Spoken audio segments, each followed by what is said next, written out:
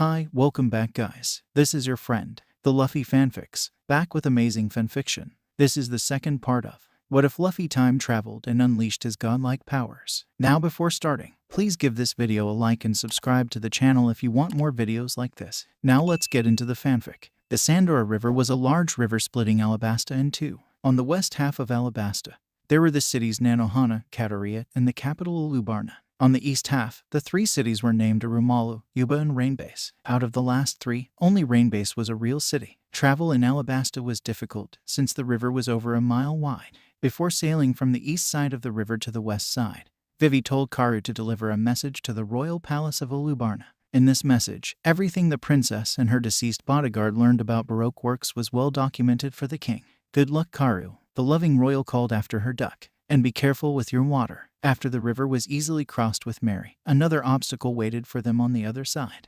Turtle-shelled seals jumped from the water onto rocks on the edge of the wide river. What are those, turtles? Zoro asked, staring at them from the railing. They are kung fu dugongs, the Alabastan informed. If you want to go on shore, you'll have to beat me first, or else go back to the other shore, cowards. Chopper translated from the leader. Pa, I can't sit quietly by when someone calls me a coward, Usopp declared, tons of courage embedded in him. Let's do this. Wait, Usopp-san. Vivi's warning was too late. The sniper jumped over the railing with his fists stretched forward, but was rapidly beaten by the dugong leader. Kung fu dugongs are strong, the brunette explained. In not even a second, Luffy humbled the turtle-like seal, giving him a bump. Yosh, I won. Winning is bad too, the blue-haired told him. All dugongs gathered in front of the pirate captain and bowed to him as their new master. It's a kung fu dugong rule that if someone loses, they become the winner's pupil. That's very martial arts-ish, the swordsman remarked, impressed by the martial arts animals. Just for fun, the 17-year-old trained his students for a minute before wanting to continue his trip to Yuba. But his students were persistent. Almost 50 turtle seals trailed behind him. Dugongs can't cross the desert. Karu's owner berated her nakama. Chopper had an idea on how to prevent the dugongs from following them. Guys, how about we bribe them with food? He proposed. If we give them food, they won't follow us. Sanji, can you do that? The food expert complained at first, but decided to hand them food a little later. That was 50% of our food supply. He groaned. At least they won't follow us anymore. Waving their hands, the Kung Fu Dugongs and the Straw Hats said goodbye to each other in their respective languages. The human group had to go to Yuba, not stay and play with turtle-shelled seals. Irimalu was a dry, deserted town. Sand was flowing through buildings, and water was nowhere to find. That's why the population there was zero. The Alabastan princess told everyone the true story. So you're saying that in 3 years, not a single drop of rain fell here in Irimalu, and before that, this place was a thriving green city? Sanji repeated. Yes, she sighed, saddened. In the 1,000-year history of Alabasta, the rain never stopped completely. It's all the fault of Crocodile and his damn dance powder. Dance powder? Chopper and Usopp asked at the same time. Dance powder, also known as rain-summoning powder, is used to make artificial rain. It may sound great at first, but trust me, it's not. When dance powder is used, it increases the size of clouds and the amount of water stored in it. The water in these clouds is stolen by other clouds, which are passing by. Later, these clouds don't rain in the place they were supposed to rain. Thus the powder causes droughts in the area around the place dance powder is used. My father was framed by Baroque works. The billions, henchmen of the officer agents, smuggled dance powder into my father's palace, pretending to follow orders of the king. Once this was uncovered, people all over my country started blaming father for their bad situation, while continuing to praise Sir Crocodile. He wants to take over the throne by weakening the royal forces after a civil war that will take many lives. Both Crocodile and dance powder must be eliminated for peace in this country. Luffy put his hand on the girl's shoulder. Don't worry, Vivi, peace will come soon. Yeah, Sanji reassured her. We beat Crocodile's men's asses, and his will follow soon. You can count on your friends, Vivi, Nami said to her, smiling. Usopp and Zoro nodded. Ace and Chopper gave her a thumbs up. Eyelashes smiled. Yosh, the Straw Hat exclaimed. Let's get to Yuba. On their way to Yuba, many funny and less funny things happened. Fights about food, fights about water, fights over Eyelashes being a pervert and only letting the females ride on him, fights over anything else. The participants were only permanent members of the Straw Hat Pirates. Ace and Vivi only looked at them, not bothering. Monsters were killed. Food was eaten. Zoro even found a poneglyph. Unusual things can always happen. When they finally arrived in Yuba, the travelers were shocked. The oasis was said to be full of water, but in the end it looked like Irimalu. Sand everywhere. Just as they were looking at the town, a random sandstorm wreaked havoc. Oh no, The sensible 16-year-old gasped, crying out tears. What has become of my country? Trying to comfort their nakama. The Straw Hats and Ace stepped down to the lowest point of the oasis. An old man was digging holes with a shovel. Are you travelers? He asked, noticing the presence of others. You must be exhausted from your trek through the desert. Sorry, this town is a bit dried up. The thin man turned around, showing his face and mustache. But you're free to rest here if you want. Vivi hid her face. People might hate her because of her father. She didn't want that. The old man continued digging. There are plenty of inns here, he said. They are the town's pride after all. Sanji shrugged. Let's go, Vivi-chan. He spoke. Let's rest the night before we think about what's next. Wait a second. The gray-haired called out. Did you just say Vivi-chan? She froze. Who is that man? And why isn't he antagonistic? Vivi-chan, is that you? The thin man asked, walking up to her. You're alive, thank goodness. It's me. Don't you recognize me? The royal among pirates gazed at him. I suppose I can't blame you, he muttered in a sad manner. I did lose some weight. The blue-haired's eyes opened wide up. Todo Onjisen, that's right. The fragile old man confirmed, making the royal remember him in the past, when she was just a kid. Flashback. Well, Vivi-chan, this is goodbye for a while. A rounder Todo said, his son standing next to him. They and some more people would go to build a new thriving city around the Yuba oasis. Come visit sometime, once the city's taken shape. Okay, Todo Onjisen, the younger Vivi promised, waving goodbye to him and his son around her age. After one last goodbye, the soon-to-be people of Yuba left. Flashback end. Vivi-chan, I still have faith in His Majesty. The gray-haired man with dirty clothes continued, tears in his eyes. He's not someone who would betray his kingdom. Don't you agree? With that, they hugged and cried together, after a sad reunion. All others went on ahead to find a motel. Later, while everybody else were sleeping, Luffy and Ace approached Todo. Excuse me, the 20-year-old spoke. Did someone called Blackbeard pass by? Blackbeard? The old man asked, frowning. No, never heard of him. He's a big, fat man with black hair, a big nose and darker skin. Roger's son went into detail. He's also accompanied with 4 equally tall men and a horse. The gray-haired still had no clue who this Blackbeard was. No, I haven't seen such people. Understanding. The commander of Whitebeard's 2nd Division nodded. Thanks for the info, you've helped me a lot. Wondering what his brother will do next, the 17-year-old asked him some things. Ace, what are you going to do now? I don't know for sure, the Whitebeard pirate admitted. Maybe I'll return to Moby Dick, maybe I'll continue my hunt. There's one thing I know, Lou, I'll be leaving tomorrow. We can have one last chat if you want, in the morning of course. Yo, and I gotta sleep now. Good night, Lou. Good night. With the freckled gone, Luffy kneeled beside Todo. How much water is under here? The old friend of King Cobra smiled. The biggest resource aside from the Sandor River. His face then turned sad. If all these sandstorms didn't ruin everything, this would be the best city in Alabasta. Oh yeah, the sandstorms. Who did that? Crocodile. I'm gonna kick his ass for sure. The pirate set a goal for himself. Old man, I'm gonna help you digging. Really? The mustached man gratefully beamed. You're such a kind young man, thank you. No need to thank me. Luffy digged and digged. After only 10 minutes, the boy digged so deep he discovered water and had to Gamu Gamu no rocket himself out. You're welcome. With that, the future pirate king joined his nakama and Ace in the motel. Next morning, they all woke up with a yawn. After breakfast, Todo gave everyone a small barrel of fresh, clean Yuba water to endure the heat of the Sandora Desert. Before Ace left, he talked one more time with the Straw Hats, especially his brother. The fire human pulled out 2 pieces of paper out of his pocket. The left one, the 20-year-old explained, ripping off a piece of it, is a Viva card. If you rip off a piece of it, that piece will show you the way to the other piece. Here, Whitebeard's 2nd Division commander said, handing the Straw Hat the ripped-off piece of the Viva card. Come to me whenever you want, you'll know the way. The right one, he continued, is the number of Pop's Den Den Mushi. If you own a Den Den Mushi, you're free to call the Moby Dick whenever you desire. Woo-oh, Luffy beamed, looking at the papers his brother's given him. Thanks, Ace, you're the best. The Whitebeard pirate smiled again. So, I think it's time to say goodbye. Honestly, I'm happy to have seen you again after 3 years. The young adult turned around, putting his bag over his shoulder. See you again, Luffy. Ace. The sometimes childish pirate called after him, waving his hands. Say hi to Sabo from me. After the 17-year-old's brother was gone, Nami decided to ask her captain about this Sabo. Luffy, who's Sabo? Slurp Sabo. He's my other brother. The rubber man answered, drinking from his barrel. What? His nakama exclaimed, looking at him in disbelief. You have another brother? Luffy shrugged. Yeah, he's also my big brother and 2nd Division commander of the Whitebeard Pirates alongside Ace. You should meet him one day and see him in action. He's only a little weaker than Ace. Sanji lifted his law again and fixed his gaze. Hold on a sec. The cook spoke. So both of your brothers are Yonko commanders and insanely strong. What's next? Your father is the most wanted criminal in the world. Actually, he is. The tallest member of the Straw Hat Pirates confirmed, rolling his eyes. To the others, it seemed like their captain has got the weirdest, probably most dangerous family. What's his bounty? Vivi asked, wondering what kind of monster the black-haired's brother is.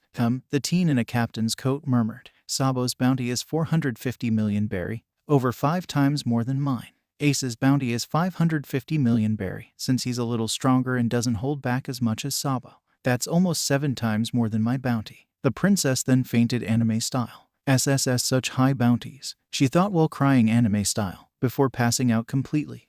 What's wrong? Dragon's son asked, frowning. You even ask? His crew yelled at him with sharp teeth. Luffy shrugged once more. If she passed out, then Perv Camels should carry her, he suggested, triggering a tick mark on Eyelash's forehead. Hey, I like that name, Zoro told, grinning. Yosh, the pirate captain exclaimed, slamming his fist against his open hand. We've wasted enough time, let's go to Rainbase. Rainbase was a fine city, the only place with rain in Alabasta beside Alubarna. Vivi, who was awake again, told her nakama everything about it. So Crocodile's base is in a golden casino. Usopp repeated, curious about this building. Yes, the brunette informed him and everyone else. The Rain Dinners is Crocodile's casino. You cannot possibly miss it. It's in the middle of a lake, a huge golden pyramid with a golden bananawani on top. There must be a secret base of operation inside. I believe it. The sniper nodded. Now I understand. What do you think? Should we go in there now or have a break first? I vote for a break, the ginger stated, holding up her hand. Who's with me? To her surprise, everyone voted the same. Good, she spoke. We're resting over there. Someone needs to bring water. Usopp and I can do it. The rubber man spoke up, volunteering to go shopping. Usopp's sweat dropped. Ooh, okay, I'm going with you, Luffy. Yosh, let's get some water. With that, the two started walking towards a bar. Captain Smoker and Tashigi were discussing something in the same bar 2 Straw Hats were running it. They had a serious discussion. Do you think Straw Hat has connections to Crocodile? Because I think so. Smoker-san, what makes you think that? I don't know Tashigi, but something's with this country, I know that by now. Oi bartender, give us 5 barrels of water. Here they are, kid. Both Marines turned their heads to their right. The voice demanding water sounded familiar. As their heads were fixed at the 17-year-olds drinking water, they glared at the pirates in disbelief. Feeling observed, the thirsty pirates turned their heads to their left. There was silence for a few seconds. Then both criminals spat out their water onto the smoke man and the female swordsman. It's Smokey, run. Luffy and Usopp ran away, realizing they pissed off Captain Smoker. Tashigi, gather, the Marines were going after them. Chaos ensued. The Straw Hats, including Vivi, were forced to shake off the Marines. To achieve that, they had to split up. One group consisted of Luffy, Zoro, Usopp and Nami. The other group consisted of Sanji and Chopper. Vivi roamed around alone. Damn it, the White Hunter cursed under his breath. They are damn good at running away. Eventually, the white-haired managed to follow the track of Luffy's group, who were trying to shake him off in the casino. That didn't stop the cigar smoker from running after them. When Luffy's group with Smoker at their tail reached a dead end after invading the Shichibukai's property, the floor beneath their feet opened and the 5 fell down in the black. The next thing any of them could notice was the fact that they were trapped inside a big cage. It's a trap, the swordsman observed, snarling a little. A clever one in that, the black-haired said, touching the bars of the cage. Ow, Kairoski, pulling out his chit. The Marine captain rushed over to his enemy to render him useless, but the Straw Hat anticipated already. You'll never arrest me, Smokey, so give up now. He's right. A deep voice from the other side of the room echoed. The man sitting on his office chair turned around. Nobody kills or arrests anybody. You're all going to die the same way. As he turned around, the 5 trapped individuals were able to see and recognize his face. Crocodile, the Marine from East Blue, spat in hatred, while the cowardly duo was screaming in fear. I see you've come here on your own, Smoker Kun. The tall middle-aged man with a scar horizontally through his face wearing a fur coat spoke. The government would never send you here. They believe in the Shichibukai, you know. Sir Crocodile came closer to the cage and grinned like a devil. I'll report the headquarters that Straw Hat here killed you after a long fight. The pirate captain could only turn his eyes. You know, Crocky, that would be pretty cowardly. And besides, I came here to kick your ass, not Smokey's. Crocodile, looked at the brat in disbelief, secretly infuriated a rookie like that brat dared to talk to him like that. Nonetheless, Mr. Zero laughed at him. Ha ha ha ha, you're funny, brat. You shouldn't talk that much considering you're my prisoner. The bold teenager laughed back at the grown man. Shishishishi, not for long, I will be freed. Believe me, everything I say will come true. Annoyed, the person responsible for Alabasta's drought dismissed the boy's words. You'll stop laughing once your special friend will come here. You'll better believe this. Somewhere outside, close to Rain Dinners, the Alabastan Princess Vivi was struggling against a horde of Baroque agents. She had serious problems in keeping the enemies of Alabasta away from her. The blue-haired was almost captured, until a huge bird with Gatling guns rescued her and flew her on top of a roof. Pell, the brunette asked, recognizing the devil fruit user. Pell was one of the 2 head guards of the Alabasta kingdom serving under Igaram. Both were happy to see each other. Thank God you saved me. Pell's happiness quickly disappeared. Vivi-sama, I have very bad news, he reported, looking at her eyes. King Cobra-sama has disappeared. Vivi's happiness also flew away. What? Father has disappeared. Impossible. Look, the Zoan user said to his king's daughter, desperately looking at her. King Cobra-sama's last orders before disappearing were that I eliminate Crocodile at all costs. If Crocodile is removed, maybe Cobra-sama will show up again. I guess you're right. Stay here. The Falcon ordered the 16-year-old. I'll take care of those Baroque bastards. He flew off the roof at high speed, spinning around. Tabazium. Mere seconds later, all attackers were rendered unable to fight. However, a new foe appeared. Well, if it isn't head guard Pell. Miss All Sunday spoke in a charming way. Impressive devil fruit. Too bad it's useless against me. The Falcon human ignored her, but kept an eye on the woman. Vivi-sama, is that one of our enemies? Vivi just nodded out of fear. This is the woman who almost killed Igaram. Pell's eyes almost popped out. Igaram, you say? He then turned to Crocodile's partner. You almost killed Igaram, you're going to pay for that. As the human Falcon hybrid rushed at the top Baroque agent, she countered with Tres Fleur, holding his wings and sword, thus capping the Alabastan's abilities. The bird then dropped on the ground, heavily injured. Not Pell too, Vivi screamed, absolutely mad at the raven-haired, who didn't seem to be bothered. You're coming with me, princess. No. NMMMMMMMMH. The helpless girl let out before her mouth was covered. A few minutes later, the woman wearing a white coat and a cowboy hat would arrive at her boss' office. 10. The youngest 4 in the prison exclaimed in disbelief as the very person they vowed to protect was captured by their biggest enemy so far. Welcome, Vivi, Princess of Alabasta, or rather Miss Wednesday. You've done an admirable job slipping through the hands of our assassins.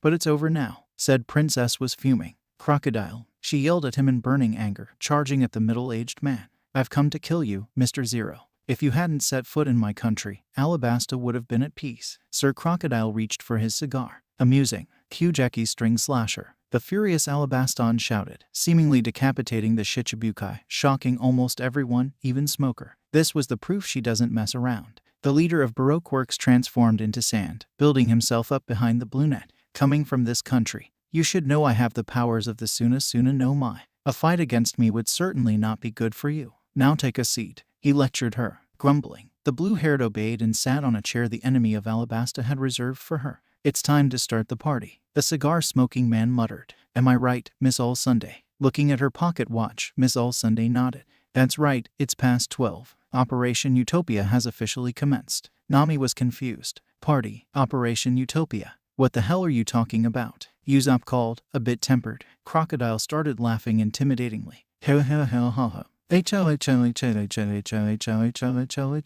When he finally settled down, the evil man explained things. The blind love for Alabasta is making me sick. It makes me want to pull my hair out. Operation Utopia will consign this foolish love into oblivion. This pathetic kingdom will die, Miss Wednesday. I'll make sure of it. Vivi glared at the hateful man in disgust. The caring, loving girl was absolutely disgusted with his dark hatred. Operation Utopia has begun. Outside of Rain Dinners, Sanji and Chopper were preparing the final details for the plan to get their nakama out of the casino. The smart cook had a brilliant idea. Chopper, he spoke, the only thing you need to do is to disguise yourself as me and watch my back, understand? When the enemies come, attack them. Hang around in front of the casino gate until Crocky comes out. Then run away fast, understand? Make sure he follows you, lead him away from here. The reindeer was puzzled. Why do I have to do that, Sanji? Can't we just storm inside? Now, Chopper, the blonde lectured him, that's not strategic play. Just do as I say and we'll free Nami-san and the others in a flash. Okay. With that, the devil fruit user disguised as the fighting cook prepared his text for the prank call. Hope this works. Sanji, I trust you. I said tell me. Vivi screamed at Crocodile, who laughed like a power-hungry psychopath. What are you planning with Alabasta? Do you know what kind of people I abhor the most? Hypocrites who treasure the so-called happiness of the Piope, like your father. Are you intending to kill my father? The 16-year-old snapped at the former active pirate in revulsion. She hated him more than ever. Sir Crocodile laughed once more. No, I don't intend to kill him. He's not even worth it. I want to make Cobra suffer something crueler than death. Not only the princess held captive was disgusted by the sadistic Shichibukai. Everybody glanced at the very tall man with an angry look, with the exception of his partner, of course. The former Baroque agent's patience was wearing thin. I'll ask you one more time. What the fuck is Operation Utopia? Tell me. Alabasta's hero shrugged, dismissing her words. Do you realize where you stand in this situation? Answer the question, damn it. Stepping forward, the man wearing a fur coat beheld the heavily breathing and sweating princess. He sighed. You're a valiant princess, the scarred man said, hiding his annoyance. But well, the operation has already begun, so I'll tell you about my plan. Yesterday, I summoned all high-ranking officer agents to my beautiful base. I gave orders to my agents to kidnap that fool Cobra and hide him somewhere safe. You know Mr. 2's impersonating abilities. Right now, he's burning down Nanohana with your father's face. He's what? The traumatized brunette let out, visibly shaking. Now Crocodile's ruthlessness had surpassed her imagination. That's right. The man with a golden hook spoke with an unscrupulous voice. Mr. 2 is fueling hatred against the king.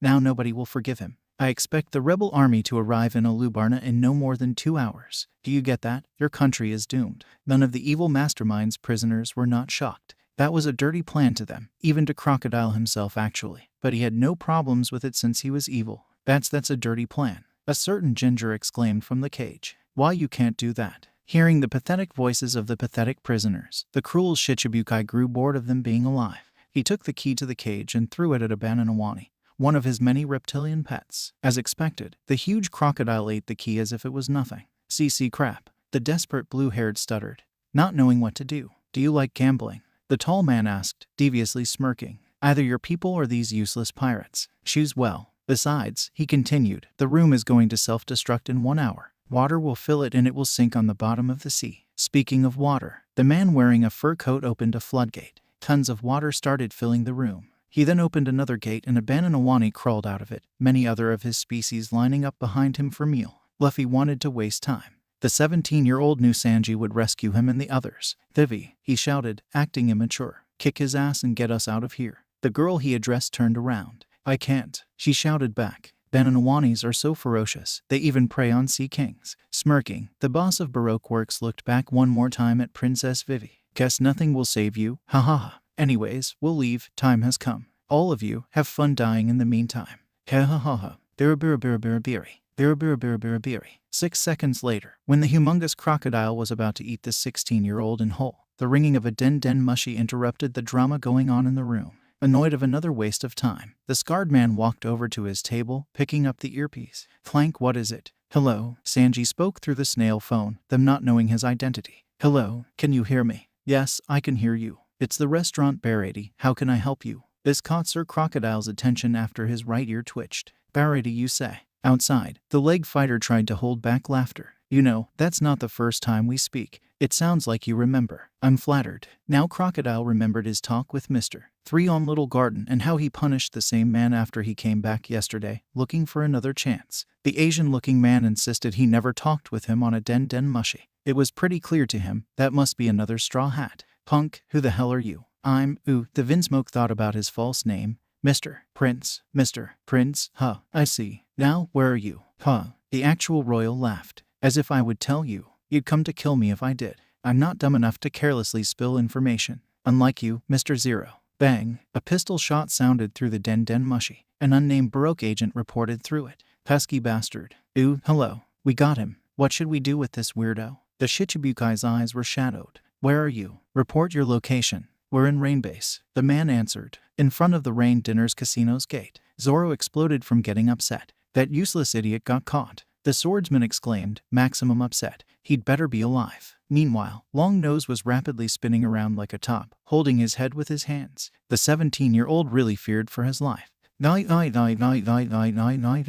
last hope. Gone. The orange-haired brought over her lips, tears flowing from her eyes. Glancing over, the 81 million berry man chuckled lightly at the sights of hopeless souls. He then turned to the raven-haired. Let's go outside, check on Mr. Prince. I'm sure he's gonna be happy to see his friends. Miss All Sunday warned him. We've only revealed ourselves to the highest agents. The lower ones still don't know you. Crocodile shrugged. I'm going out as the owner of the casino, checking outside. What's wrong with that? His blue-eyed partner nodded. Very well then, let's head outside. When he was outside, Sir Crocodile didn't believe his eyes. All of his henchmen, the millions by rank, were wiped out, almost dead on the floor. What the hell happened here? Alabasta's hero walked over to one random man and poked him hard with his shoe, making him forcefully turn around. Boy, what happened? The brown-haired man coughed out blood. This guy calling himself Mr. Prince did this to us. Narrowing his eyes, the man with a golden hook gave him a dead glare. Where the hell did this guy go to? He went south towards the city just now, the shorter-than-average man said, before passing out. Just now, just as the middle-aged eyes narrowed, they opened up again, only wider than before. He observed a tall man running away, much to his anger. The extremely dark purple-haired man began transforming into sand to pursue Mr. Prince and end his life. Pathetic fool, just who do you think you're trying to run, Grom? Why don't you let him go? His trusted partner asked, attempting to tame the very tall man's murderous spirit. Don't be silly, he growled, dismissing her idea. I've killed everyone who has had the balls to try to humiliate me. With that, the Shichibukai chased after the disguised doctor. Suddenly, the bridge to the Golden Pyramid collapsed. The Orahan noticed this, slightly looking back. She knew that was Mr. Prince's move. Speaking of Mr. Prince, the young gentleman under this fake name walked through the casino. He was going to rescue his nakama, and came closer to them with every step. At the same time, Vivi Nefeltari, formerly known as Miss Wednesday, tried to defend herself against a Bananawani. The brunette wanted to escape via the stairs, but there weren't any anymore. The Bananawani hunting her wasn't dumb. He simply bit off the marmor stairs with his monstrous jaw. Trapped in a corner and in the verge of death, Karu's best friend started screaming things like, "Sorry, I couldn't save you," or "Sorry, I'm so weak." Before being bitten, a blonde leg fighter steps in. Anti-manner kick course. With a 180-degree kick from below the giant crocodile's stomach, Sanji sent the beast flying. You shitty bananas, nobody attacks a lady on my watch. All Straw Hats looked at the cook in relief. Sanji. But the perverted cook only had eyes for the navigator and started dancing again. Nami Swan, do you love me? Nami grunted in annoyance. Yes, I love you, now get us out of here. Melorine. His stupidity has no limits. The green-haired commented. Seconds later, another gate opened and 15 Bananawanis crawled inside, forcing the Vinsmoke to become serious again. Which one of them should I stop first? The third one, Smoker interjected. He has the same growl as the one who ate the key. Sanji shrugged. I don't know what kinds of ears you have, but I'll gladly take my chance. Anti-manner kick course, said Bananawani was kicked so hard it flipped a couple of times. But what he threw up was not only a key. An odd sphere looking like a golf ball followed the metal key. Dory ball. A voice from inside the ball shouted. Break. The wax ball broke up, revealing a dehydrated person inside, Mr. 3. Every person in this room was greatly surprised to see him. Water all around me. Truly a miracle. Greedily, the fired Baroque agent drank enormous amounts of water in such a short time, but who wouldn't in a state like this? Mr. 3, Vivi loudly exclaimed. Why were you inside the crocodile's stomach? 3 didn't answer her question. Woohoo, he cheerfully yelled. I have revived. I thought I had reached the end. Crocodile, if you won't be rid of me, you have to do better. Right when I was swallowed by this monster, I used all of my remaining strength to create a Doru ball. That last part of his speech was explained by the key he had found.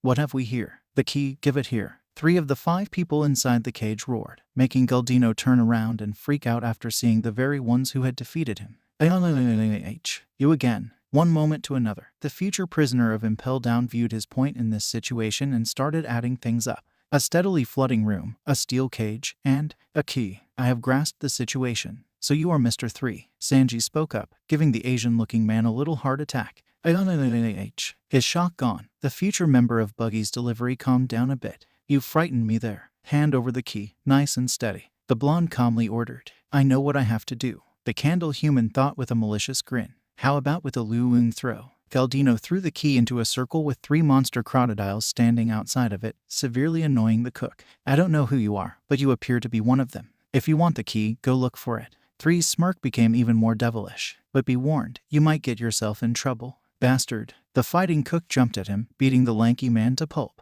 He forced the fired Baroque agent to create a new key out of his wax. With the new key created, all of Crocodile's prisoners were freed. But that was not all. To Mr. 3's surprise, the former cook of Barady taped a large piece of paper with a message written on it onto the ex-Baroque agent's chest, then kicking him into the wall. Miss Goldenweek's partner was no longer a conscious man. We must head to Alubarna now, the ginger said in a leader-ish tone. But there are so many Bananawani, Vivi began, but was cut off by a shout. Is that all? 5 seconds. That was the time Luffy and Zoro needed to take out the remaining Bananawani. The princess felt like crying, and I had so much trouble against even one. She cried, disappointed with her own strength. Don't cry, Usopp tried to console her. I couldn't have done it either. Suddenly, the walls broke and water started flowing in even bigger masses. Zoro, Sanji, the captain exclaimed with a serious voice. Save everyone with devil fruit powers. Even Smoke Guy. Yes, even Smokey. He might be a marine, but we can't let him die like that. If you say so. Immediately after the Straw Hats and Captain Smoker escaped the room, a fuming Sir Crocodile stormed inside his former office. He found an empty cage, his beaten-up pets, and his former subordinate with a note reading, "See you later, shitty croc." Mr. Prince, this was the final straw. Damn it, he furiously roared. Next time, I'll kill them all with my bare hands. Fuck them, and fuck this country. Spectators were surprised to see a bunch of young people and a well-known marine captain coming out of the lake. The escapees were all wet and tired. Some because of swimming, some because of swimming and carrying, and some because of their weaknesses. Vivi-chan, Sanji spoke, spitting out water. Can we still make it to Alubarna? I don't know. The 16-year-old responded, pressing out water from her dress. Gaining consciousness, the white hunter decided to question the man who ordered his right hand to save him. Straw Hat, he barked. Why did you save me? Both captains looked at each other in silence for a long time. In the far, Marines were running towards them. Because, the black-haired explained, I don't hate you. You are not a bad Marine. Heck, one of the only ones I like. I'm not that kind of person who just leaves someone to die. The law enforcer with a heart sighed. Go, he whispered, loud enough for the others to hear. I'll let you escape for once, but next time, we're enemies. Garp's grandson showed his enemy his trademark smile. All right, we gotta go. See you sometime, Smokey, although you'll never arrest me. But train so that you at least have a chance. After this goodbye, the 80 million berry man left Rainbase with his crew, running. Now they had to go through the desert again. Crocodile, I won't let you hurt Vivi and her people, so get ready for a thrashing. Not far from Rainbase and somewhat close to the Great River, the Straw Hats met Scissors, a giant pinkish-red desert crab with one big right claw and a tiny left claw, who was Eyelash's friend. According to the camel, he was also a pervert, and the leer on the crab's face pretty much confirmed it. Not 5 minutes later, a mysterious golden hook attached to a chain of sand attempted to abduct Vivi. Luffy didn't think for very long. Crocodile. The boy switched places with the princess, making sure she would head home safely. Oi, guys, he exclaimed, grinning. Make sure to get Vivi home. Zoro looked at the bearer of the D for a few seconds, along with his other nakama. That idiot. Why does he always have to do things alone? But captain's orders were captain's orders. The mosshead felt obliged to execute the 17-year-old's orders. He was loyal after all. Chopper, the swordsman sternly ordered. To Alubarna, right now. The reindeer nodded. Got it. He pulled Scissor's reins. Let's go. One girl on the huge invertebrate was against the idea of both the pirate captain and his first mate. Luffy-san, are you doubting him? Same brunette lowered her head. No. 30 seconds later, only the swirled-up sand was visible to Luffy. That was good. I managed to get them time. Let's hope they can defeat Baroque Works until the armies clash. Standing up, the teen knocked off sand from his captain's coat. Damn Crocky, you know how to upset the laundry. Poor women having to remove sand grain by grain. Crocodile bit off his cigar in irritation. How dare this brat mock him, the great Shichibukai Sir Crocodile. His very partner giggled at the kid's petty insult, much to the middle-aged man's annoyance. Did you find that funny? Perhaps I should kill you too, Nico Robin. He kept his calm demeanor. The raven-haired stopped laughing, yet stayed calm. If that's how you feel, do as you wish. She shrugged him off, walking away. And what happened to your promise to not call me by that name? Baroque Works leader turned his head towards her. Where are you going? To Alubarna. I'm going to contact the agents. That's what you'd want from me, or not. Insufferable woman. The scarred man quietly cursed, barely hearable. He pulled out an hourglass out of his fur coat and tossed it at his opponent's feet.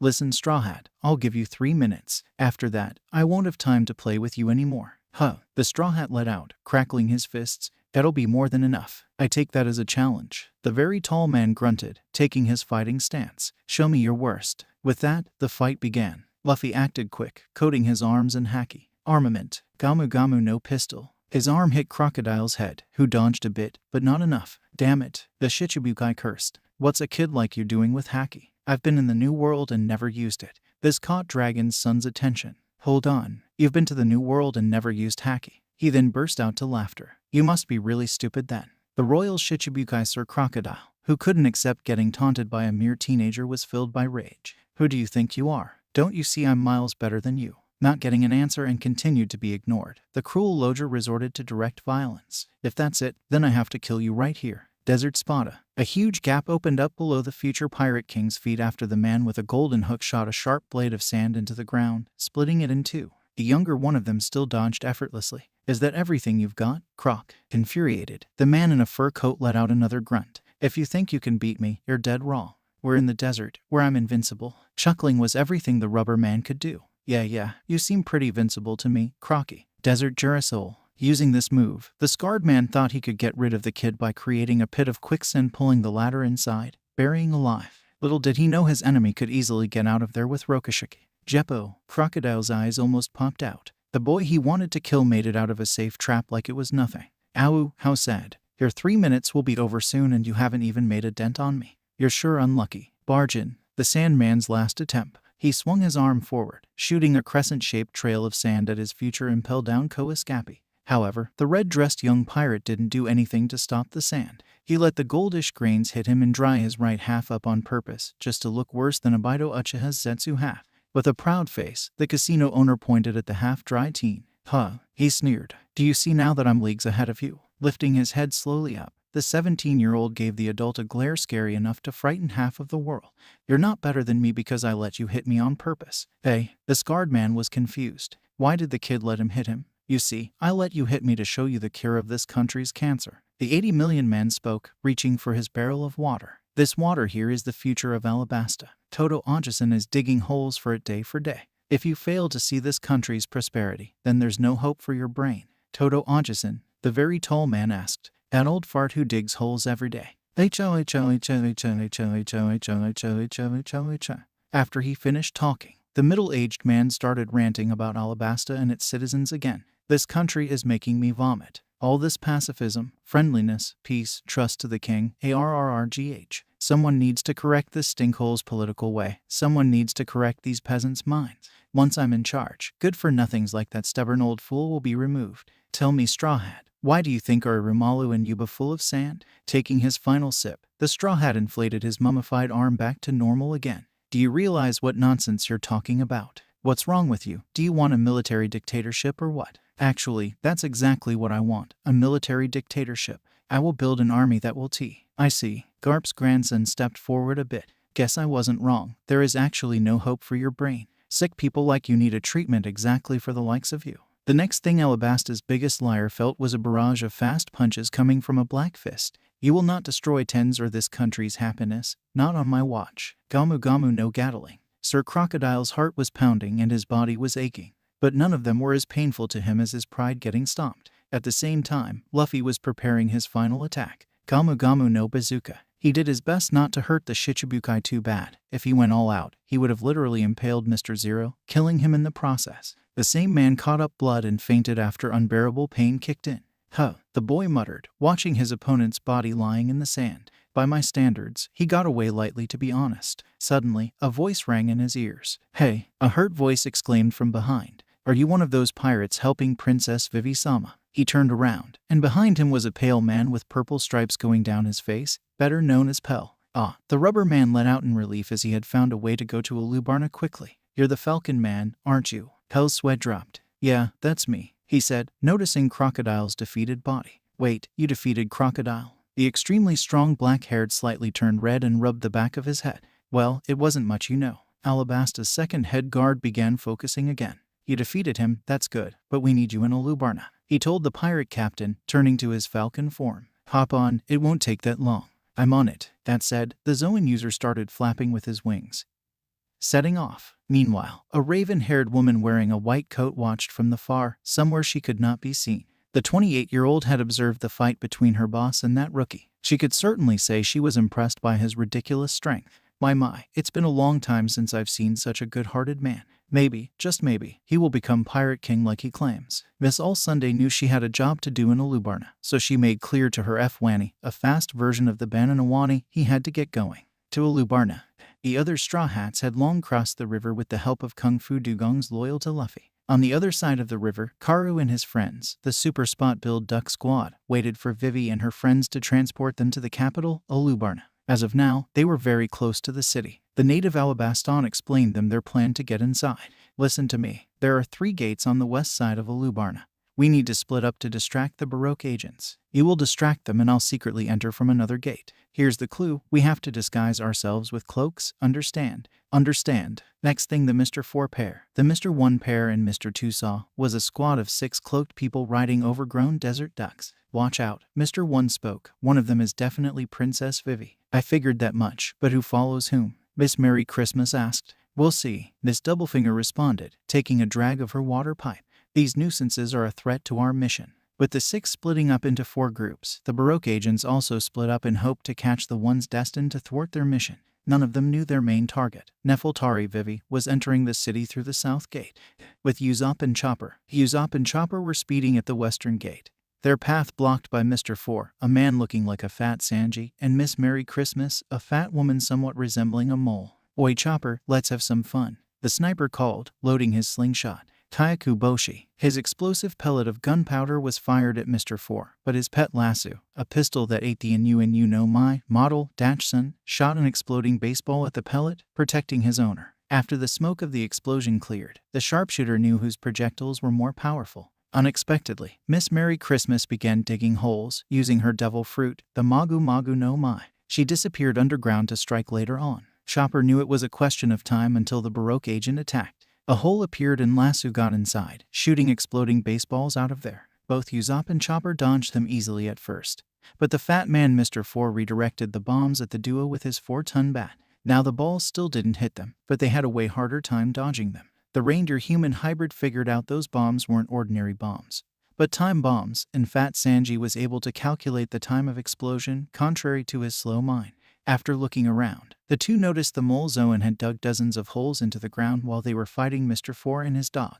Now they had it even worse dodging Lasso's baseball bombs and Mr. 4's redirections. The darker-skinned boy didn't know if it was helpful, but he decided to overwhelm his foes with his own tricks. Usopp pound. With an exaggerated weight of 5 tons, the physically weak teen struck the fat man with a giant hammer. The latter collapsed upon impact, greatly shocking his partner. A 5-ton hammer. Where does that kid keep that kind of power? The mole hybrid exclaimed, looking at the marksman's thin arms. Who are you? I, Usopp lied in an imposing stance. Traveler of the world's oceans, crusher of notorious foes as I go, and sinker of countless ships. Out of fear, people call me the Dynast of Destruction. Hehe, remember my name well. Captain Usopp. Chopper was clapping his hands and cheering. The doctor was smart and dumb at the same time, believing his nakama's lies. Awesome, awesome, awesome. That was awesome, Usopp. HN, Yasopp's son smirked. Thank you, I'll sign your autographs later. Miss Merry Christmas was sweating, frightened of Long Nose's power. The 17-year-old, who definitely wasn't as dumb as most people would guess, decided to grasp the situation and finish her too. You too, he shouted, running at the scared Baroque agent. Take this 5-ton hammer. Usopp pound. The overweight woman screamed at first, but escaped via her holes. TCH, she got away. The lanky sniper muttered. Panting, the Zoan appeared in another hole after saving herself. That didn't go unnoticed. There you are. With that, a human-sized whack-the-mole game began. Pound, pound, pound, pound, pound, pound, pound, pound, rubber band, pound, pound, pound. The battle between them was long and exhausting. Usopp groaned in disappointment as he wasn't able to hit her with his hammer, only with his rubber band. Why don't you give up? The mole hybrid questioned the liar, still panting. You can't hit me. He knew that. Usopp knew he couldn't hit her with his hammer, so he resorted to lies again. Let me inform you of something. You must have heard that a good number of Baroque work staff have been eliminated by us, right? The truth is, that was all my doing. What? Mr. 4's partner yelled in disbelief. And what's more, the black-haired continued, I have 8,000 men under me. Suddenly, the fat man everyone thought he was done for gained consciousness and slowly got back on his feet. Oh, he slowly let out, rubbing his head. Mr. 4's incredible stamina greatly impressed Chopper. Whoa, he took a 5-ton hammer. He's a monster. Miss Merry Christmas was slowly getting aware that something's wrong. He doesn't have the slightest bump, does he? He took a direct blow to the head by a 5-ton hammer, and he's uninjured. Usopp's face was blue from fear. He knew he couldn't fool his enemies anymore. Lasso shot one of his baseballs at the sniper's hammer, destroying it. It was game over for the lanky kid's lies. When the smoke cleared, the truth about the 5-ton hammer was revealed. It was only 2 frying pans and papier mache. Papier mache, the naive reindeer exclaimed. Hey, that was fake. Of course it was. Do you think I can carry 5 tons? The sharpshooter shouted at him. I have to give up after 5 kilograms. This is a light, folding model I made out of frying pans and a stick. Meanwhile, a certain female Baroque agent was glowing red out of anger. Why you tricked me, didn't you? No more mercy. Megura Tanpo, Magagio. She disappeared underground, waiting for the right moment to claim revenge. Aware of that, the marksman decided to warn his brown-furred nakama. Watch out for the holes. A voice laughed from under the sand. Hehehe, watch out for the holes, you say? That won't do any good. Under the ground is like a swimming pool to me. Kaihehahaha. A pool? You mean? The digging devil fruit user didn't let the 17-year-old finish his sentence, as merciless as she was after the turn of event. Megura, use up. The doctor tried to warn him, but was too late. Banana. Mr. Four's partner jumped out of the sand and sent the boy flying after a strike to his face. Blood came out of the spot she hit him. Mr. Four. Lasso, the fat woman ordered, turning towards them. You guys take care of the reindeer man. Show off your 400 swing punk knocks. After the order was given, the pet and his owner executed the attack. Only seconds later, Chopper found himself surrounded by 400 explosive baseballs. He thought that would be the end for him, but another turn of events happened. The hybrid quickly ate a rumble ball and transformed. Brain point. Scope. Using this attack, he somehow managed to blow up Lasso's bombs before they hit him. Despite success, the massive explosion managed to hurt him badly. Yet Hiluluk's adoptive son was durable enough to stand on his legs. Combining the strength of reindeer and willpower of humans, the short doctor made it out of a certain death for normal people. Chopper, the sniper, sighed in relief, still exhausted. He was glad his friend was alive. Is this the time for you to be concerned about someone else? A familiar voice rang in his ears. The long-nosed boy looked around, only to realize she was underground. I told you, no more mercy. I'll torment you as much as I like, and turn you into a desert-dried fish. Megura Banana. Usopp started running away. Megura Banana. Banana. Banana. Banana.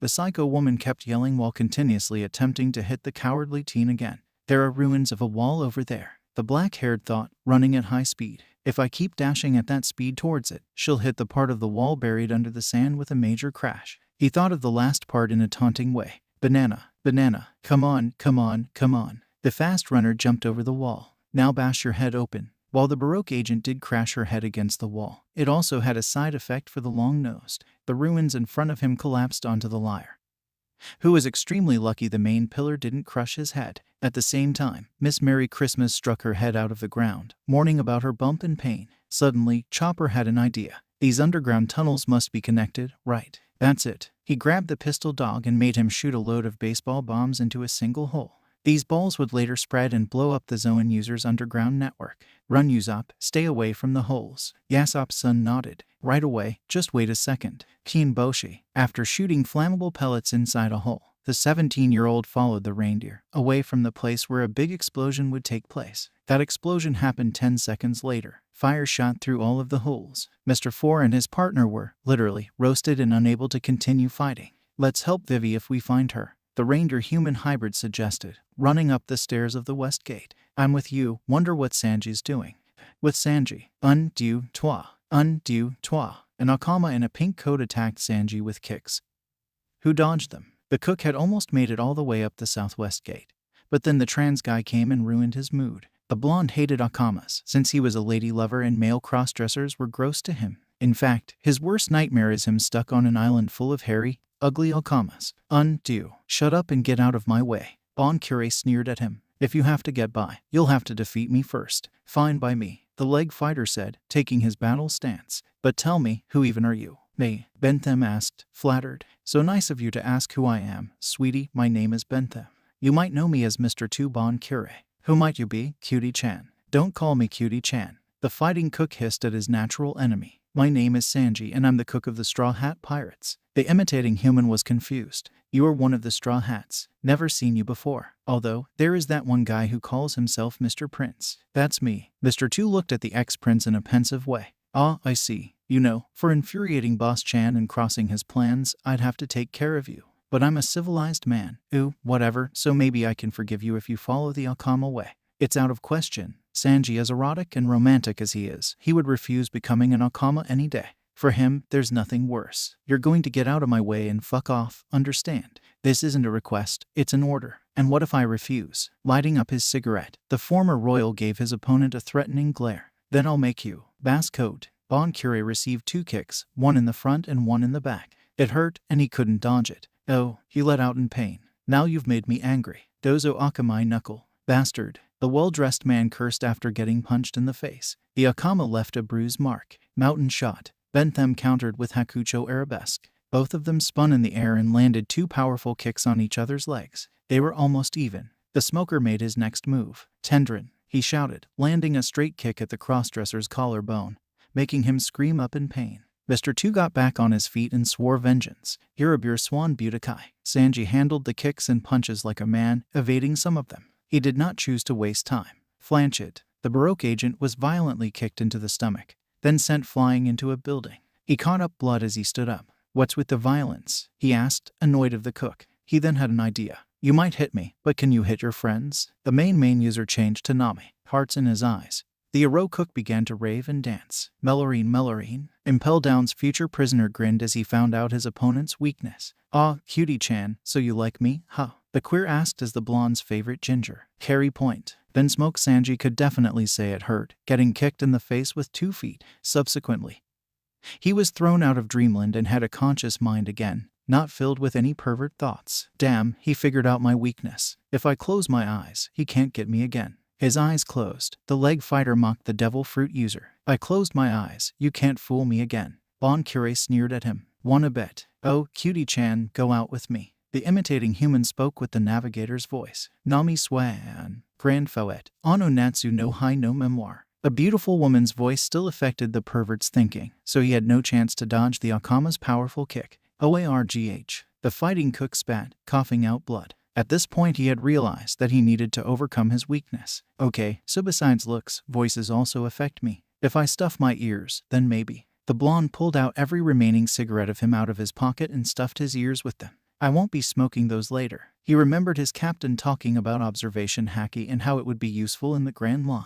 So captain's right again. Haki is useful. If Murimo has it, then I should have it too. I mean, he's nowhere near as smart as I am. As the intelligent cook concentrated, he could perceive an aura in front of him. He quickly opened his eyes and saw Bentham's real face, deciding to close his eyes again before the queer turns into Nami. Just like Murimo, I can only feel their presence with closed eyes. Anyways, shitty Akama, you're toast now. Meanwhile, the crossdresser impatiently glanced at the hacky user. I don't know what you're doing, but it's starting to irritate me. I should put an end to this. Prima. Because Sanji saw this coming, he was able to dodge, but flinched anyway. He opened his eyes to check on the powerful attack and was shocked to see a hole in the wall behind him without any cracks. Ha ha ha ha. Mr. 2 laughed. My Prima kick is as strong as a pump gun. And there's more where that came from. Bombardier. Without hesitating, Zeph's adoptive son closed his eyes and fended off his enemy's kicks with Quasi and Q. There can only be one leg fighter. Ha ha ha ha. You're right, the hairy-legged man called, preparing for the next attack.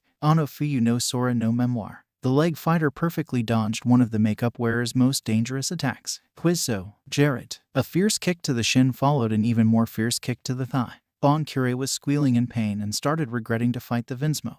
Baradi's former sous chef thought his job was done and sped upstairs. To his surprise, the Okama wasn't finished off yet. One more time. Bentham had a really serious face. Judging by his expression, he was serious to the core. Sanji decided that his earplugs weren't needed. One more time. Show me what you've got. Bombardier Arabesque. Bow shot. 2 intense kicks faced off to see whose owner of the kicking feet was stronger. In the end, the victor was the blonde chef and ex-royal Sanji. As his opponent Mr. 2 flew against a wall and was about to pass out, the lady lover smiled at him. You fought well, I respect you. The injured man smiled back. I respect your win and you too, friend. Both fighters shook their hands before the Swan Man passed out. For both of them it had been a fight worth remembering. Neither one of them failed to feel respect for the other. Great, time to help Vivi-chan. I hope Nami-sen is doing all right.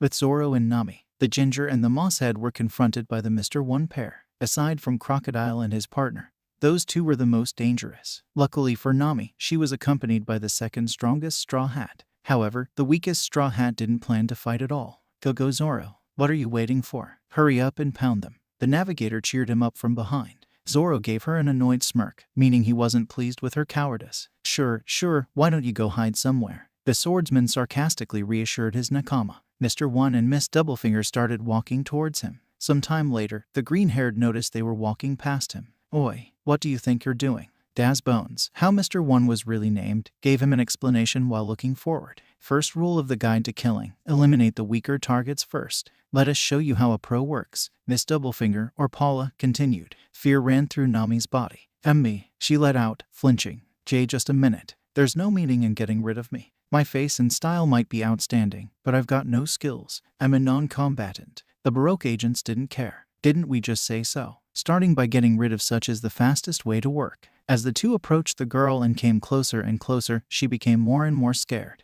The orange-haired knew she was no match for those experienced fighters. The coward screamed, running away. Zoro's sweat dropped. I knew she's useless in fighting, but that useless? Nonetheless, he rushed to help the 18-year-old as the tall dark-skinned man attempted to slice her. The captain would have his head if he let a nakama die. Just before Daz hit the ginger, the green-haired blocked his hand blade. That's an unusual body. The passionate swordsman commented. Indeed it is. His foe said. I ate the supa no mai and turned my entire body into blades. Suddenly, Mr. One remembered something even he should be wary of. You're him, aren't you? The swordsman who is said to have cut down 100 men of Whiskey Peak, easily I might add. And also the man who, several years ago, turned down an invitation to Baroque Works at East Blue and cut down that times Mr. 7. The blue-haired woman added. That was also you, wasn't it? The moss had openly smirked at them, making fun of Baroque Works. There's a story that takes me back. That was your fault for not accepting my terms. I told your scout man back then this. I will join if you make me your boss. Far from meeting my terms, he took a slash at me. I just put him in his place. And that's when Kashiro's former student really insulted Baroque Works. Would you like to try to invite me too? Right now, you guys are so ridiculous, I wouldn't even accept the position as your boss. Crocodile's best man was usually calm, but when it came to the pride of his organization, he was short-tempered. His quick attack on the swordsman without thinking was the proof. You're making quite the fool of me, You, a swordsman from a small-time band of pirates. In that case, who do you think you guys are? Sanji's best friend and rival countered. Puppets without volition of your own, baited into creating a utopia in name only. Or are you really just tin soldiers, without any substance? Mr. One wasn't dumb enough to let anger lead him in battle. He calmed down just enough to think straight and turned his head. Miss Doublefinger, go after the girl. Speaking of the girl, the first mate looked around to see where she was, and to his relief, the navigator was gone. At least she's out of danger for now.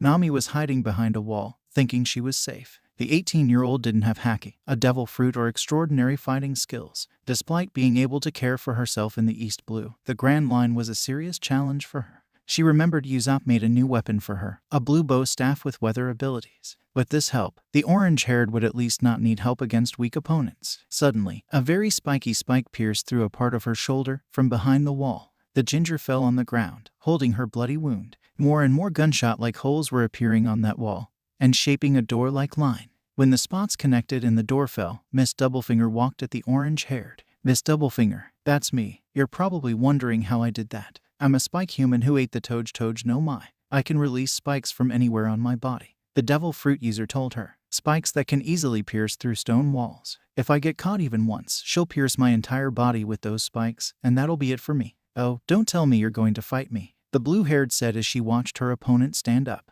That's right, the navigator yelled, putting the three parts of her stick together. Take this, my new weapon, climb attacked. First, sunny weather, fine tempo. The results were different than expected. Instead of sunshine, doves came out of the reshapeable baton. Reason, Usopp also incorporated party uses for entertainment. The fact that he wrote the instruction for the party uses on the first page of the instruction sheet confused and irritated the former slave of Arlong. Wow, amazing. Doves flew out. That was stupid. She changed her expression and attitude in the middle of her sentence just like Dr. Kira did. Paula was confused and looked at her like that. This time, it'll be the end of you. Cloudy tempo. Flowers shot out of the staff she shaped like a pump gun. Wow, what pretty flowers.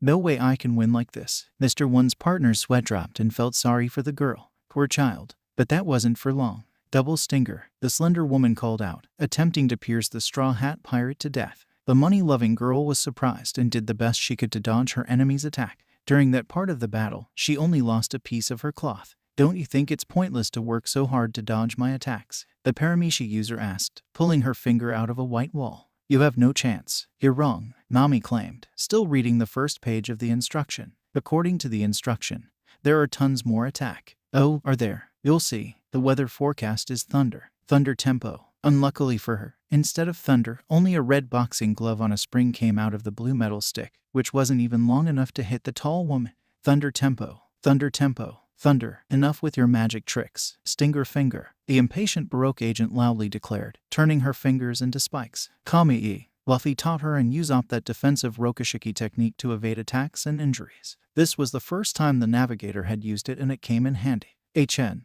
Miss Doublefinger grunted, complaining about herself failing to kill her enemy. You were lucky this time, but now I'll kill you for sure. Stinger Hedgehog, growing spikes out of her whole body and rolling herself together like a ball. The hedgehog-like lady rolled at high speed towards a certain ginger who ran for her life.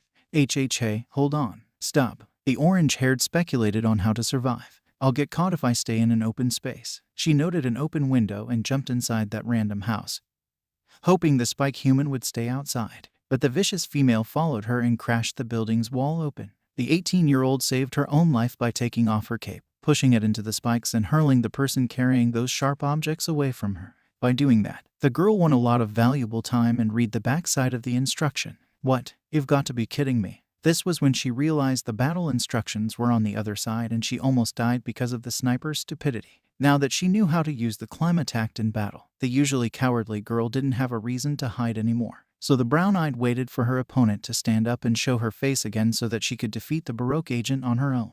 When Paula finally showed up, Nami surprised her with a short speech. I won't run or hide anymore. I may not look like it, but during my time as a thief, I survived life or death situations all by myself. I can't stand being treated like just an ordinary girl. What got you so confident all of a sudden? The blue-haired questioned the younger, not impressed. Listen up, I'm gonna show you my real power now. Heat ball. The ginger blew into one part of her staff and a red bubble came out of it. Feels warm, the tall woman remarked, completely unfazed. Cool ball. Ah, feels cold. Thunderball. Oh no, that tingled. Mr. One's partner decided enough time was wasted, so she made her next move, sewing Stinger, running away from the slender woman. The orange-haired silently activated Mirage Tempo, creating an illusionary copy of herself. Later, Miss Doublefinger thought she'd fatally injured the navigator, but was shocked when her victim was only a mirage. Bad luck, huh? The real Nami mocked the Baroque agent. Don't worry, we're not finished yet. Thunderbolt Tempo. A lightning struck the elder, who screamed up in agony. She had not imagined getting beaten by that girl. Losing was not an option. Of course, the battle wasn't over yet. Paula had gotten angrier by every minute passing. I will not be defeated. Sea urchin Stinger. Her hair turned spiky as the name giver of the attack, a sea urchin. With that hair, she charged at the experienced thief. Just as losing wasn't an option to Miss Doublefinger, it also went an option to the Straw Hat. She was fully devoted to help her friend Vivi and resolved to using her climb attack's strongest attack, Tornado Tempo. Tornado Tempo. Two bird toys on springs shot out of the blue baton. At first Nami was frightened and confused, thinking she must have done something wrong. But those toys did prove her wrong. They winded themselves around her enemy's legs and then the stick's front part wildly spun around like a tornado, dragging the blue-haired with it. Eventually, the stick got out of control and flung the pipe smoker at a stone wall nearby. The impact was so hard, it left a hole of the spike human's silhouette in the wall. The Baroque agent was sent to sleep this time. I did it. Usopp, thank you. The satisfied bow fighter called out, heavily breathing. Vivi, wait for me. Santoryu, Ushibari. Zoro charged at the blade human with two of his swords placed forward like bull's horns. The tall dark-skinned man wasn't slow and hardened his body to steel-level hardness, similar to Tekai. While running at Mr. One, the green-haired executed another attack, stronger than the former. Santoryu, Toro Nagashi. Daz Bones claimed nobody could cut or injure him thanks to his steel body. A certain swordsman from East Blue proved him otherwise as he cut through his hardened body, even if only by millimeters. You can cut steel, the man from West Blue exclaimed, hissing in pain. He wasn't used to injuries and defeat, so pain for him was far more difficult to handle than pain for the Mosshead, who experienced physical and psychological pain his whole life. Nah, not yet, at least not fully, the 19-year-old stated, confidently grinning. Before our encounter, I had never been able to cut iron or steel, but after I defeat you, I'll be able to say I can cut both. The Baroque agent furiously growled at the first mate's permissible arrogance. There's one thing, you won't defeat me. Zoro laughed at the former bounty hunter. Wanna bet? I made a promise to never lose again, so I doubt I'll be the one who loses. Gritting his teeth, Mr. One prepared to attack the young man from Shimitsuki village. He was kind of thrilled though, having found a foe with an actual chance of fighting toe-to-toe with him. Alright, let's see if you're a worthy opponent. Spar Claw. Daz turned the undersides of his fingers into blades and slashed at his opponent with them. Marimo, as fast as he was, blocked the onslaught of slashes without serious effort. The Baroque agent chased the swordsman along the very long street. Eventually, the green-haired managed to kick his enemy, stopping the attacks. Santoryu, Onigiri. He slashed at the blade human, knocking him on the ground, jumping in the air after that. Santoryu, Toragari. Only minor injuries were caused, but Crocodile's best man already saw him as a threat. Seems like I've underestimated you, swordsman. Now that I'll go all out on you, there's no way for you to defeat me. Sparking Daisy. After a wrist-to-wrist attack, the building behind the moss head was sliced up into 6 pieces. But having closed his eyes, the muscular light-tanned man avoided every single slash due to his observation hack. Your attacks are pretty lame. The moss-haired stepped up. He observed he was superior to his foe, so the self-confident young man became more and more determined to cut through steel. Santoryu, Kazami Dori. Any normal human or humanoid being except giants would be decapitated by this attack. 3 horizontal blades clamped down on the assassin and cut in his flesh. The victim of this brutal attack screamed up in pain, although suppressed and in a deep voice. RGH. Blood came out of the centimeter-deep wounds. The former bounty hunter was very lucky the Straw Hat Pirate didn't hit an artery. Damn. Atomic Spurt. This was Mr. One's last attempt to get rid of the green-haired. But the latter saw that coming. He's gonna wait for the momentum, then attempt to slice my throat up with his sharp hands. Without opening his eyes, Zoro performed his deadly finisher, using only one sword. Itoryu Lai, Shishi Sansen. The winner walked away without looking back, while the loser fell over due to blood loss out of his torso and inhuman pain. The victor had just cut steel, thus fulfilling one of his childhood dreams. Later, he would fulfill another dream, cutting diamond. Let's get to Vivi, shall we? With Luffy. Oh no, Pell shouted, looking at the center of Alubarna. The armies are about to clash. Indeed a worrying sight. Over 2 million people about to clash. Over 1 million people about to die if this event wasn't stopped. At that point, the army leaders, Chaka and Koza, were only 300 meters away from each other. I can take care of that. Luffy spoke, getting the Falcon's attention. How? You're just a normal. Not allowing his means of transport finish his sentence, the future Pirate King let out an especially strong blast of King's Haki, allowing only the highest-ranked members of the army stay conscious. Everyone, including the Zoan user, couldn't believe what they just saw. What did you? King's Haki. The exceptionally intelligent boy answered. Listen, you have to hurry. There is a bomb powerful enough to level a city in the clock tower. You have to defuse it. And that's not enough. Crocodile survived and is in this town. I have to beat him up again. Still confused, the head guard of Alabasta nodded. Okay, I'll go check and you take care of Crocodile. That said, the 17-year-old jumped off the Alabaston whose sweat dropped to the kid's craziness. He's powerful, but not very bright.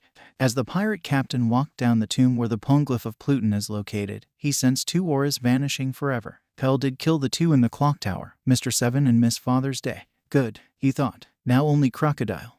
Sir Crocodile was not amused. Although he survived and his partner managed to get the king down the tomb, sooner or later his organization would be made public as the country's real enemy. Until that, he wanted to know where the ancient weapon was located, to steal it and then get the hell out of there. So, he said, walking near the archaeologist, where is Pluton? The O'Haran carefully read the Poneglyph but lied about its content. Kahira falls to Alabasta, year of heaven 239.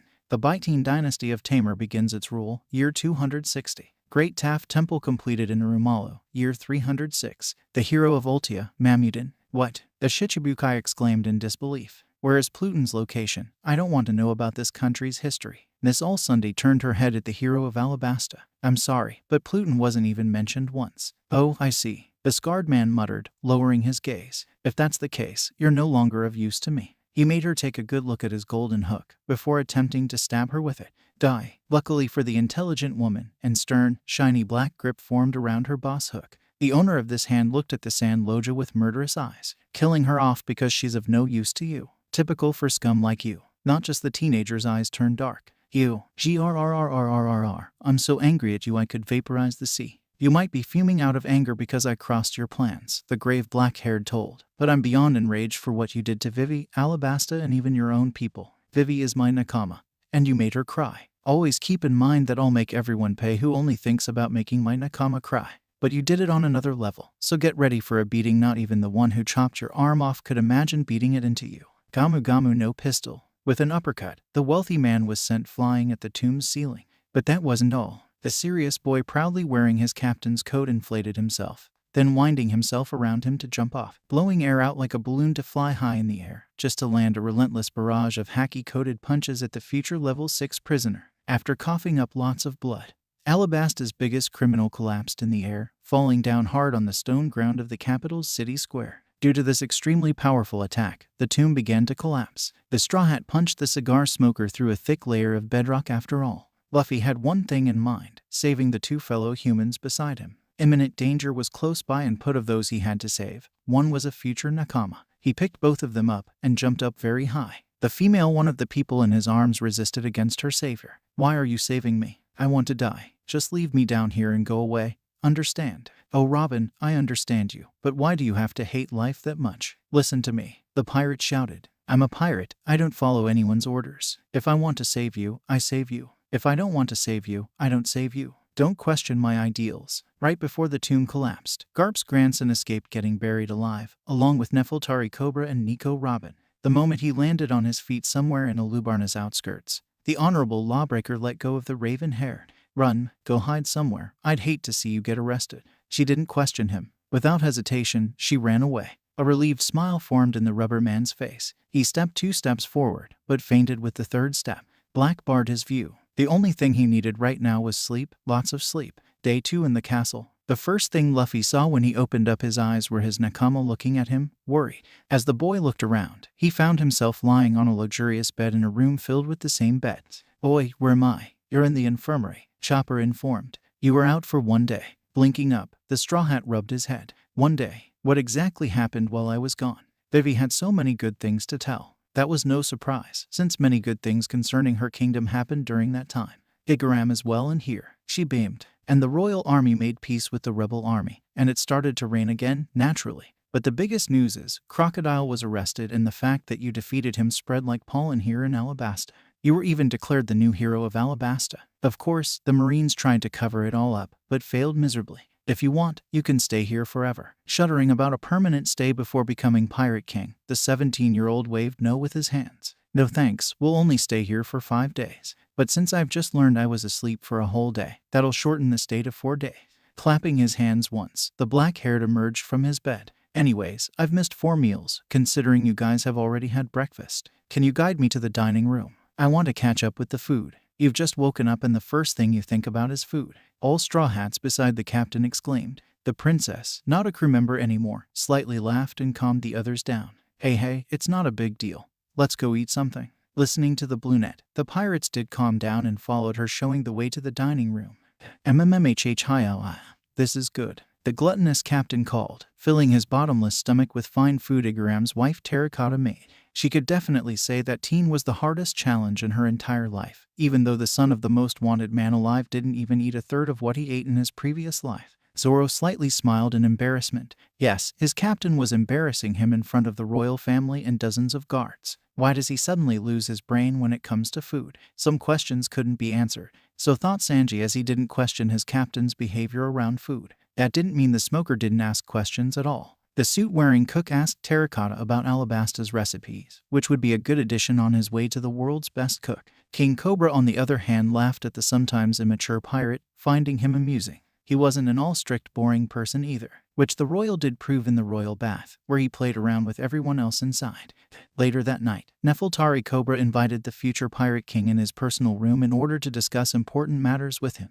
Luffy just entered the big, noble room. "You called me. Sit down," Cobra said, pointing at a brown leather seat. "I summoned you here to talk to you about stuff, such as, first, I want to thank you with all my heart for saving our country. Your actions mean a lot to us and our people." "Oh, it was a pleasure. You don't have to thank me about that. I insist on thanking you." "Well, if that's the case." The Elder One's face turned serious, just like he himself. "Second, why did you let Nico Robin escape?" This caught the Straw Hat's interest. "Nico Robin?" "Yes, Miss All Sunday, the demon of Ohara. Why did you let her run away?" The 80 million berry man thought out loud. "Have you ever heard of Haki?" "Haki," the Alabastan repeated, wondering how that was related to his question. "Yes, I've heard of it. It's a power strong and powerful people use." "What about it?" "Observation Haki allows you to see one's aura. Not only that, it also allows you to see if that aura is evil or not," the intelligent boy explained. "Robin's aura wasn't evil, so I decided to let her go." "Oh, I see," the king muttered. "If she's not evil, then maybe that's the reason she lied to Crocodile about the Poneglyph's content." "She lied?" the pirate captain asked, surprised. He hadn't heard of that before. "Have you heard of Pluton?" Vivi's father asked. "Yeah, but only once. It's said to be a super destructive warship, right?" "Yes, a warship capable of island-level destruction," Cobra confirmed. "When I was in the tomb, she claimed Pluton wasn't even mentioned once in the Poneglyph. But in truth, this specific Poneglyph tells the exact location of Pluton and even serves as a manual. I really don't know why she lied." Maybe because she didn't want Crocodile to have Pluton, the 17-year-old suggested. Perhaps she joined Baroque Works to backstab Crocodile and prevent him from finding that warship again. Remember, she's not evil. Alabasta's ruler nodded. If that's true, he began, then she really isn't evil, just like you say. Letting out a small moan, the younger black-haired stood up from his chair. If that's everything you wanted to say to me, may I ask something in return? Sure thing, what do you want to ask me? If you allow me to do so, Luffy started, slightly nervous. May I protect Alabasta with my flag? Nefeltari Cobra almost jumped all the way up to the ceiling. You what? Well, Vivi was my nakama and still is a good friend of me and my crew, so if you don't have anything against it, we would like to protect her home island. But Alabasta is with the world government. The middle-aged man argued. They won't allow you to do so. Dragon's son chuckled. They won't care. I already claimed some islands as my territory and they haven't done anything about it yet. Look at the Yonko. They own countless islands and the world government doesn't hate them for this. They hate them for other reasons. The black-haired king chuckled as well. You're far from a Yonko, don't you think so too? Give me 2 years and I'll become one. What the actual? The baffled ruler let out, sweat dropping. He had never seen such an overconfident person and never heard such a bold statement. And about the territory thing, I don't demand anything. I'm just doing it for my friend, Vivi. That's all. Not thinking long about it, the caring king, man and father sighed, accepting. Fine, I'll tell the guards to hang your flags around. Hearing that, the rubber man gave the Vivi's dad his bright smile. Shishishi, thanks. I'm going out now. Good night, King Cobra-san. Good night, Straw Hat. With that, the Alabasta on side again, calling his best men to his office. Igaram, Chaka, Pell, we need to talk. Day 3 in the castle. Over the night, the news on how Monkey D. Luffy claimed the desert kingdom of Alabasta as Straw Hat territory reached the world. In the morning, after waking up, Straw Hat Luffy received 3 envelopes, which he opened up. The first one was an invitation to an interview by an Alabastan news agency. The interview would be held 1 day later. An interview, Nami stated, visibly excited about it. Are you going to hold it? Of course, the devil fruit user piped up. I have so many things to tell Alabasta's people. Make sure not to tell them bullshit. Sanji joked. I won't. Luffy, Chopper exclaimed, jumping up so that he could see the small hybrid. What's in the next envelope? The second envelope was just containing an updated wanted poster of him and a new one of Zoro. Wanted, dead or alive, Monkey D. Luffy, 160000000 Berry. Wanted, dead or alive, Roronoa Zoro, 600000000 Berry. Sugoi, same reindeer exclaimed again, stars in his eyes. Such high bounties, amazing. Yeah, Usopp added, patting his captain's shoulders. I'm proud of you, Captain, show the world how powerful you are. They doubled your bounty. The frightened navigator stuttered in disbelief. Why doesn't anybody say something about my bounty? The green-haired furiously roared with sharp teeth. Because no one cares about you, the cook said, infuriating the swordsman even more. Says the one with a bounty of 0 berry. The mosshead snarled at his friendly rival. Shitty cook. What did you say, shitty Marimo? The blonde yelled, annoyed. The pirate captain rolled his eyes and gave the fighting duo a quick annoyed glance. I'm opening up the third one. He spoke up with a loud, commanding voice, stopping the bickering. To his very surprise, it was an offer for the title of a Shichibukai. Guys, they are offering me to become a Shichibukai. Vivi, who was quiet all the time and only smiled, jumped up from her seat and started shouting in disbelief. What? They want you to become a freaking Shichibukai? No way. But it's true, the future Pirate King stated, supported by his first mate. I told you before, don't underestimate Luffy. She opened her mouth for a second but decided to close it. If you still don't believe me, I can quote the letter. Then he started reading it out loud. To Monkey D. Luffy. From the World Government, Marine Headquarters at Marineford. Monkey D. Luffy, Captain of the Straw Hat Pirates, also known as Straw Hat Luffy. Due to your recent defeat of the treacherous ex-royal Shichibukai Sir Crocodile, who was the leader of the criminal organization Baroque Works, which, against the condition of becoming a royal Shichibukai, tried to overthrow the kingdom of Alabasta. A member of the world government, we have deemed you worthy enough to become the successor of Sir Crocodile as a royal Shichibukai. If you accept our offer, your bounty and the bounties of your crew will be frozen and you will be allowed to operate as one of the only government-sanctioned pirate warlords. You will be granted protection by the government as well as several other privileges, which include the use of the government-only Terai current, the right to request any government vessel, the ability to earn normally illegal money without government interference, as well as the ability to turn in non-Shichibukai pirates and earn their bounties. Of course, you must pay a price for this position. You will be required to refrain from any activities that go directly against the laws of the world government. In addition to that, if you are summoned by the world government, you must appear within 48 hours. An even greater rule is that you will have to obey every command coming from the government or the Marines. If you go against the government, refuse to carry out your orders, get beaten or publicly humiliated, or resign yourself, your bounty will cease to be frozen again and you'll be hunted just like before. Should you accept, your title will be given to you after your presence at the Marine headquarters at Marineford. If you are unable to come to the meeting by yourself, a government vessel will be sent to pick you up. Becoming one of the pirates approved by the world government is a great honor and rarely given to rookies such as yourself. However, you have proven yourself to be worthy of that title with your actions in East Blue and now in the Grand Line. Due to your actions, you have gained yourself a reputation practically overnight. Should you refuse our generous offer, your bounty will continue to rise and you'll be hunted down like any other pirate. We're waiting for your answer and hope you'll make the right choice. Vice Admiral Tsuru. So, Zoro asked with his right brow raised, are you going to accept it? The Shichibukai nomination started laughing very loud. Zoro, do you really believe I'm going to accept it? The future Pirate King won't bow to anyone. All the others were quiet, but smiled nonetheless at their captain's wise decision. If he would accept to be a government dog, they could never fulfill their dreams. That's what I wanted to hear. The 19-year-old declared with a proud face. I would have left you if you accepted to be commanded by the Marines and world government. Luffy, a curious Vivi spoke. What are you going to write as a response? You refused their offer. How will you express that? It's simple, the teenager answered. I'll write a letter and I'm gonna start right now. That said, he walked out of the room in search for a free office room with a sheet of paper and a pen. After a few hours, Luffy finished his own letter to the world government on why he won't accept the Shichibukai status. In the paper bin below the office table, 3 crumpled up sketches were lying on the ground. The Straw Hat wasn't very experienced with letters and formal writing, so he needed multiple tries. But in the end, he managed to write a more or less formal letter that wasn't half bad. To World Government, Marine HQ at Marineford. From Monkey D. Luffy. Dear Marines, I'm flattered you view me worthy enough of the Shichibukai position and acknowledge my strength and danger towards the world government. But I've become a pirate for 2 reasons, my freedom and my dreams. If I accepted your offer, I'd not only lose both, but also any respect I might have gained amongst other pirates, some civilians and even the revolutionaries. Let me tell you one thing, me and my crew won't attack the government or civilians first. But if we're attacked first, we will take action. Since you hate us anyway for flying a pirate flag, I might tolerate attacks on our ship, but if one of my crewmates is targeted individually, this won't stay unanswered. And if any of the islands under our protection gets attacked by you, we will also respond. Good luck in finding a good Shichibukai replacement. Monkey D. Luffy. The 17-year-old put the letter into a fresh white envelope and asked a servant of the palace to send it to the Marine HQ. Oi, the black-haired yelled, storming off the office room after the servant made his way to the post office. I'm hungry, get me some meat.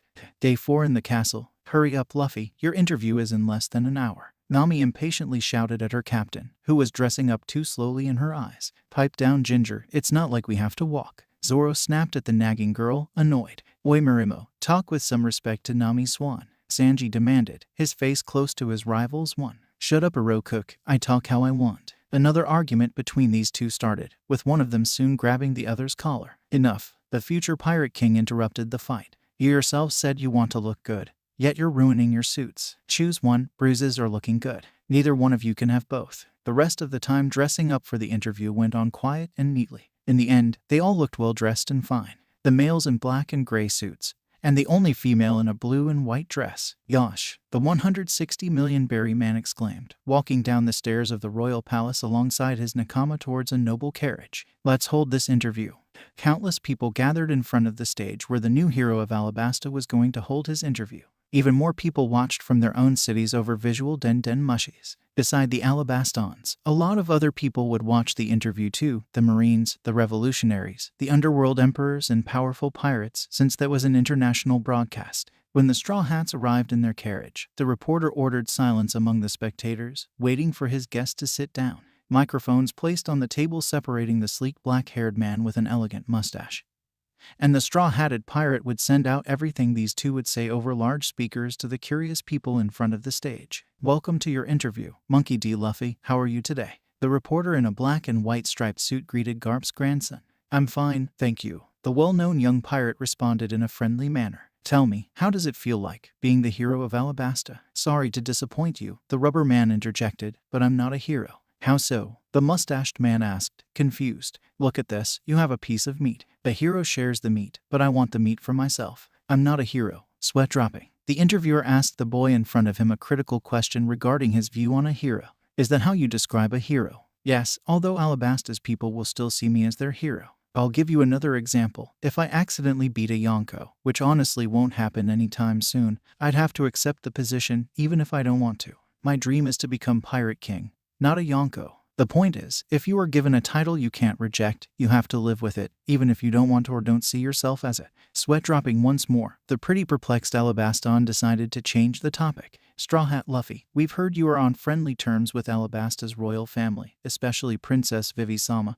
What exactly is your connection to her, and how have you met her? Well, the tallest Straw Hat began, it's a long story. At first we were enemies, considering she worked for the criminal organization Baroque Works. After we found out she was just infiltrating Baroque Works to find out who threatened her country and some Baroque agents tried to kill her in front of our eyes, we decided to protect her. During our journey over 2 islands, she and us got very close and eventually we decided to take her in as our nakama. Because Vivi was our nakama, we of course decided to help her out. Later, on Alabasta, me and my crew fought Baroque Works to stop them from taking over her country and won. Basically, that's the short summary on how we met our nakama Vivi. Interesting story. The amazed man remarked, changing the topic again. Yesterday it was made official you declared our country as your territory. Can you explain why? I did it mainly for Vivi, but also for her people. As Straw Hat territory, Alabasta is directly under our protection, so if someone wants to harm this country or its people, they'd have to go through us first. Do you have other islands under your protection? Yes, several islands in East Blue and Drum Island on the Grand Line. There are 2 interesting facts about those islands. First, 3 or 4 if we count Vivi, out of 5, or 6 out of my nakama have their home islands protected under our flag. Second, most of these islands have once had interactions with evil pirates. The other 2 are special cases. Okay, I have 2 questions regarding your second fact. First, elaborate what an evil pirate is to you. Second, what do you mean with special cases? To me, there are 2 kinds of pirates, the evil ones and the good ones. Evil pirates are just being dicks and attacking civilians, causing harm to others. They are ruining the reputation of good pirates, who are just being pirates to be free, chase their dreams and go on adventures. I dislike any pirate or person in general who hurts civilians. I like your view on pirates, Luffy-san. Say, do you like civilians? Well, yes, I like civilians and want them to believe not every pirate is bad, although most are. I adore good-hearted civilians, but hate bad ones who have fun harming others. All civilians in the world. Don't worry, me and my crew would never attack you. Good job, Luffy-san. You're a good example on how to be a good pirate. And what do you think about the Marines? The Marines will hunt me and try to kill me anyway cause I'm a pirate, a dangerous criminal. But there are differences in my thoughts about Marines. I respect Marines who really care about protecting the innocent and taking down bad guys. But I loathe corrupt Marines or those who won't think twice about sacrificing innocent lives for the sake of absolute justice. Always keep in mind that not every Marine is good, just like half the pirates are total assholes. You know what, Luffy-san, I never thought I'd like criminals, but I'm making an exception on you and your crew. Thanks. I recall you asking about the special cases. Ah, yes, of course. What are those special cases exactly? One island was targeted by an evil Marine, Commodore Nelson Royale. But he's no longer a threat, since that fat ass is sleeping with the fish right now. The interviewer shivered a bit. Sleeping with the fish. Don't tell me you've killed him. It's easier to understand than you think. I sunk his warship, but he sunk with it. Why? That bastard was fatter than Yonko Big Mom herself, so he couldn't escape the sinking warship. In short, that was only indirect murder. Indirect murder. How do I express this? You do something that leads to a secondary cause to kill the victim. Like for example, you push somebody into the path of a bullet. It's the bullet that kills the victim, but you're the reason why the bullet hit him or her. That's indirect murder for you. For the 3rd time, the Alabaston's sweat dropped. Any other cases of indirect murder amongst your crew? Yeah, one involving my navigator, but that was more of self-defense. Self-defense. This corrupt mercenary, that corrupt Marine I mentioned earlier sent out to do his dirty work. After we thwarted their disgusting plans, said mercenary went after us and tried to kill us. To defend herself, Nami, my navigator, knocked him off the railing. Because he was a devil fruit user, he probably died after falling into the water. The reporter said. I understand. And what's with the other special case? It's more of a holiday island. If we wanted to have a few days off from civilization, we could go there and enjoy our stay in the beautiful nature. Goat Island, East Blue. If anyone wants to go there, I'm fine with it. As long as no one harms the goats there, of course. Thank you for clarifying. Now, would you mind telling us about your crew? Finally, I was waiting for you to ask that. First, there's me, Monkey D. Luffy, the captain. I ate the Gamu Gamu no Mai and my dream is to become Pirate King. Second, there's Roronoa Zoro, the 60 million berry man you probably know by now. He's the first mate and his dream is to become the world's greatest swordsman. Third, there's Nami, our navigator. Her dream is to draw a complete map of the world. Fourth, there's Sanji, our cook. He's the blonde guy and his dream is to find the all blue. Fifth, there's Usopp, our sniper. He's the long-nosed guy and he wants to become a brave warrior of the sea. And last, there's Chopper, our doctor. Yes, the reindeer. He ate the Hito Hito no Mai and his dream is to find a cure for every incurable disease there is. Together, we are nakama, like a family, chasing our dreams. Wow, dreams must mean a lot to you. How right you are. Dreams, along with freedom, are the most important things for us. Everyone, remember this, you are nothing without dreams. Dreams will never end. Very inspiring. Here's my final question. How do you plan continuing your trip? Simple, I beat up some bad guys and become Pirate King. On my way to that, I will recruit some people who seem worthy enough to sail with me. Other than that, I'll live my life. Anything else you want to say? Follow your dreams, live free, and don't harm my nakama or islands. Thank you for your time, Monkey D. Luffy. No problem. That was amazing. Nami beamed up to Luffy's face. You did a great job. Well, hee. Dragon's son said, turning red. That was nothing. You really did give a great interview. Zoro praised him, especially in that part about dreams. Yeah, I hope more people care about the all blue now. Sanji said, let's go eat something. The 17-year-old called out, changing the topic. I haven't eaten for 2 whole hours. It's official, his brain stops working when it comes to food. Minutes after the interview was held, the newspapers started printing. In just a few hours, most of the world got aware of the young D.'s words and different people had different reactions. At Marineford, Fleet Admiral's office, That's my Luffy. Garp laughed, shedding tears, proud of his grandson. I never thought he'd mature. GARP. This isn't the time to laugh. Sengoku angrily scolded him. Why not? The marine hero asked, still chuckling. Haven't you seen the interview? I've seen it, and I'm not pleased. And not only that, he also refused the Shichibukai offer. Seriously, Garp, there is something wrong with your family. But still, you have to admit he's mature for his age. He is, but that makes him even more dangerous. Look at your son. Was not the brightest in his youth, now one of the most intelligent and most wanted criminals alive. Don't worry, when I meet him, he's going to feel the fist of love. I hope so. Admiral's room. Lies, Admiral Akenu roared, slamming the newspaper on the table. There are no good pirates, just one's less bad than the others. Hua, maybe that kid is the least bad pirate alive. Admiral Kizaru suggested, talking slowly like always. No way, he is the worst for disgracing my beloved absolute justice. Say, where's Kuzan? I think he went out to ride his bike again. Ah, his faggy bike. Sakazuki cursed. I really hate that about him. I think it's cool. Nobody asked you, Borsellino. Somewhere in the new world. Deahahaha. Shanks laughed, wielding his nakama over with the newspaper. Look at Anchor's interview. Damn, Ben let out, surprised how much his old friend grew up in 10 years. Didn't expect him to mature that much. It's almost creepy, says you Ben. The red-haired teased, much to his first mate's annoyance. Hey Yasop, look, isn't that your son? Yasop looked at the photo of the Straw Hat Pirates dressed in suits and dresses. My son has come such a long way. I can't wait to see his first bounty, he said, shedding tears of joy. Deahahaha. The two-armed Yonko laughed. Let's celebrate the Straw Hats' victory over Crocodile. Luffy, you've taken down your first Shichibukai. I'm so proud of you. Whole Cake Island. WHAAAAT. Charlotte Linlin almost screamed after reading the interview. How dare this brat calls me fat. Prospero. Find out about his family members so that I can send him one of their heads. Pererin, of course, Mama, I will work on it. With Bardo Club, East Blue. LUFFYSENPAAI. A certain green-haired exclaimed, tears running down face. Luffy's biggest fan had just read his interview and his words changed the sharp-toothed's view on who to attack and who not. All right, fellow Luffy fans. The pirate captain spoke up, getting his crew's attention. We will raid some pirate ships and give the money to the civilians we robbed, understand? Yes, for LUFFYSENPAI. Long live civilians. On the Moby Dick. Gururarara. Whitebeard laughed, reading the newspaper. Is this brat really Sabo and Ace's brother? He's nothing like those two brats described him to me. Right, Yoi, Marco commented, slightly smiling. His captain was right. That kid was nothing like the 2nd Division commanders described him. I'm gonna ask Sabo about this. So, you don't need to call me, I've already heard you. A blonde young man wearing a top hat stated, coming out of the ship's movie room along with a group of other Whitebeard pirates. We've seen the interview and talked about my brother's personality. This can't be true. Has someone hit his head? Nah, that can't be possible. He's immune to blunt hits. Wait, what if some powerful dude with haki hit his head, changing something in his brain? Pops, may I have your permission to leave the ship? I need to check on my brother. Everyone on board except Sabo and Sleeping Thatch burst out in laughter, ridiculing Black Rod's big brother complex. This isn't funny.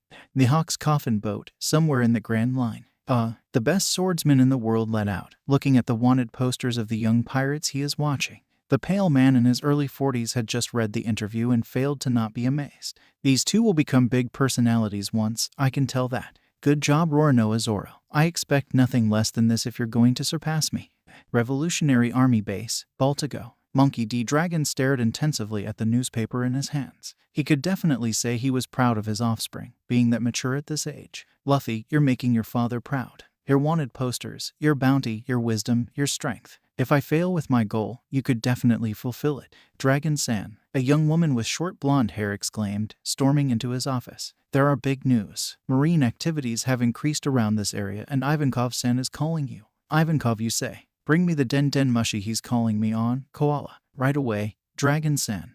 3 hours later, when it was evening, Luffy called his nakama and Vivi into his room. The pirate captain called them in to be with him while he calls the number his older brother gave him before leaving. Everyone, I'm calling Whitebeard. What? Everyone else exclaimed, Vivi shuddering in fear. Whitebeard, the Whitebeard, one of the Yonko and the strongest man in the world. Nami acted straight and hit her captain on his head. Are you mad? You can't just call a Yonko. It can't be that easy. Relax, the Straw Hat said. Not hurt or anything. Ace gave me his number and he is a commander. Besides, old man is that kind of person who considers family of his family, which Ace and my other brother Sabo are part of, family too. Just relax, the world won't go down. So the black hair did call the Moby Dick on his own Den Mushi, him and his friends waiting for someone to answer. When someone did answer, everyone flinched at the angry voice answering. Luffy. What the hell was that? That angry voice roared in the snail. What do you mean, Sabo? The teen asked, aware of what his brother meant. Your interview, of course. What else could I mean? So, the boy asked, frowning. What's with the interview? Don't play dumb on me, Monkey D. Luffy, we both know about what I mean. Your personality is weird. Lou, how can you be so mature and intelligent? It's not possible you could have mentally aged that much since Ace and I left. It's only been 3 years. Tell me, who has hit your head or performed brain surgery on you? I'm gonna beat him up. The kid burst out in laughter. Ha ha ha ha. You sound like Ace. Sabo's expression changed. You're dead wrong. My reaction was not even close to what Ace's reaction would be. He's even overly protective of me, a division commander. What do you think he'd do if he finds out about what happened to you? I don't even want to imagine the things that narcoleptic idiot with that super annoying big brother complex would do. Here's my advice. If you see Ace, run. He probably interrupted his search for Blackbeard and went after you to drag you onto Moby Dick and interrogate you on who made you smarter, just to violently kill him or her afterwards. Luffy's nakama, including the princess, cringed at that. Apparently, the friendly older brother they had met suffered from an almost psychopathic big brother complex. Okay, Sabo, I'll follow your advice. So, tell me about you. We haven't seen each other for 3 years. Black Rod Sabo smiled, happy his little brother wants to know about his adventures. Me and Ace left as co-captains, forming the Pipe Rod Pirates. Our trademark was fighting with pipes. Together, we've built a formidable crew and became infamous super rookies and were later known as the best pipe fighters worldwide. That was, until Ace got his Mira no Mai and gave me his pipe, the best and hardest in the world. After that, I taught myself the dual pipe style and still hold the title for the world's best pipe fighter. Enough with my skills. Somewhere in the new world, we encountered Pops after this freckled fool wanted to beat him to make a name for himself. He ultimately failed and we, the Pipe Rod Pirates, were integrated into the Whitebeard Pirates. It wasn't bad as it may sound. We were given a family and Pops made Ace feel content enough to share his secret.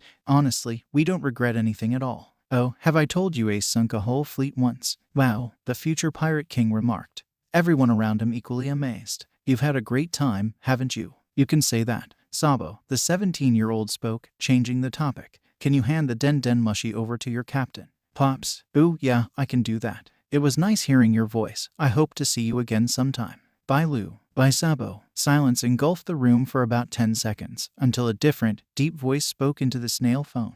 Edward Newgate here. Am I talking with Straw Hat Luffy? Hello there, Whitebeard Asen. It's an honor speaking with the strongest man in the world. The eyes of all other Straw Hats widened. Their captain was speaking to the literally strongest man in the world. leader of the most fearsome armada roaming the seas. Don't say something stupid. Don't say something stupid. They all thought, sweating buckets. Kurarara. It's an honor to speak to you too, boldest brat in the world. Declaring islands as your own and publicly insulting Big Mom. I didn't expect any less from my two brat brother. Looks like some of what they've told us is true. Some of the Straw Hats almost fainted. Whitebeard himself making compliments to Luffy. Wow, just wow. Chopper only thought the rubber man was super cool and the right man to follow. Thanks. Ace gave me your number. Ace, good for him. Is there anything specific you want to tell me?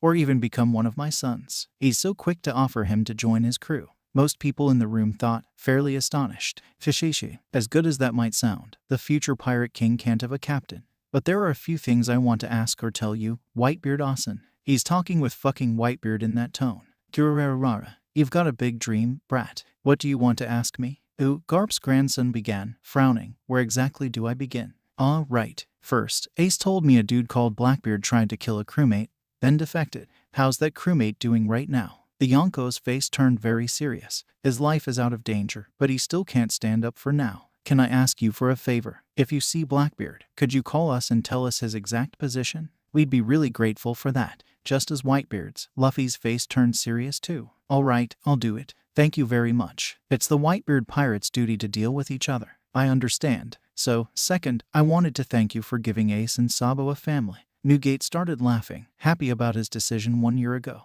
Gururara, no need to thank me, brat. I looked at these brats and knew where they belong. They are my sons now, no need to worry. The Straw Hat's overall expression brightened. I bet they're happy with you now. You know, when Ace and I met first, he was really nasty. He outright hated me, spat at me and even tried to kill me. Sabo's been much better, but he wasn't that nice to me either when we first met. Eventually, after some events in a surprisingly short time, we became irreplaceable siblings and were closer to each other than any family by blood. Once again, thank you for giving them a family, something we three lacked in our respective childhoods. Vivi and all other Straw Hats were deeply shocked, judging by their faces and drops of sweat. Ace tried to kill our Luffy. How is that possible? He seemed so nice and mature and polite. I don't get it. I see. The captain of the Whitebeard pirates calmly replied. Your gratitude towards me must be great. Is there anything else? Yes. Do you have the number of Shanks? That red-haired brat. The gigantic human repeated. Not extremely fond of his fellow Yonko. What do you know about him? He's calling red-haired Shanks a brat. Incredible. I know him from my childhood. Before I met Ace, he lived in my home village for a year. The straw hat I'm wearing was his parting gift before he left. He told me to give it back to him once I become a great pirate. Whitebeard could really say he was surprised. For years he'd been wondering what happened to the brat's hat. And now he got his answer. Fine, I'm gonna tell you his number. Listen, it's...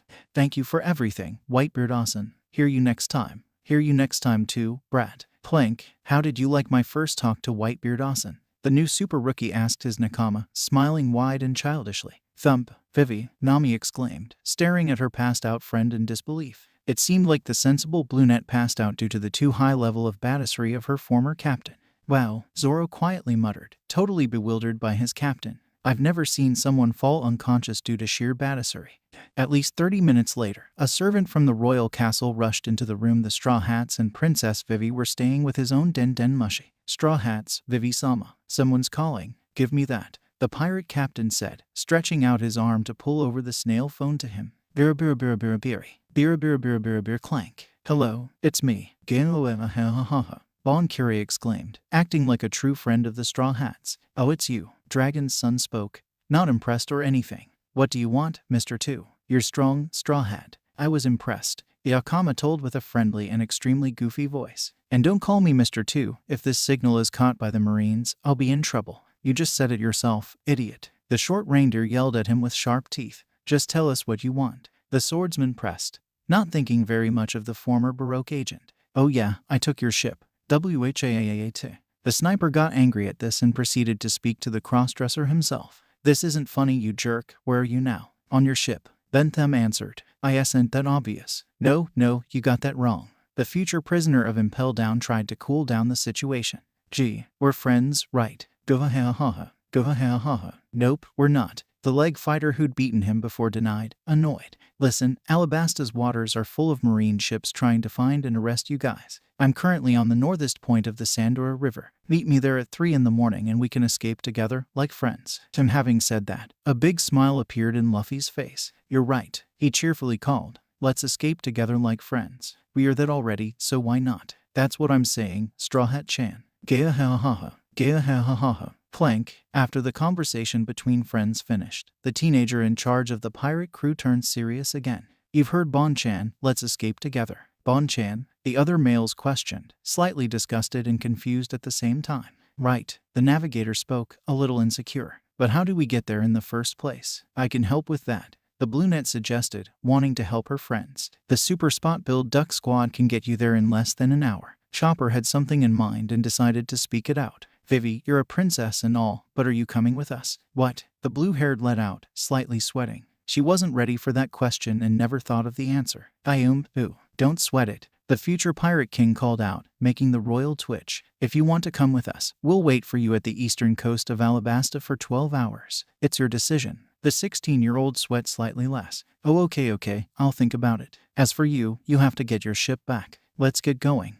Goodbye for now, 10. The Straw Hats shouted, bidding farewell to their ex-nakama for now. Maybe she would become one again, along her loyal duck Karu of course. After just a little less than 1 hour, the quite small pirate crew arrived at the place their friend, which both Sanji and Zoro denied he wasn't, had told them to meet him. Go-ha-ha-ha. Hello friends, long time no see. Oi, what were you doing on our ship? Usopp angrily roared, sensitive about his love's present, the going merry. Protecting it of course, the queer proudly stated, pointing at himself with his thumb. The Marines would have taken it if I didn't look after it. The sharpshooter's eyes widened and his heart beat faster. You really did that for us. Of course, that's what friends are there for. Usopp's son's eyes got watery in gratitude. Their former enemy has been protecting Mary while he and his nakama were gone, a true act of friendship. Bon-chan, thanks for protecting Mary. The marksman cried out, grabbing the rubber man and reindeer human hybrid to perform a shoulder-to-shoulder dance like last time with their friend Ben.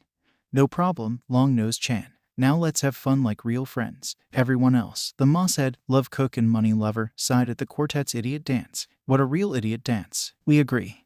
One day later, around 3 p.m., about 10 minutes before Marine ships approached, Vivi did make it to the eastern coast of Alabasta. The princess has had a sleepless night due to her constantly thinking about whether to continue sailing with her friends or follow her duties as a nation's princess. In the end, she decided to stay, thinking her being part of the future Pirate King's crew might endanger her people's safety, even if she did step down. Guys, the beautifully dressed girl yelled at the ship 500 meters away from the rocky shore. I'm so sorry, but I have to stay. My country and family need me. I love them too much to leave. Please, continue your journey and fulfill your dreams. Kind of disappointed but understanding, her former nakama nodded, sailing away with their X mark visible to the part-time pirate. That mark had formerly been a proof of their nakama-ship to distinguish themselves from imitators. Speaking of imitators, Katakurii and his own nakama were waiting for the Straw Hats a bit further off the desert island.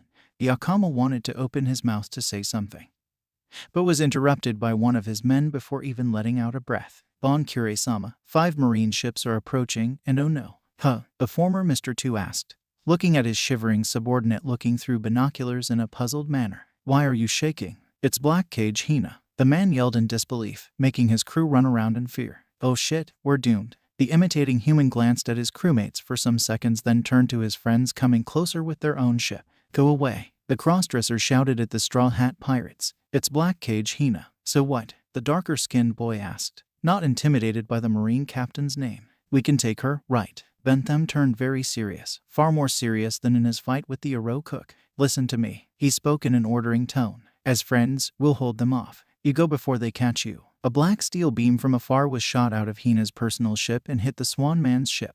Many others followed. I told you, you can't stay. Go away. We'll hold them off. But Bon-chan, the Straw Hat interjected, puddles of tears in his eyes. If we let you here, you'll get imprisoned.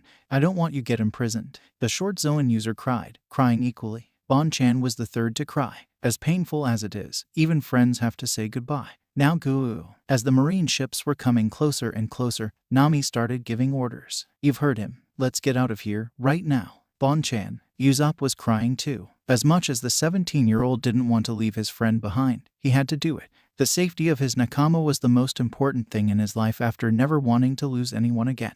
And Bon-chan would help him and impel down later. Sobbing, the tallest Straw Hat decided to do as his navigator said. We're getting out of here. The 6 young pirates sailed further and further away from the battlefield, where multiple ships, including the former Baroque agents, were burning. I'll never forget you, my friend. Many minutes and teardrops later, There was no trace of anything out on the big sea. The Straw Hat Pirates were safe for now from any enemy force. We've shaken them off. Isn't that a reason to be happy? Zoro asked with a content face, holding a mug of sake. However, everyone on deck except him and the captain had a sad face. We miss her already, they whined, implying the regret of their former nakama's absence. Stop it with these whiny faces. The green-haired growled with sharp teeth. If you wanted her to stay with us so bad, you should have taken her by force. Mad at the moss-haired, the 4 whining pirates started calling him names. The tan 19-year-old immediately regretted having said that. You're such a savage. You're the worst. Marimo, meathead. Another voice joined the conversation. Looks like we've finally made it off the island. Yeah, Zoro muttered indifferently, not paying attention at first. Upon closer look, he realized the voice came from a familiar slender raven-haired woman who'd been hiding on the ship. Not only that, he also spat out his sake. Why? His reaction was short-lived as the 4 who'd been complaining earlier started screaming. Well, the former second-in-command of Baroque Works, Miss All Sunday, was standing on their ship, here to avenge your organization. I'll take you on, Zoro exclaimed, pointing at her with all 3 of his swords. Nami did the same with her climb attack. Get off the ship, I repeat, get off the ship. Usopp spoke through his megaphone in a quiet and depressed way. Chopper hid behind Luffy, who stared at both Nico Robin and Sanji, who was trying to flirt with her. Due to being former enemies, the first reaction of the non-captain and non-cook Straw Hats towards her was hostile and mistrustful. Don't point such dangerous objects at me, the woman said, throwing the long fighting objects out of metal on the ground with her Hana powers. The navigator, slightly calmed down, realized she couldn't win against the raven-haired with weapons, so she proceeded to oral violence. Why are you here, Baroque Works? How long have you been on this ship? All the time, the second female on Mary answered. No expression on her face. Just why are you here? The first mate hissed in a demanding way. I'm here for Monkey D. Luffy to take responsibility for what he did to me. What he did was truly unbearable. By that time, the blonde got out of his loving state and started shaking his captain wildly after grabbing the rubber man by his neck. Luffy, what'd you do to that beautiful lady, you bastard? Unaffected by the Aro cooks avenging the beautiful, the Straw Hat sarcastically asked his soon-to-be nakama what his crime was. Explain what I did you say was unbearable. You made me live when I wanted to die. That's your crime, the O'Haran told him with a slightly content expression. And to make up for it, you'll have to let me join your crew. There's no place for me to go or go back to, so let me stay on this ship. Silence for 2.5 seconds. Oh, I see, the wanted man muttered, thoughtful yet clear. Then I guess we have no choice. From now on, you're part of the Straw Hat Pirates and our nakama. Feel well on going merry. Luffy, some of his other nakama yelled, not agreeing with the 17-year-old's decision. Melorine, the only other Straw Hat immediately accepting her song, his eyes formed to pink hearts. Expecting this outcome, the pirate captain turned around to those disagreeing with him in hope of changing their minds. Don't worry, she isn't a bad person. How can you say she's not a bad person? The ginger snapped at him in disbelief. Remember, she was Baroque Works number 2. Why yeah, and the partner of Crocodile. The long-nosed added in fear, inwardly facepalming. The 160 million berry man possessing great patience made another suggestion to the ones refusing to accept Nico Robin as their new nakama. Do you want absolute proof she's not evil? Zoro, you know how to use observation haki, right? The tan green-haired raised an eyebrow, not understanding what haki has to do with her not being evil. Yes, but could you tell me what this has to do with that? Asia, the laid-back pirate captain answered. Close your eyes and look at her aura. Tell us whether her aura emits evil or good energy. Fine. The loyal swordsman complied, closing his eyes to use his power. To his surprise, the good energy easily outweighed the evil energy by at least 9 to 1 out of 10. Guys, he spoke up, sweating in disbelief. Believe it or not, the ridiculous amount of good and innocent energy makes it look like there is no evil energy inside of her. Yuba, Nami and Chopper gasped for air, as if someone's been robbing their oxygen. The shock hit them like a colossal battleship. Giggling first, the mysterious woman stood up, walking towards the coward trio and the masa. You can ask me questions if you like, maybe that'll help you about me. The gifted sniper gulped first, then stepped forward 2 times. Okay, he spoke, confident about himself. I'll do it. After about 15 minutes, the sharpshooter set up an interrogation table to ask some things about his new nakama. They were both already sitting, and he asked his first question. My name is Usopp, what's yours? Nico Robin, the slender woman said, entertaining the reindeer with her devil fruit powers. Okay then, Nico Robin, what's your occupation? An archaeologist. An archaeologist, the 17-year-old almost yelled out, impressed. I come from a long line of archaeologists. I see. That kind of family, huh? Meanwhile, Zoro was secretly observing the interrogation from behind the mast, thinking what the hell. He didn't quite trust the tall woman, thinking she acted way too innocent to be trusted. And, the black-haired continued, now curious about her. I became an archaeologist, and then a wanted criminal. That was when I was 8. Since then, I've spent the past 20 years hiding from the world. Since you were 8, by yourself all this time? The darker-skinned asked, not thinking that could be true. But then, there was no way for a child to be able to survive alone on the sea. So in the end, in order to protect myself and achieve my goal, I've chosen to follow various rogues. So that's how it was. Does that mean Crocodile was just another rogue to you? Yeah, I guess. In order to get closer to the Rio Poneglyph. Rio? The liar asked, not knowing anything about poneglyphs. For him, it just seemed like something else he can't understand, just like Haki when Luffy first mentioned it. Thanks to that, I've become good at doing things behind the scenes. I'm sure I'll be able to help you guys too. Oh, you're full of confidence. What are you good at? The former O'Haran scholar and Baroque agent leaned forward,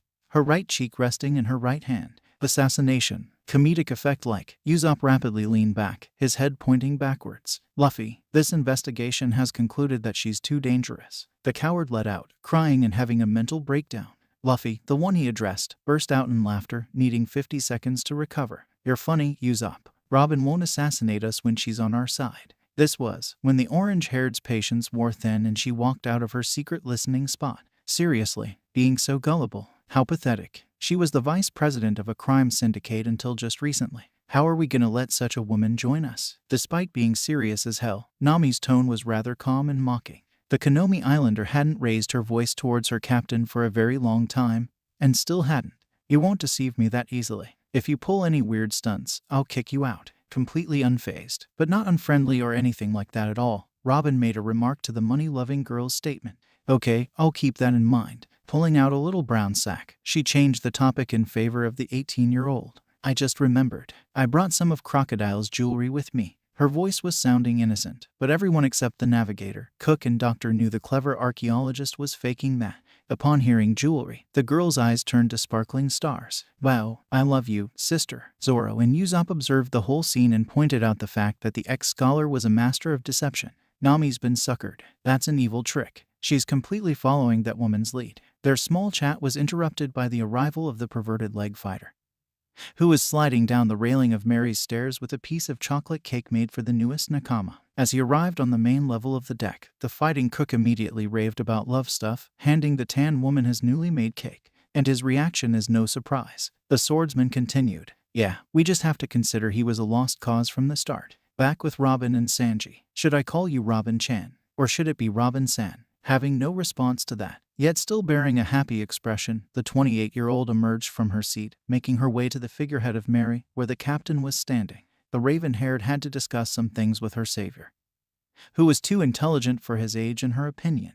While walking away, the Buster Call survivor overheard the ex-prince raving about her charm and beauty. Any normal person, man or woman, would have slapped the blonde at that point. But being that patient, she just let the sometimes idiotic chef say whatever he wanted to say. Excuse me. The so far youngest D turned his head to the passionate reader, who'd approached the most wanted man's only son. Oh, what's the matter? Tell me, why did you trust me immediately, when almost everyone else reacted in a hostile manner to me? It doesn't make that much sense for me, Captain San. The thoughtful woman wanted to know. Nobody else except the young moss-haired vice-captain who was standing 15 meters away from the pair listened. Therefore the highly intelligent woman with a tragic past talked to her captain honestly and in a way only intellectually grown-up people would talk. Luffy fully understood his archaeologist, so the 17-year-old fully responded like he really would, in his true, own way. I saw through your soul. You're a broken person in need of friends and family. Many people have had a sad past, me included. I accepted you without hesitation because I can relate to you.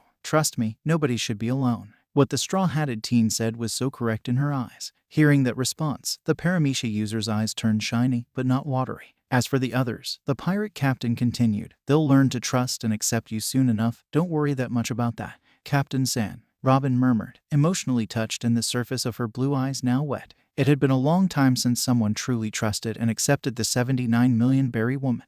Oh, and you don't have to add Sen at the end of our occupations, our very names are enough. With that, the boy wearing his captain's coat made his way to the galley in order to have lunch. After the black-haired was far enough away, the swordsman approached the 9-year-older woman to speak to her about something. In a way, he could definitely tell his second-best friend and captain wasn't wrong. But on the other hand, he didn't trust his new nakama that much. Let me be clear. Zoro as Zoro spoke. If Luffy accepts you, I'm gonna accept you too. That doesn't mean I'll be trusting you from the beginning. Do something for our crew, your nakama, and maybe then I'll trust you. Sounds good to me. Yoharan responded, now slightly smiling. I promise, I will fight for us when I have to. I also promise I'll never harm any of you. The wary first mate's instincts were good compared to the instincts of others. In his mind, he let her words sink in and decided the tall woman's promises were serious. The only thing she had to do was to prove it. Good. You better not mess up if you want to gain my trust, the green-haired said, following the rubber man. That shitty cook might be shitty, but at least he was a good cook. Nico Robin smiled. She smiled after being left alone. Despite not thinking to be able to see through one's soul or see if one's aura emits good or evil energy, the raven-haired could see her new friends, which the skilled assassin also calls nakama, were a bunch of good-hearted people. I think too much about things that are not true, but I know one thing that is true: I made the right decision being with them, the 28-year-old thought, determined to do her best for her crew. Immediately after that, the tanned ex-scholar made her way to the dining room to eat and have fun with the seemingly eternal good-mooded pirate crew she was part of. Little did she know she'd gain the trust of her nakama in such a short period of time. 3 days later, Robin gained the absolute full trust of pretty much everyone except Zoro, who still had 1 or 2% doubt in her. In those 3 days, a lot had happened, like Reluca Island becoming Straw Hat territory. With the help of lots of personal conversations, assisting her crew's doings and even fighting together, Nami, Chopper, Usopp and even Zoro saw the former Baroque agent as one of their own, and a pretty useful one at that. Last point proved itself when the archaeologist was shown to be skilled in analyzing a corpse that fell down on Mary next to a ravaged galleon, which created a wave upon impact with the sea so big, going Mary almost toppled over. I see, the Buster Call survivor said, her eyes fixed on the skeleton. See those holes in his head? They are man-made. She turned her head to Chopper, who was still hiding behind the mask due to being scared of corpses. This is craterization, right, Dr. Kun? The reindeer nodded, amazed by her medical knowledge. Yeah, in the past, they made holes in the skull in order to constrain a brain tumor. But that's a medical technique from very long ago. That's right. It's been at least 200 years since he died. The joint most intelligent Straw Hat observed. He was in his early 30s. He fell sick while traveling the sea and died. The reason his teeth remained in good condition compared to his other bones is because tar was rubbed onto them. This custom is characteristic of some areas in the South Blue. So considering history, that was a ship for an exploration party from the past. Here it is. The Scent, Briss of Briss, a kingdom in the South Blue. The O'Haran informed, opening a new page in the information book which also fell on the main deck. It set sail 208 years ago. The ship probably wandered in the sky for at least 200 years. Unexpectedly, Luffy began clapping his hands rapidly. Wow, Robin, you're so smart. We couldn't have found out that much about this ship and that corpse without your help. Agreeing with Garp's grandson. Everyone else except the swordsman and the sniper clapped their hands too. The former thought he was too cool for such a commotion, while the latter was too scared of the calm woman's knowledge of such scary things as corpses with holes. Wow, Robin Ch-Wan, you're so smart and beautiful. The lady-loving cook raved, hearts in his eyes. He's right, Robin, you're amazing. The navigator exclaimed. You know much about medicine. Are you a doctor too? Maybe we can work together. The reindeer-human hybrid called, curious, cheerful and somewhat pushy, just like a child. TCH, I'm too cool for such praise. The first mate muttered under his breath, looking at the opposite direction. Are Robin scary? The sharpshooter whined, sweating and trembling in fear. As the ginger finished her praising, she shortly glanced at her log pose, before wanting to go back to the rudder. Despite the glance lasting only a fraction of a second, the orange-haired noticed the needle pointing upwards, right in the sky. Guys, the 18-year-old spoke up, pointing at her log pose. Look at the needle, it's pointing all the way up to the sky. I think it's broken. Hearing that, Dragon's son shook his head, correcting his navigator. You yourself said a log pose adjusts to the magnetic field of an island, right? Nami looked at him confused. Right, but that means there is an island in the sky. Have you ever heard of Sky Island? The log pose is telling us to go there. Not believing in Sky Island, Zoro openly disagreed with his captain. Whoa, an island in the sky. Where? Look at the sky and tell me where an island or cloud big enough to fit an island is. Expecting something like this, the 17-year-old sighed at the green-haired in slight annoyance, lecturing him about believing in things later on. Zoro, we are followers of dreams, right? Did someone actually debunk the myth of Sky Island's existence? Believe in it, just like I do. The vice captain looked at the future pirate king for a few seconds, then sighed as some kind of an apology. He knew the rubber man was right about dreams, and he also knew he himself should have known better. Listen up, everyone. The boy dressed in red called out, getting everyone's attention. This ship over there is going to sink soon, so some of us should go over there and retrieve as much helpful stuff as they can. All right. That ship fell out of the sky. There must be some things linked to Sky Island. All other Straw Hats agreed, hatching a plan to salvage the galleon.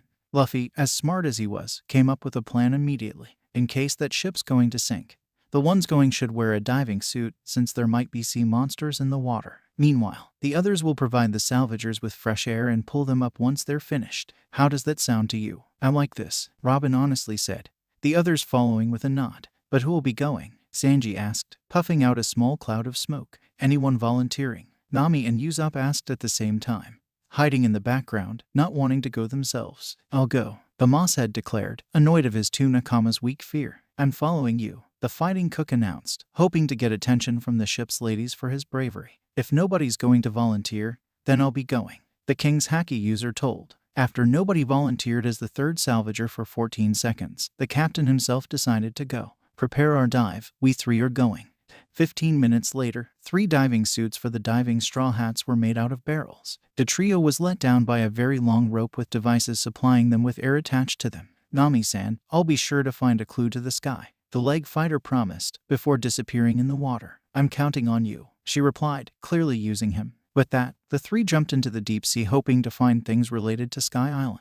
Not long after the jump, a report from Zoro reached Mary. Boy, we're okay, but there's a nest of giant sea snakes down here. Phew, I'm glad I didn't go, the marksman commented, wiping the sweat off his face. Suddenly, a huge salvage ship with a monkey with symbols as the figurehead approached the Going Merry, with noise coming from the people on deck. Salvage, salvage, salvage, salvage, salvage, salvage. The long-nosed zoomed in with his sniper goggles to see what exactly was going on that ship. What the heck is that? As the salvagers came closer, the remaining Straw Hats other than the darker-skinned boy also noticed them all playing with symbols and their boss making the biggest noise with his whistle. Speaking of the boss, the large ape-like man introduced himself to the adventuring pirates once he came close enough to them, although not in a friendly manner. Hey you, what are you guys doing here? This is my turf, the turf of Messira, captain of the Messira pirates. Your turf? The navigator questioned, slightly irritated. That's right, Messira proudly answered. Every ship that sinks in this territory belongs to me, Messira the Salvage King. You haven't touched anything that's mine, have you? Huh, looks like he's going to salvage the ship, the raven-haired stated, unable for the other pirate crew to hear. That's what it sounds like, the liar mumbled, ignoring the ape man. Then what? Doesn't this work for us? Messira got angry when he realized he was being ignored, and subsequently shouted at the small group of pirates. Quit mumbling. Answer my question. Nami, not scared of the brown and furred man at all, shouted at the salvager in return. Excuse me, can I ask you a question? Unexpectedly, the salvager pirate turned goofy and allowed the girl to ask him a question. You're asking me a question. That's fine, ask me anything. It looks like you're going to salvage the ship. Is that right? Looks. The large man chuckled, suddenly changing the topic. Hey, do you find me that monkiful? Monkiful? That means handsome. Do you think I am? Quickly sweat dropping, the ginger lied. Yeah, Messira, thinking she really meant it, got flattered and blushed, despite already having red permanently blushed cheeks. Oh, come on, stop it. But there isn't such a word, is there? Usopp muttered, sweat dropping just like his younger female nakama. So, are you gonna salvage it? Of course, the monkey-like man replied, now proud again. If there's a sunken ship in front of me, I'll salvage it. If it's on the water, I'll sink it and salvage it. I'm that kind of a man. There's no ship we can't salvage. Suddenly, some of Messira's men were thrown out of the water, badly injured. All Messira pirates were shocked by this. Boss, there's trouble. The members who went into the sea to set the cradle looked like they were beaten up by someone. What? Are you saying there's someone down there in the sea? The ship's best salvager exclaimed, turning around. This isn't good. Yasopp's son muttered, who, just like the other Straw Hats, heard the whole thing. Infuriated, the brown man turned to the pirates in the smaller ship carrying a menacing expression on his face. Hey, you guys. Both the orange-haired and the curly black-haired panicked, waving with their hands as a sign of peace and surrender. I will. There's someone in the sea. Be careful. Okay. Good thing he's an idiot, the cowardly sniper thought, dropping some last drops of sweat. Deeper down, the monster trio reached the wreck of the St. Briss. It was their mission to find objects related to Sky Island. And they were serious about it, really wanting to go to the legendary Sky Island. Yosh, let's start searching. Sky Island is waiting. Agreed. The third and second strongest Straw Hats said, splitting up. Luffy explored the middle part of the galleon, Sanji the left part and Zoro the right part. During his search, the Straw Hat found two things linked to Skypia and Upper Yard, a map of Skypia and an old, broken waiver. Nami will be happy about this, he thought, continuing his search. 5 minutes later, the three gathered at the place Sanji was searching. The blonde didn't find that much, just some treasure and beautiful shells he'd give to his favorite orange-haired in exchange for attention. The green-haired had also found something, but that was only a live octopus attached to his diving suit's head part. Previously, the swordsman also found some old swords, but they shattered immediately after being pulled out of their sheath, which seriously annoyed the 19-year-old. And, have you guys found something related to Sky Island? I did, the rubber man informed them, making the often arguing duo feel slightly disappointed not to have found something they've looked for. All of a sudden, the ship violently trembled, greatly surprising the three inside. In truth, the cradle which the Masira pirates would use to lift the shipwreck up was merely set, nothing else. The three were even more surprised when a massive amount of air was blown into the ship, creating a huge bubble on the inside. Now that they had enough air, the temporary salvagers decided to take off their diving suits. We don't need these barrels anymore, the 17-year-old said, stretching out his arms at the feeling of being free of that tight diving suit. It's amazing they pumped in this much air. The Vinsmoke spoke, thinking it was their crew who did that. One sudden thing after another. An unknown force shattered the already fragile walls of the wrecked galleon with a punch. Once it was revealed who that force was, a large brown ape-like man with a permanent blush wearing an orange jumpsuit with a Pikachu logo on it. That force started yelling at the normal humans. Who the hell are you, invading my turf? The black-haired, as well as his two nakama, stared at the angry monkey man in disbelief. A monkey? What's a monkey doing here? Just like before, the large, furred man turned goofy, blushing, although that was difficult to see due to his permanent blush. What? Am I that monkeyful? Monkeyful? The ex-prince and the future pirate king's right hand exclaimed, their eyes bulging out, wondering who could have made up such a stupid word. Monkeyful means handsome, do you find me that? No. A short and simple response like that was able to break Masira's spirit and turn him emo for a few seconds.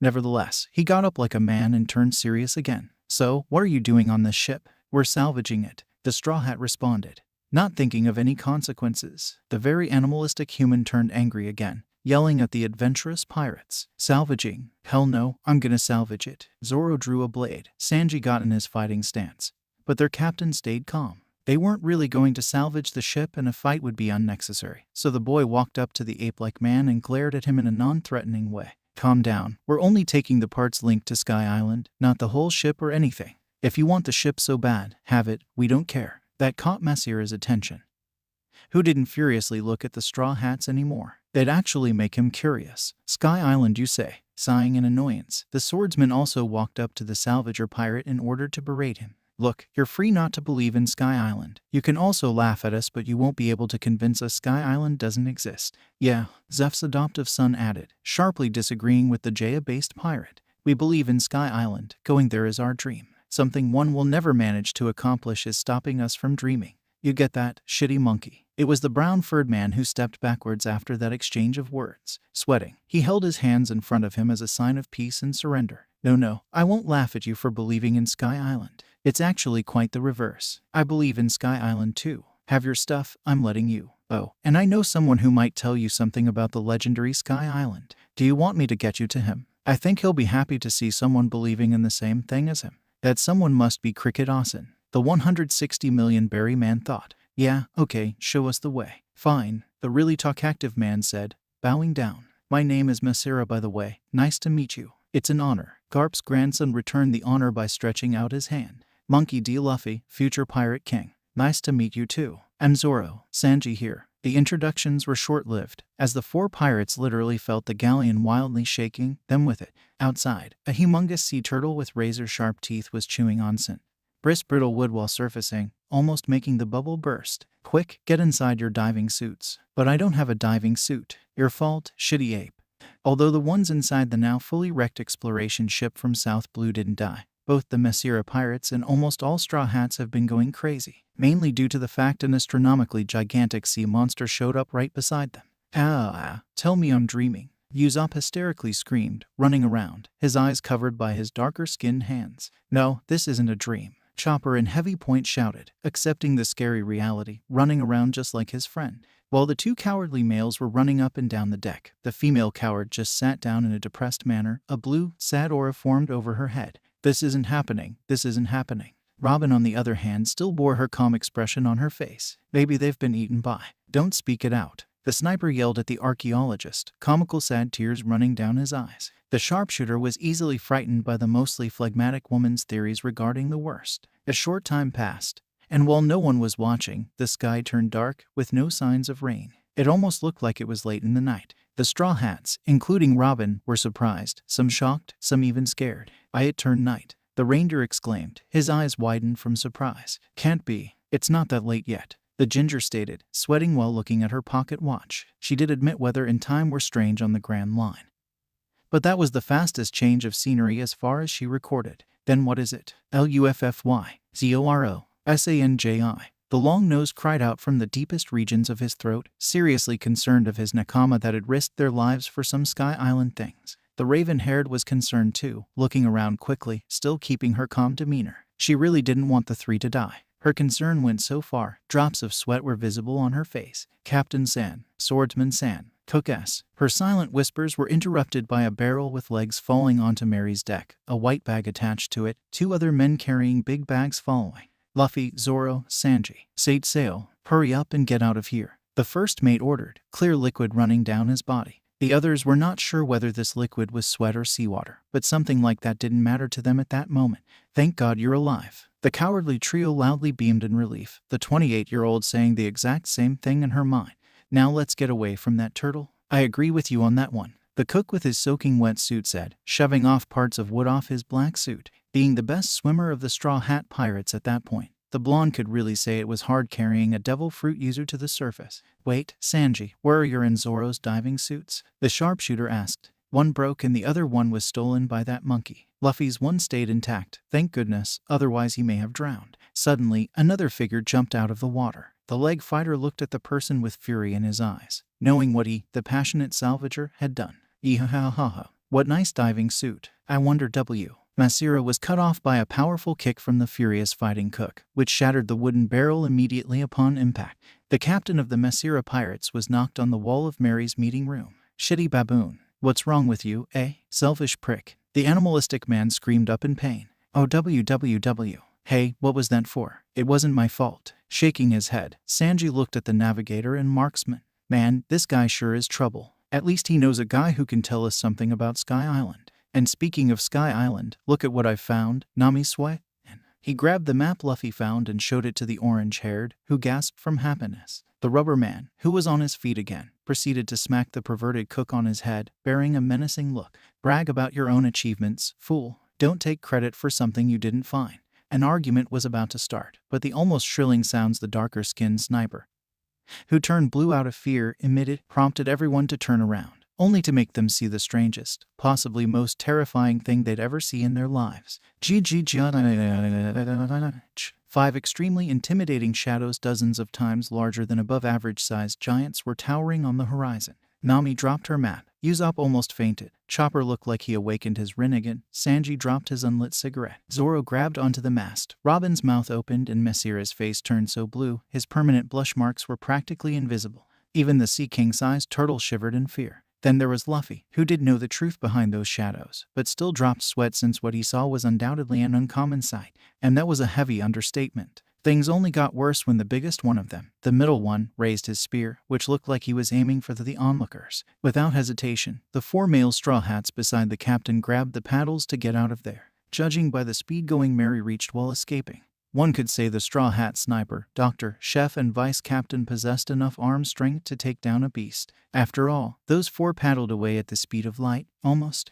Calmness followed said incident. The calm after the storm, contrary to the calm before the storm. The sky was blue again, with the sun shining down on the small pirate ship, and the water itself was calm, very calm, almost as calm as the calm belt. It was, as some people might say, too calm, scary level calm. Man, I hate calm. The brown, furred man said, breathing out. You're not alone. Realizing something, the fighting cook shot up from the ground where he was sitting and turned to the monkey-like man, just like the rest of the Straw Hats. Wait, what's he doing here? Shaking his head, the Straw Hat calmed down the former royal. Easy, Sanji. You might not be that fond of him after what he did, but we need him to meet that guy he told us about and also to get out of here. The log pose is pointing at the sky and not at an island. We can't possibly reach the next island without a log pose, can we? Exactly, Masira called out, jumping up on his feet, then searching something in his pocket. After the salvager pirate found what he wanted, he proudly presented it to the Straw Hats. I always have an eternal pose to Jaya with me, my home island. So, shall we directly go to Old Man Cricket, or shall we stop at Mock Town before going to Old Man Cricket's place? Nami raised her hand. Anyone for Mock Town? Pretty much everyone agreed on Mock Town after the ape-like man told them about the bars, shopping places, and other places pirates could go to.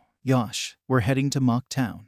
Around 30 minutes later, the Straw Hats and Masira arrived at Mock Town's harbor filled with pirate ships. But that was no surprise, since the Jaya Town was well known for being a pirate resort. Not long before their arrival, Chopper, Usopp, and Nami observed something strange. While Jaya wasn't even visible, 3 seagulls fell on deck. As the reindeer confirmed, the white birds were shot down. Everybody was surprised, barring the captain. Only Yasopp and Van Augur can do that. Blackbeard, that bastard, is in town. During their arrival, while docking, the cowardly trio eyed something equally strange and frightening. A huge, muscular wrestling champion violently beat up a man begging for his life. "Help me, he's gonna kill me. What's wrong with this town?" They whined, tears running down their faces. Burgess, fucking Burgess. God, I hate this guy. A 17-year-old thought, clenching his fists. He really wanted to beat up or kill the Blackbeard pirates. So much trouble would be avoided in the future. Oi, the black-haired exclaimed, getting his nakama's attention. I want to walk around. You guys are free to do whatever you want during our short stay.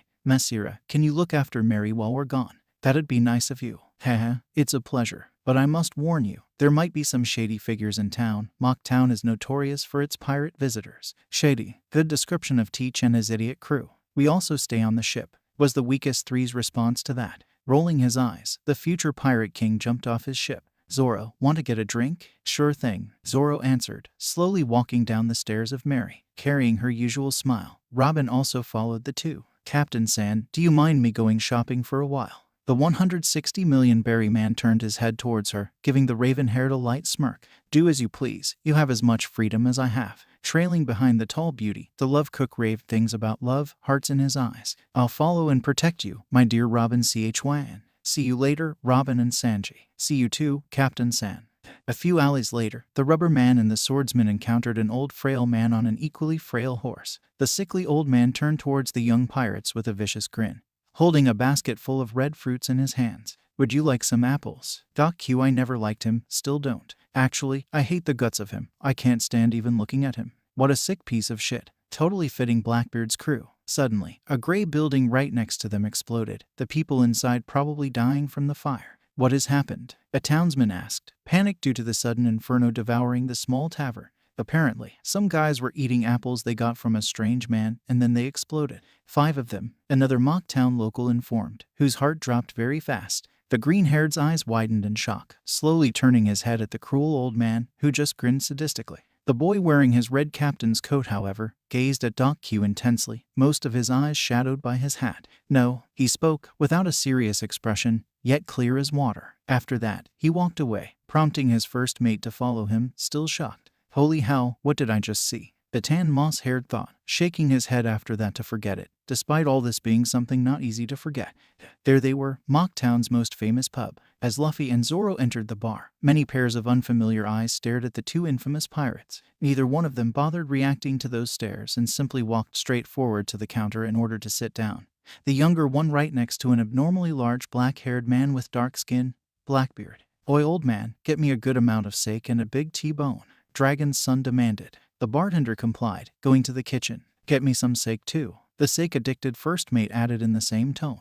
Noticing all this, Marshal D. Teach slightly turned his head at the two, a surprised and interested look on his unshaven face. What's that? Those two there have uncommonly strong wills, especially that Straw Hat boy. Wait, yeah, the Straw Hat. Where have I seen it before? Roger, Shanks, is that their successor or what? He mused, being absorbed in his thoughts. I think I have seen that kid before, but where? C. He's that rookie who defeated Sir Crocodile. Holy shit. I have seen his damn interview and didn't recognize him on an instant. He has an exceptionally strong haki, that's for sure. Wonder how good he fights, though. Definitely better than Commander Ace or Sabo. Probably even Marco, I can tell that far. Little did the former Whitebeard pirate know the Straw Hat was thinking about him too, except not in a positive way. Blackbeard, Teach, fat ass, ugly mofo. I could call him by all these names and he'll still be the same fucking person. He let Ace die. He killed Whitebeard, Thatch, and lots of other good people in the old time. If I killed this asshole right now, so much of his bullshit would not happen later on, and the world would be happier. Teach finished eating the last piece of his beloved cherry pies. The captain of the Blackbeard pirates emerged from his seat, which was proportionally very small compared to his buttocks, and made his way out of the pub after leaving behind some money for the bartender currently delivering the other pirate captain's steak. At the exact same time the Lojo left, a new individual came in. A tanned blonde man wearing a blue captain's coat, his loyal crew following him without question. For the darkness human, the new pirate was suspicious, a very high level at that. He, the stronger one of them, activated his observation haki to see the newcomer's beliefs, dreams, goals, and ambitions. The New World veteran was greatly disappointed in the rookie after learning about his personality. No way this guy can ever be a great pirate. A disgrace for the entirety of piracy. TCH, he's fodder anyway, why do I even care? The further away from the bar Blackbeard went, the closer the man the former deemed unworthy came to the bar. Noting the teenager wearing a red captain's coat, the deviously grinning infamous rookie approached him with evil intent. Bellamy, are you going to act like a dick again? Fine by me, just don't complain after being humiliated. Kid, what's a brat like you doing in my favorite bar, drinking my favorite sake? Luffy, not offended by Bellamy at all, glanced at him for a second before minding his own business. Bellamy felt the urge to punch the kid, but refrained from that. Instead, he asked the younger one some things about being a pirate. So, what's your bounty? Shouldn't be that big. Chewing the second last piece of meat, then swallowing it, the 17-year-old politely answered his question. 160 million, why? I don't like to brag. Angered by this, the rough captain of the Bellamy pirates slammed his palm on the counter, yelling at the haki user. 160 million. Don't take the piss out of me. The violent man calmed down a bit, breathing out heavily. A lanky, weak-looking boy like you could never have a bounty that high. Garp's grandson tried his best to make a naive, innocent face only for the sake of pissing the spring human off even more. You know, judging the strength of someone on the Grand Line based on his or her appearance can cost you a head very quick. That was it. Veins popped up on the proud rookie's tanned forehead, and the same's teeth were clenched. Are you making fun of me? Still bearing his innocent look, the rubber man responded nicely. No, not at all. I'm just giving you free advice, that's all. Completely enraged, close to burning from anger, the Doflamingo fanboy reached back with his fist. When he swung his fist at the most wanted man's son, he let out a powerful shout. Die, you little shit. Most of the pub expected the 17-year-old to die or suffer severe injuries. The townspeople knew angering the 55 million berry man was a deadly mistake, but that only counted for people weaker than him. Luffy, having the strength that defines the Pirate King, caught the fist with a single finger, his pinky of all things, and blocked the fist so hard, pushing it even back. The owner of that not-so-powerful fist was sent flying through the pub's wall, breaking through all other building next to it, until it was impossible to see if other walls followed or it was the end. Bellamy, his nakama yelled, running out of the bar immediately. Nope, nope, nope, nope, Sarquis thought, leading the Bellamy pirates for this moment. The blue-haired knew his captain was by far the strongest of his crew, and if someone fodderized his captain, there was no way for him or anyone else of his nakama to beat that specific man. Wide-eyed, the crowd looked at the whole scene in disbelief, their mouths wide open, even Zoro's. You repelled him with your fucking pinky. Totally nonchalant. The pirate captain shrugged it off like it was nothing, although it really was nothing for him. Zoro, I finished my steak and T-bone steak. If you finished yours, could we go back to our ship again? The loyal swordsman was perplexed once again, sweat dropping. Why yes, I finished mine. Let's go back to the ship as you say, Captain. Back on Mary, Usopp, Chopper, Nami and Masira impatiently waited for the rest to show up. The navigator was especially ticked off. Damn, where are they? I don't want to wait for them the whole day. She grumbled for another few minutes until two of them appeared, as if her wish was fulfilled. There you are. How much longer would you've let me waiting? Sorry, Nami. Luffy sarcastically apologized. I was dealing with shady figures. Some more time passed and Robin was seen returning with shopping bags, Sanji at her tail. The latter had hearts in his eyes and moved his body like an eel, slippery and swift. Robin Ch1, shall I make you coffee once we're on deck? Smiling, the archaeologist approved. Yes, Cook-san, that would be nice of you. Of course, Robin Ch1. I am the lady's knight conquering every fair maiden's heart. Taking her purple jacket off, the ex-scholar laid down on the ship's deck chair which was mostly used by her only. Her captain worth 160 million berry approached the deck chair, standing right next to the intelligent woman. So Robin, the rubber man asked, did you find anything interesting during your shopping trip? Actually, yes. Here's a map of Jaya, the Buster Call survivor said, handing the Straw Hat a map. We're currently at Mock Town. See the X? That's where a dreamer they chased out of the town lives. I think his name was Mont Blanc Cricket. Having heard that name, The ape man reacted curious and cooperative to what the 28-year-old told. Yes, that's where Old Man Cricket lives. I can get you there if you want. Suddenly, another ship with a monkey figurehead appeared, sailing towards Going Merry. As the ship came closer, the captain of this ship was revealed. Another monkey-like man, this time with long, green hair and without permanent blush marks. Masira. The green-haired spoke with his high voice, noticing his brother. Why are you not on your ship? Xiaoju. The brown ape called, waving his hands. Meet these guys. They want to visit Old Man Cricket. Xiaoju frowned. Okay, that's good, but you didn't answer my question. A lot of things happened, a younger salvager informed. At first I met those guys salvaging stuff from a galleon that sunk 1 or 2 hours ago. I was angry when I found out they tricked me, but when they told me they were just looking for stuff from Sky Island, I decided to forgive them and show them the way to where Old Man Cricket lives. Then some huge-ass monsters showed up and we had to flee. That's why I'm here. Frowning even harder, Xiaoju decided to accept that explanation of his fellow ape. Okay, anyways, if we're here together, then why don't we all go to Old Man Cricket at the same time? Sounds good. The ginger mumbled. I agree, the long-nosed murmured. Before approving on his behalf, the future Pirate King looked at everyone for a moment. Yosh, what are we waiting for? To Cricket Asen. 2 hours later, the Straw Hats, the Xiaoju Pirates and the captain of the Masira Pirates arrived at Cricket's house. From the front side it looked like a castle where a noble would live in. Is this Cricket guy mega rich? Usopp exclaimed, amazed of the castle, just like Chopper. Idiots, look closely. The Mosshead spoke, and he was right. To Chopper's surprise, the castle was only a board and Cricket's real home was quite small. What the? It's just a board. What? Sighing first, the tan swordsman explained it to the disappointed sniper. The actual house is only half of it. The rest is just a veneer. He seems like a cheap guy, thinking that speaking about houses and being cheap is a waste of time. The orange-haired changed the topic. So, what kind of dreams does this Cricket guy have? Both Xiaoju and Masira smirked widely. Old Man Cricket believes in Sky Island and the legendary Mountain of Gold. Yeah, he's a true dreamer. The girl's eyes turned into berries. Did you say Mountain of Gold? Further away, the young D noted the 18-year-old ordering the reindeer to dig for gold.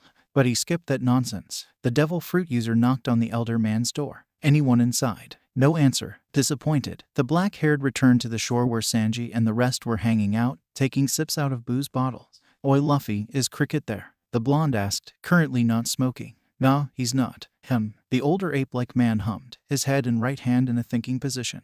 Old Man Cricket dives every day searching for the Mountain of Gold in the sea. This is where it's rumored to be. Bubbles forming on the sea's surface interrupted the monkey-human sentence. A blonde man with a chestnut on his head came out of the water. Damn it, the older man cursed. Still didn't fight it. He eyed the salvaging brothers and somewhat surrogate sons, as well as some strangers. Xiaoju, Masira, you're back. Who are your friends? Old Man Cricket, they are. Unexpectedly, Cricket collapsed on spot, greatly surprising all onlookers. Old Man Cricket, the monkeys shouted out simultaneously, seriously worried about him. Someone get a doctor, quick, Masira demanded. Upon the request of a doctor, the blue-nosed freaked out, wildly running around. A doctor. Oh wait, that's me. What that? The reindeer-human hybrid ordered Montblanc Cricket to be carried immediately to his bed so that the over-middle-aged man could be treated. In times like this I have to prove myself as a doctor, a lifesaver. Around 1 hour later, the elder man was able to stand again. Old Man Cricket, you're fine. The Salvager brothers cheerfully yelled. One of them turned around to thank the aged man's savior. Thanks Chopper, you're a good doctor. We'll always be in your debt. The light brown furred reindeer did his dance again, his face red from blushing. Don't compliment me, it doesn't make me happy, even if it does. Meanwhile, the more mature people in this room had a more serious conversation. So, I see you're familiar with Xiaoju and Masira, but who are you and why did you come here? Cricket asked. We've heard you know something about Sky Island, and we want to go there, so we asked the Monkey Brothers to show us the way to your place so that you can tell us about Sky Island. Luffy told him, serious about the mythical island. Cricket chuckled. Sky Island, you say? You believe in that? Why, yes, everyone here does. Do you not believe in Sky Island? Dragon's son asked, raising a brow. The blonde chestnut-haired chuckled once more. I believe in it too, like a certain man. But that man is known to be one of the biggest liars in history. One of the biggest liars. Tell me about him. Listen up. The passionate diver spoke, sitting down on his bed. If you really want to go to Sky Island, do it. But I warn you, it might be dangerous there, I guarantee for nothing. I was never there, but I know a little about its history, its origins, and how to get there. The story I'll tell you is long, so I advise you to pay attention. Here we begin. After a very long story of Montblanc Cricket, who revealed himself as the descendant of Montblanc Noland, a well-known legendary liar in North Blue, the Straw Hats had gotten a clue of what they had to do and how the other half of Jaya got to Sky Island. So, Nami reiterated, you were saying there's a city of gold in that other part of Jaya that was blown into a sea in the sky by this knock-up stream. And we have to go there by this knock-up stream too. Usopp repeated, sweating out of fear. And to reach that stream, we need those strange birds you told us about. Zoro asked again. Nodding, Cricket confirmed it all. Correct. You better start searching the South Birds now, since the knock-up stream will occur tomorrow at 9. But before you go, I might add that the South Birds are cunning beings that aren't caught that easily. And also, only take South Birds, not Northeast or West Birds. Masira jumped in. And while you're searching for the South Birds, Xiaoju and I'll make your ship capable of flight. It shouldn't be hard. The Straw Hats nodded in understanding, 6 of them heading for the exit of the chestnut-haired man's house. Then they noticed their captain was staying back. Hey, Luffy, why are you standing here? Don't we want to catch a South Bird? Sanji asked, frowning. Garp's grandson gave his nakama a confident smile, standing tall with his arms crossed. Me and Robin will stay here while you search the South Birds. That way you'll train, improve your haki, and maybe learn something new. Most of his nakama looked at him in disbelief. I understand you staying back, but why Robin? The swordsman questioned, rubbing his head. Because, the king's haki user answered, with Robin, it would be far too easy for you. Her abilities would allow her to catch our target within seconds. Without her, the task given to you will be much harder. You'll need that because you'll have to learn sooner or later how to fight or do your job while struggling. Is something unclear or do you understand? No response to the captain, except a giggle by the woman chosen to stay on his side. I'll see you later. Have fun searching. The meat-loving pirate captain called after his friends who were walking into Jaya's dark rainforest. It had gotten dark by that time. The O'Haran smiled at her equally intelligent captain. Captain-san, why did you want me to stay here? I told you, it'd be too easy for them with you. Do you really think I'm as strong as you might think? Honestly, I'm not. Luffy shrugged. Not that much physically, but your intelligence and the potential of your devil fruit differs you from the others. That last part got the raven-haired's attention. Potential of my devil fruit. Smirking at her, the Straw Hat walked next to the tall blue-eyed, wrapping his left arm around her shoulder. Your devil fruit is actually one of the greatest, he said, moving his hand like a rainbow from left to right. Imagine what you could do with it. Make clones of yourself, sprout wings to fly, sprout giant limbs to crush your enemies. And let's not forget haki. If you learned how to use armament haki on your extra body parts, you'd be almost unstoppable. Afterwards, the black-haired let go of the tanned archaeologist, who found the ideas and knowledge of the boy interesting. Wow, you have ideas of things I didn't imagine I could do. I'm genuinely impressed. And Captain-san, what is haki? Now, the future pirate king smirked even wider. Good that you ask. You, along with Zoro and Sanji, possess the greatest amount of power to fully unlock haki very early compared to others. There are 3 types of haki: observation haki, armament haki, and king's haki. Observation haki is a power where you can sense the presence of others around you in form of auras. You can also predict attacks of your opponent before he or she executes them. Robin was surprised. You know, Captain-san, when I close my eyes, I can feel the presence of others and predict my enemy's attacks so I can evade or counter them. I didn't know I used haki before you told me. Thank you very much. The teenager's smirk changed into a friendlier smile. Shishishi, no need to thank me. You are so much of use to us without even knowing. That's why I like you. Hearing that, the 28-year-old smiled, the smile fueled by her heart, but her eyes turned shiny. Thanks so much, Captain-san. Then there's armament haki, a power where you embed your body or your weapons in armor created by willpower. Strong armament haki turns the parts you embedded with it black. Weak haki stays invisible. At last there's King's haki, the most powerful type of haki. Unlike the previous 2 versions, King's haki cannot be awakened by everyone. Only 1 in a few million possesses King's haki. With King's haki, you can overpower the wills of others. Or easier explained, you can knock out the weaker-willed with energy waves you emit. I possess it, but there is a chance you, just like everyone else of the crew, possess it too. My, the ex-scholar spoke, recovering from her touched state. You are really powerful. Once again, the 17-year-old shrugged. I know that I'm powerful, but I really don't like to brag. And about your haki, from now on, I'll be training you. She giggled again. Why me, Captain-san? Simple, the rubber man answered. Zoro's too much of a good match for Sanji. They aren't best friends for no reason, even if they won't admit it. Nami and Usopp are better off by themselves. Their power levels are pretty much equal. Happy with that decision. The O'Haran nodded again. Her sentence was interrupted by a call from one of the ape brothers, Masira. Luffy, we've got a problem. someone's going to attack us. The two rushed outside to where they were, Xiaoju, Mesira and Cricket, the founders of the Sarayama Alliance. After leaving the stone house, Luffy and Robin saw the aggressors. It was Bellamy and his crew, the infamous and hated Bellamy pirates. Cricket, you old fart. Hand over your gold bullion if you and these overgrown apes don't want to get hurt. As he tilted his head slightly to the left, the tan blonde noted a certain Straw Hat who thrashed him earlier that morning. The Doflamingo fanboy clenched his teeth and fists in anger and fear. Bellamy, don't do anything stupid if you know what's good for you. Stay out of this. The pirate captain with a blue captain's coat screamed. I want this geezer's gold, and I'm gonna get it. For the third time, Cricket chuckled. Kid, I wouldn't be that sure about it. Don't underestimate the Sarayama Alliance. Bellamy took the old man's words as a challenge. Swiftly, he turned to his crew, viciously grinning. Everyone, look at my powers. I ate the Bane no Mai, which turned me into a spring human. The 55 million berry rookie fixed his head back on his target, the brown-furred monkey-like man, before licking around his mouth with his tongue. Honoring his epithet, Bellamy the hyena. Let the show begin. Spring snipe. After turning both his legs into springs, the anti-dreamer launched himself at Mesira, hitting the latter with full force, causing the younger salvager to cough up blood. This was just the beginning. Spring snipe. The North Blue pirate did the same to Xiaoju, whose blood splattered on the attacker's fists. Most people would be terrified if blood landed on one's fist, but Bellamy enjoyed it. Licking up the blood on his fist, the sadistic outlaw sneered at Nolan's descendant.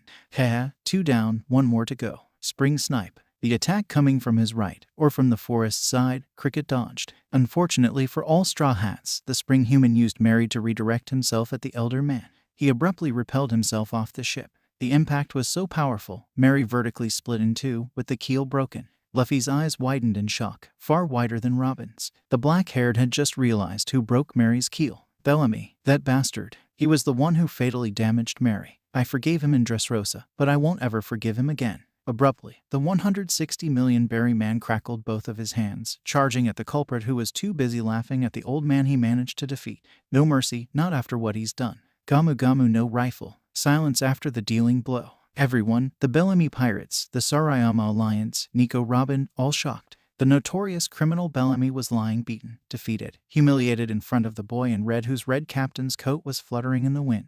Upon closer look, the people around the two captains were able to recognize a permanent fist-shaped deformation on the left side of the loser's face. Bellamy, hysterically, his nakama ran up to him, picking him up and running straight back to their ship. If I ever see you scum again, the fuming teen warned, heavily breathing, It's okay, we're leaving. Lily of Bellamy's crew almost shrieked. Don't kill us. As the enemy ship set sail a minute later, the rubber man dropped on the ground, still breathing heavily. The 4 around him eyed his tired, stressed body, and muttered out the way they addressed the black-haired kid. Luffy, Captain San. Some more minutes passed, and the Straw Hat sat on a chair inside the chestnut-haired's house, slowly drinking his tea. Robin, the thoughtful archaeologist, noted how her captain was still upset, and talked to him. Captain San, I have never seen you so angry. What happened? It's Mary, the 17-year-old explained, still intensely glaring. That son of a bitch broke Mary's keel. A ship's keel is basically the backbone of a ship. I think it's pretty clear now Mary's irreparable and won't get extremely far, isn't it? The calm and collected raven-haired didn't understand and stared at him, neither in a mocking nor in an understanding manner. A good ship is more than just a means of transportation. If you care enough for a ship, its spirit will show itself to you. Any ship has a soul, so does Mary. And Bellamy just sped up the death of Mary. It's sad, so sad. Now the blue-eyed did kind of understand. A ship has a soul and can really die. Sad if you think about it. Just then, the other Straw Hats arrived from Jaya's rainforest, covered in sweat and dirt. Alongside them a tied-up colorful bird which was cursing the 5 in his native language came. Luffy, the sniper exclaimed, shocked and upset. What happened to Mary? Some fucking jerks damaged it. Garp's grandson responded absent-mindedly. But Mesira and Xiaoju said they'll repair and modify it all night long. So yeah, there's nothing much to worry about. The Tando Heron was confused. Previously, he told her the ship was irreparable, but now he said there's nothing much to worry about. Captain San, why are you? Robin, let's talk later, alone. Although she wasn't satisfied with that response, the tall woman nodded in understanding. It was close to midnight. Some more hours passed. During that time, the 5 Straw Hats searching South Birds complained to their captain how much of an ordeal all that was, despite improving their mental and physical skills and abilities. Now that they were sleeping, the 28-year-old met up with her straw-hatted captain in order to talk about what happened previously. Captain San, why did you lie to Sniper Sen about the ship's condition? After taking a deep breath, the boy in red looked in his archaeologist's eyes for a few seconds before speaking. Because Usopp. Well, Usopp shares the strongest bond with Mary. Mary was given to us by Kaya, Usopp's girlfriend. It would break his heart to know the most sincere present given to him by his crush will no longer exist soon. That's why I lied. I am prepared for Mary's death, and will shed tears once that happens. It's inevitable. Totally understanding. The Buster Call survivor tried to lighten up the caring pirate's mood. It's fine, Captain San. You care so much about your nakama. You seriously need someone caring about you the same way you care about them. It's just, he began. I don't want an escalation between Usopp and me once that time comes. Not again. Not again. What do you mean by that? Did Sniper-san and you have a big fight before I joined? Shit, I have said something I shouldn't have said by now. Letting out a chuckle out of despair, the spiritually 29-year-old revealed something important very early. No, I mean yes. How do I express this? I have a big secret I didn't plan on revealing until a specific time. But since you are trustworthy enough to know, I can tell you now, can I? You have my word, I won't tell anyone. The 79 million berry woman reassured him. Good. The truth is, I have lived once before. As weird as that sounds, I have. In my former life, I was a pirate too. A pretty good one actually. Almost pirate king. You were part of my crew, just like everyone else right now and also some people you'll meet in the future. But in front of Raftel, we were ambushed. All of my nakama were killed by the Marines. Killing those vermin after that didn't help me a single bit. I spared only 2 Marines, an old friend of mine and my grandpa. This old friend ate the time fruit and made it possible for me to go back in time. I approached my 7-year-old self and we fused souls. My memories and my strength were given to him, or me, whatever you like. That's the reason why I'm so mature and strong now. I want to avoid every bad thing that happened to me and everyone I care for. That's why. Unexpressibly shocked by this, Robin opened her mouth in disbelief, gaping at the technically 29-year-old kid. Is all this true? Yes. Don't worry, I will not be unable to save you this time. This also goes for my other nakama. But I can't do that alone. I'm not wanting to make you stronger for no reason. If you are too shocked by this and don't want to continue sailing with me, then I'll accept it. I can't force my dearest to do something they don't want to. Suddenly, Dragon's son felt a light slap on his cheek. Captain San, you are my captain and very intelligent, but you just said something incredibly stupid, as if I'd want to leave because of this. It did shock me, but for saving me back in Alabasta, you'll have to deal with me following you until one of us dies. And since you have the power to prevent that, I'll be with you until the very end, and I'll be enjoying it with every single bit of my heart. Luffy gave his archaeologist a relieved smirk. Until the very end, you say? The raven-haired beauty smirked back. Yes, until the very end. With all my heart. After smirking at each other and then wholeheartedly laughing for about a minute, the dark-haired duo decided to go to sleep, arms wrapped around shoulders. Sky Island was waiting for them.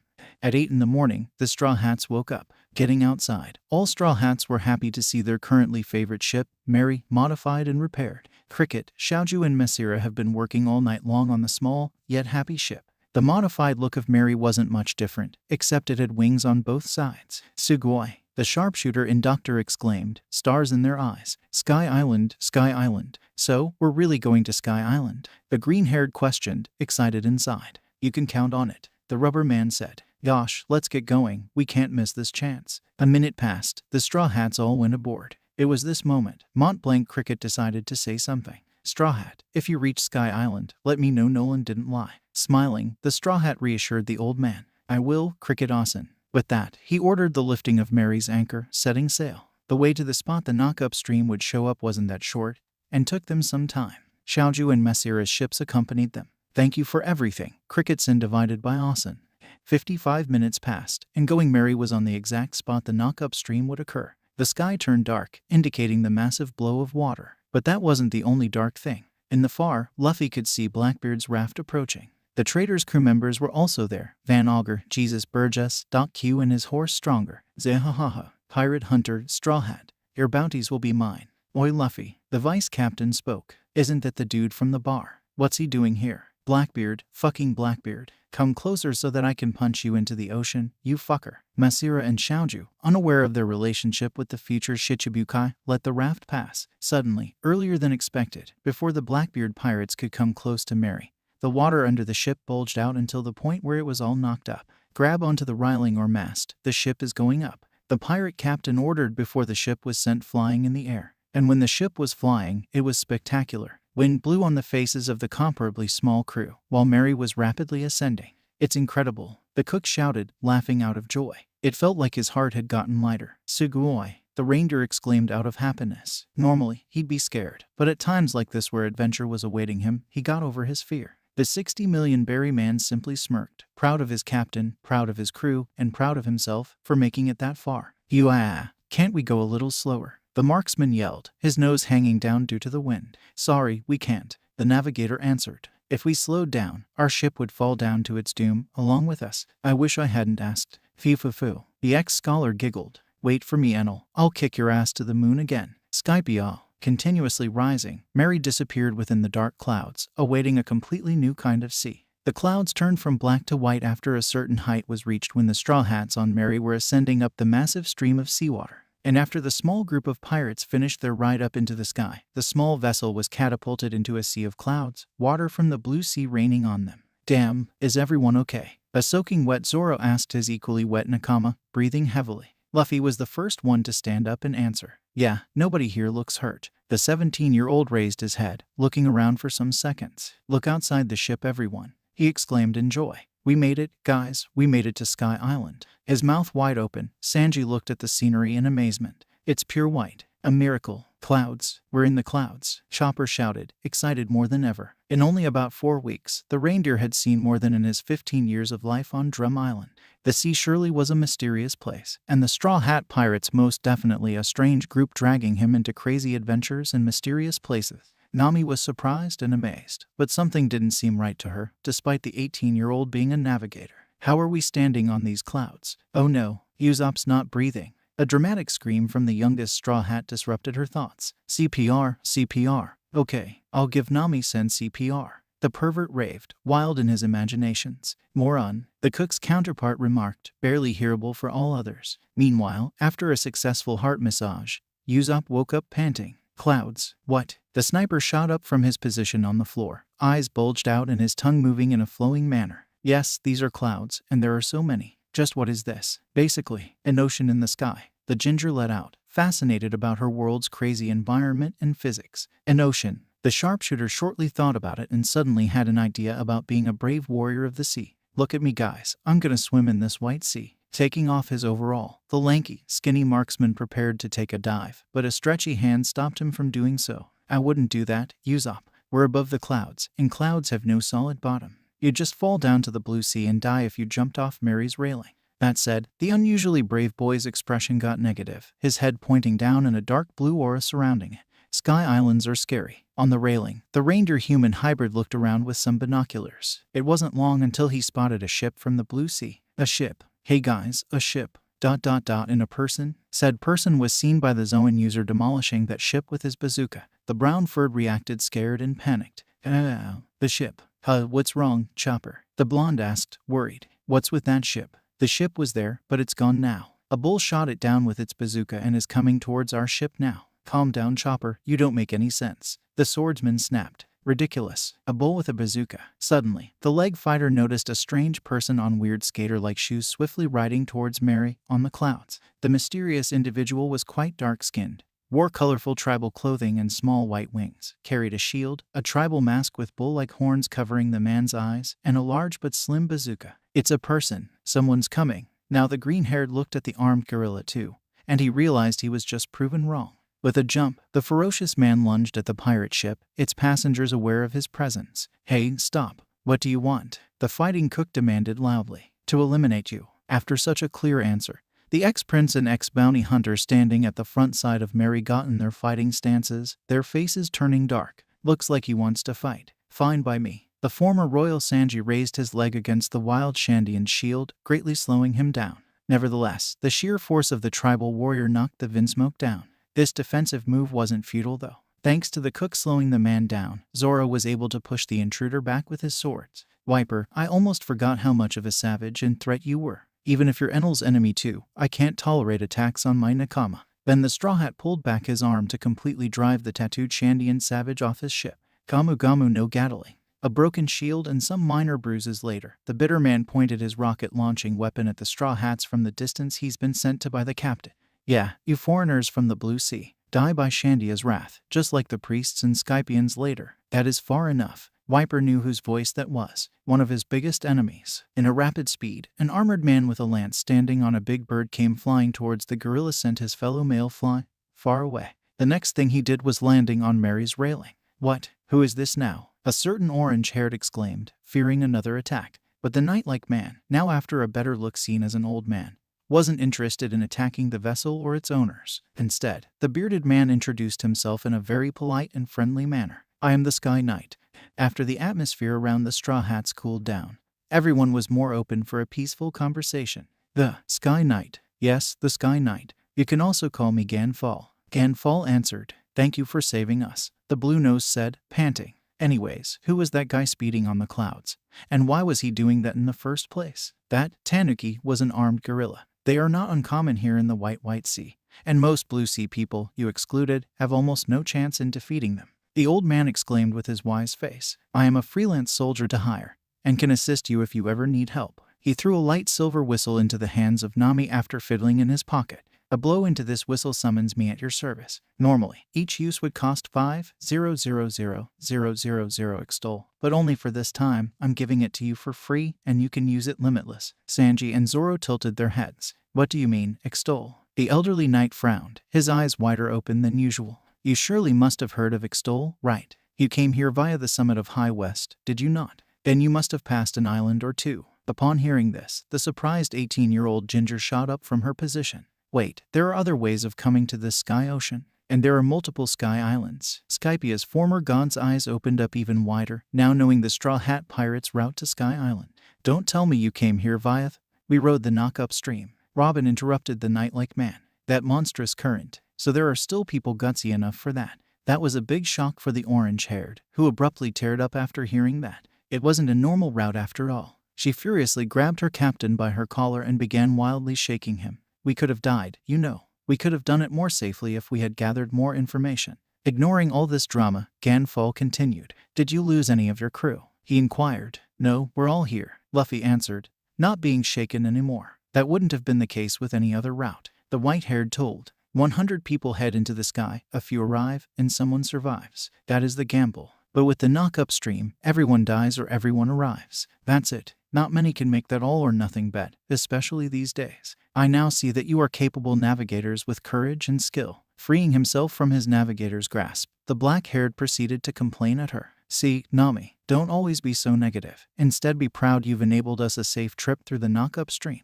Nami blinked 2 times and calmed down afterwards, smiling and sighing. You know what, Luffy, you're right. I should be proud of achieving dangerous things. All of a sudden, her expression changed like a storm. But don't agree on things that are too reckless. There's always a limit. Garp's grandson smirked at her in a mocking way. And what's the limit? Challenging a Revolutionary Army top officer, a Yonko commander, an admiral, a Yonko, 3 admirals, 4 Yonko, all top officers and my dad, or all of their groups, crews and armies combined. The sassy money lover wasn't any good in taking offensive jokes towards her and provocations. So she angrily slapped the 160 million berry man across his face at least 10 times. And raw top officer alone is too far, idiot. Huh, if only she knew. While thinking that, Dragon's son bore a lewd smile on his face. Anyways, the Skypian continued, pointing his hand at his pet. This is Pierre, my partner. He is a sky bird which ate the Uma no Mai and gained horse powers. Look at them. Slowly, Pierre transformed into his hybrid form resembling a Pegasus.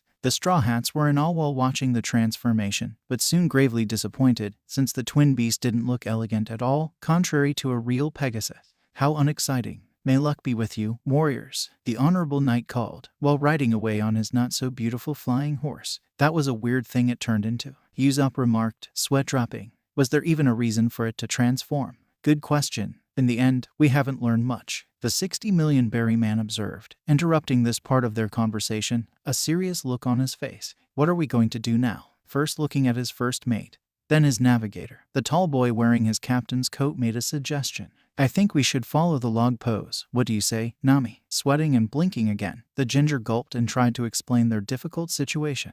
I'd say so too, but the needle is pointing upwards, and in that direction where the log pose is pointing to, there's a strange waterfall. HMMM. The future pirate king loudly mused, turning his head towards the waterfall. It's decided, we're going to get a closer look. Set sail. Without any complaints, the group of 7 followed their captain's orders and set sail.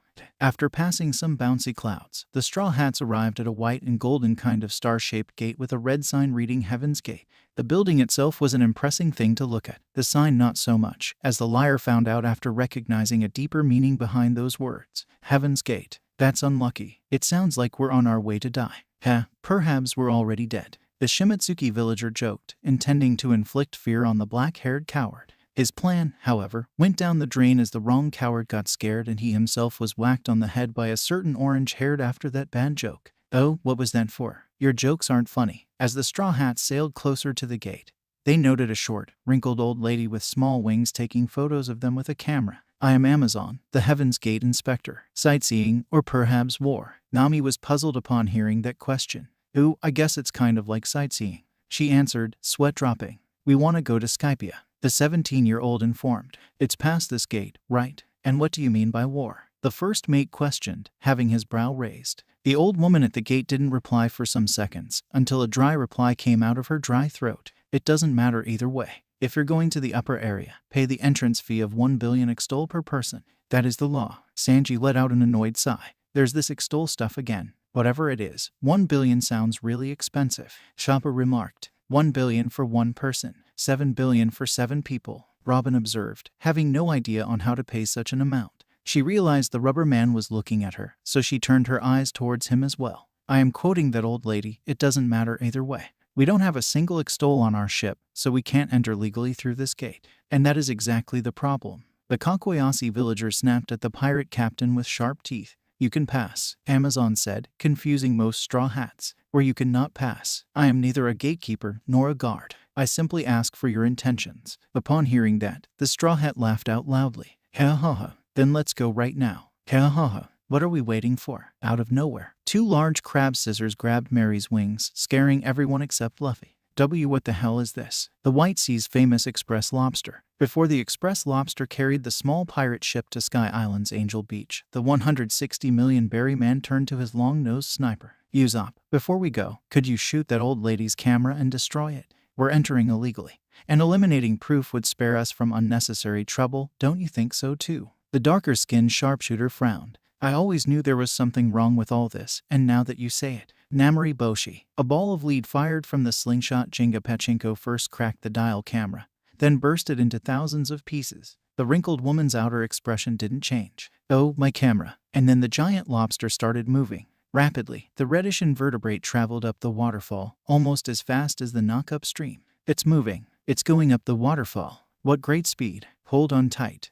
There was a difference between the ride up the knock-up stream and this waterfall. While the first route was only straightforward, countless curves and whirly roads surprised the adventuring pirates. Nonetheless, similarities existed. Both rides made the cowardly trio scream, and the cloud color in both rides turned from black and dark gray to white towards the end. That's the exit. The doctor shouted in awe, staring at the bright light from above in amazement. Oh wait, there's a sign with something written on it. Just as the reindeer said, there was in fact a sign. A red and rectangular one with golden letters. Godland Skypia. The archaeologist read out loud. God's land. More like Enel's stolen land. Garp's grandson thought. It's getting closer and closer. The fighting cook exclaimed, making an excited face like the rest of his nakama. They all knew what happened before was just the beginning. The real adventure would begin in a few seconds.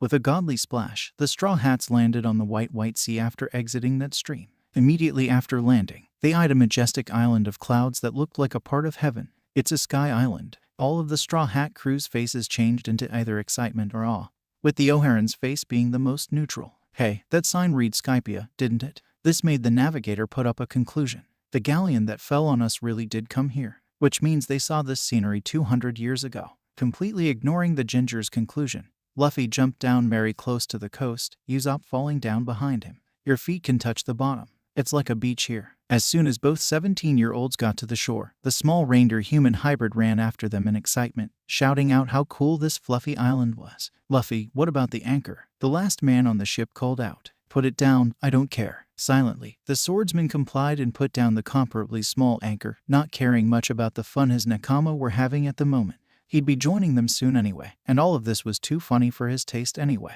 Right now, in a shrine located on Upper Yard, Enel summoned his priests for an urgency meeting. When the priests arrived, each noted the kanji for God, kami, on the roof. Jadatsu, who constantly bit his lower lip and couldn't release a sound other than MHH, tried to cross his arms but failed due to his stupidity and incompetence. Satori jumped around like the ball he was, laughing out his terribly annoying laugh. Eyed those two behind his sunglasses for a while, before looking forward again. To CH, he spat out in annoyance. These damn idiots are annoying as hell. I agree with you on that, Shura said, minding his own business. And there, like a flash, God Enel appeared on his throne-like seat, impressing his priests once more with his speed. Yahaha. When his god sat down, the bald priest stepped forward and kneed down with his right leg, the other law enforcers of Upper Yard following. Enel-sama, why did you call us in? Enel bit in his apple and gulped down a good chunk of it before answering.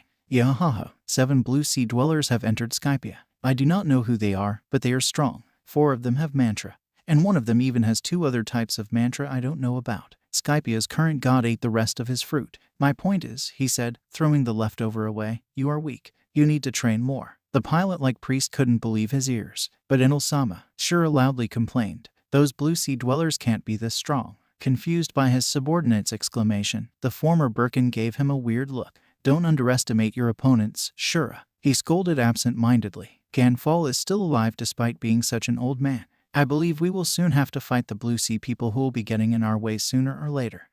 God, see that those humans are a threat. Should we let the white berets deal with them? The odd-haired and dark-skinned priest suggested. Yahaha. The lightning man's expression turned serious after his unique laugh. No, leave them be for now. We will eventually battle them when the time comes. You can leave now. Understood. With that, the Loja's followers turned around and returned to their ordeals on Upper Yard, preparing for the inevitable battle.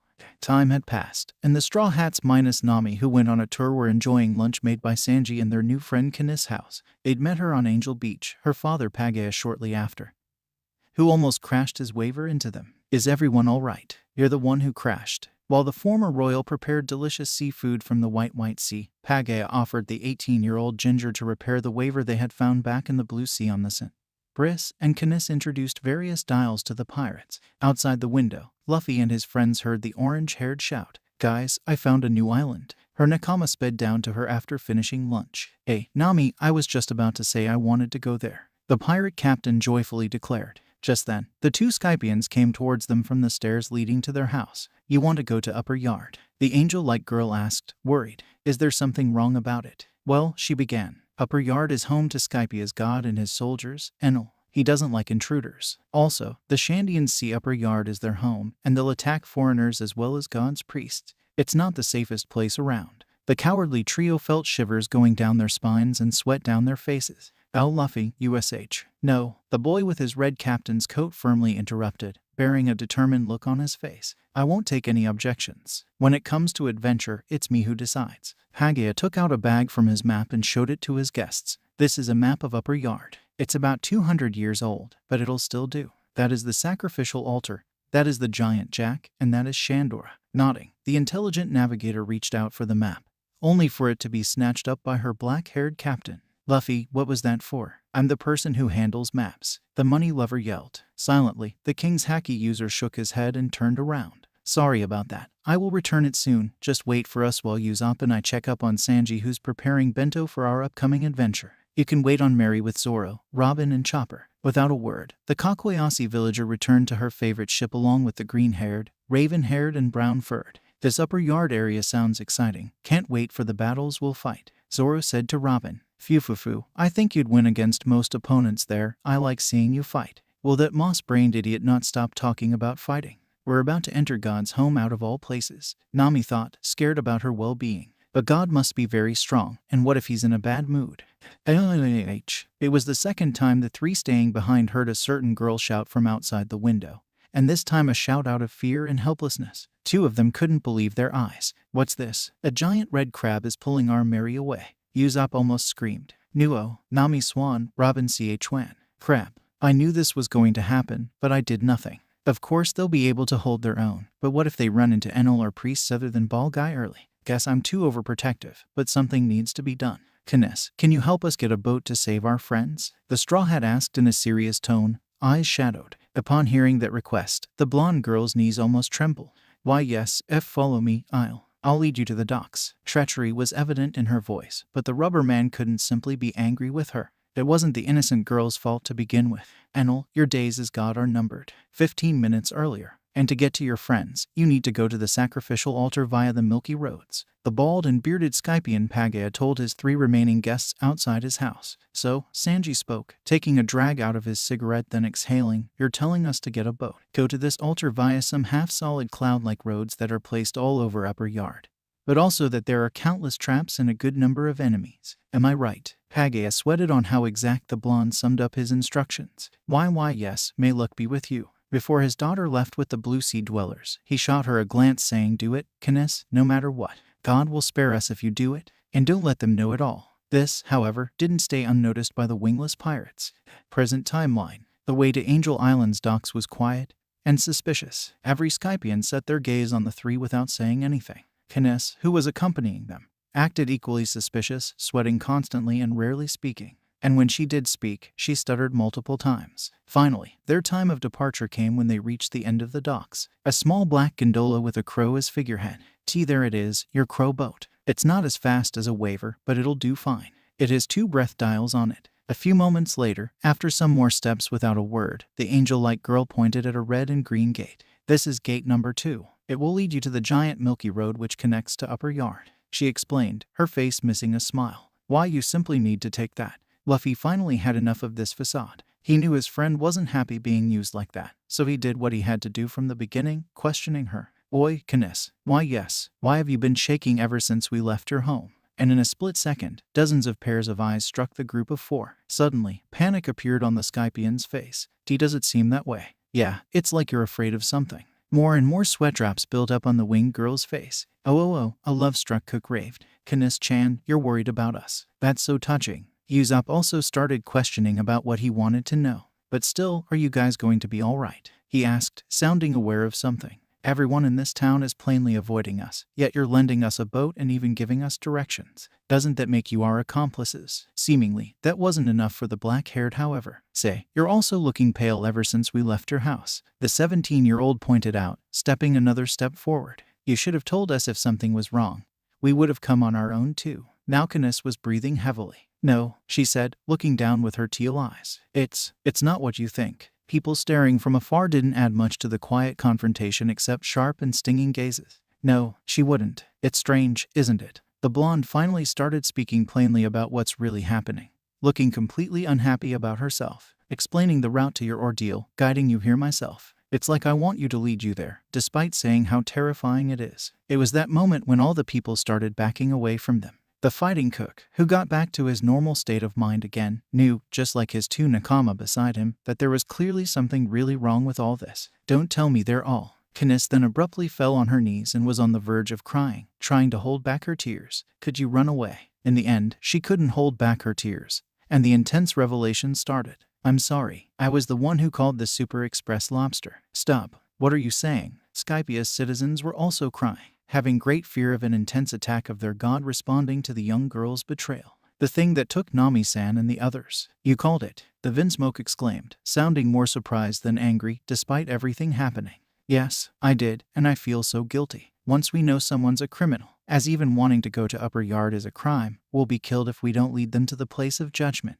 The blonde tearfully revealed, much to the other Skypian's shock. Stop it. Do you realize what you're saying? You're blaspheming against God. Stop her. Without paying attention to the people other than the straw hats around her, Canis' tears continued flowing from her teal-colored eyes. This is our citizens' duty. I'm sorry. It's all so strange, isn't it? She expected them to be angry and furious at her for her betrayal, and to an extent, they were. Don't be stupid. The 160 million berry man shouted at her. You didn't have any choice, right? Canis nodded. All of the 3 young men's faces were dark and shadowed. Then, why are you telling us? Dragon's son immediately ran up to her, sensing a lighting attack from far away.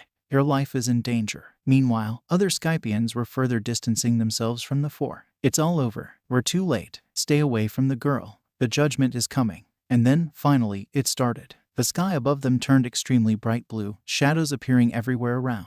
Usopp and Sanji needed to put their hands in front of their eyes to not become blind. About 6 seconds later, a blue pillar of lightning came down at the boy and girl. Garp's grandson instinctively did what he needed to do to save his newly made friend from her ruthless god. The future pirate king grabbed her and tightly hugged her below him, shielding her whole body from the blast of pure lightning. During the judgment, while the Skypian was scared for her life, the rubber man was completely unfazed. It's so good to have rubber powers. Thank you, Shanks.